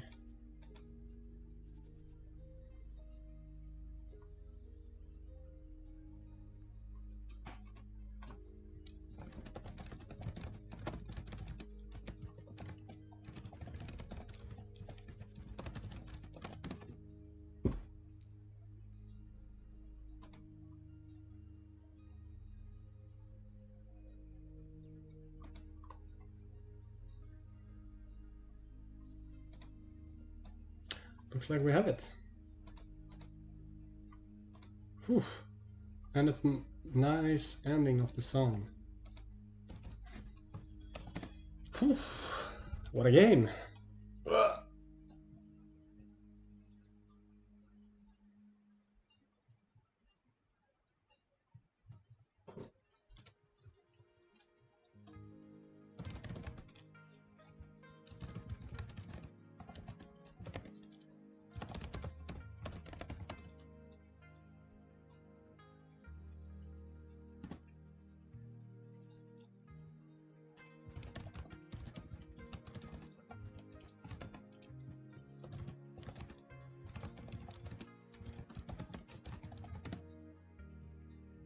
Well played to Tansho.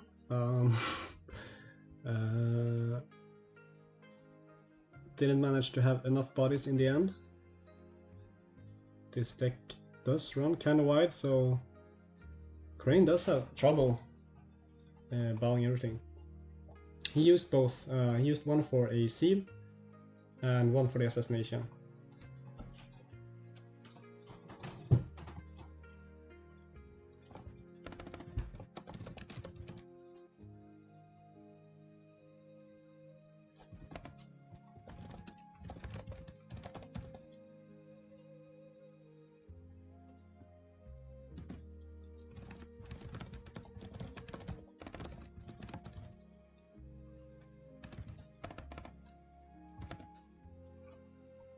Yeah, I could have passed. Don't think that would have mattered much. Yeah, I would have died. I think if I...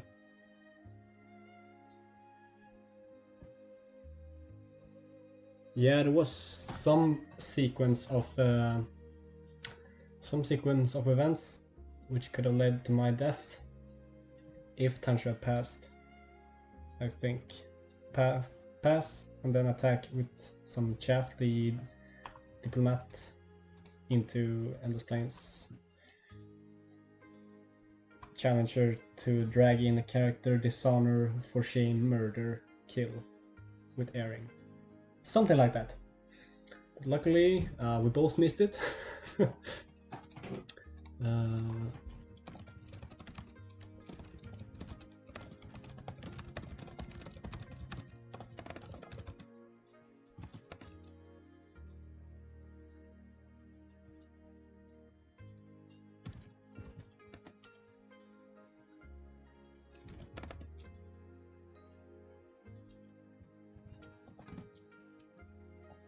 So the last card was Cavalry Service. I mean, Voice of Honor. Yeah.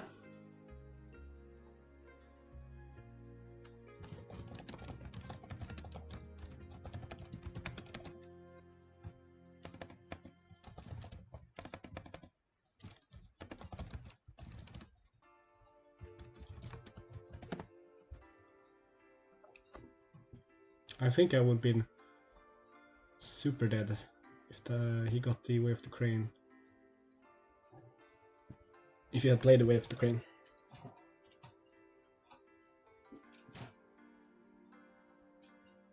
Because the Duel to Death, and then I didn't have anything in the conflict. Yeah. Ouch.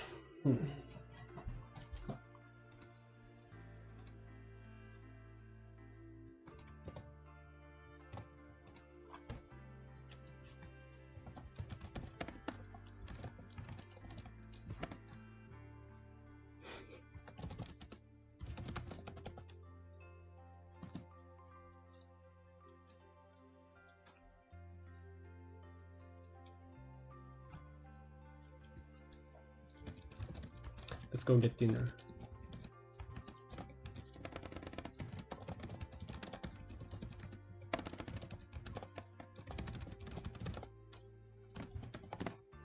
My eyes are kind of fogging because I'm so hungry. Thank you, Tanshu. Hope to see you tomorrow.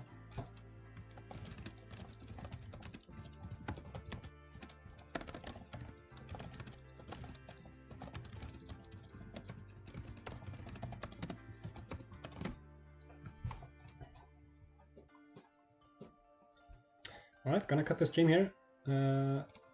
Thanks so much for watching and for staying for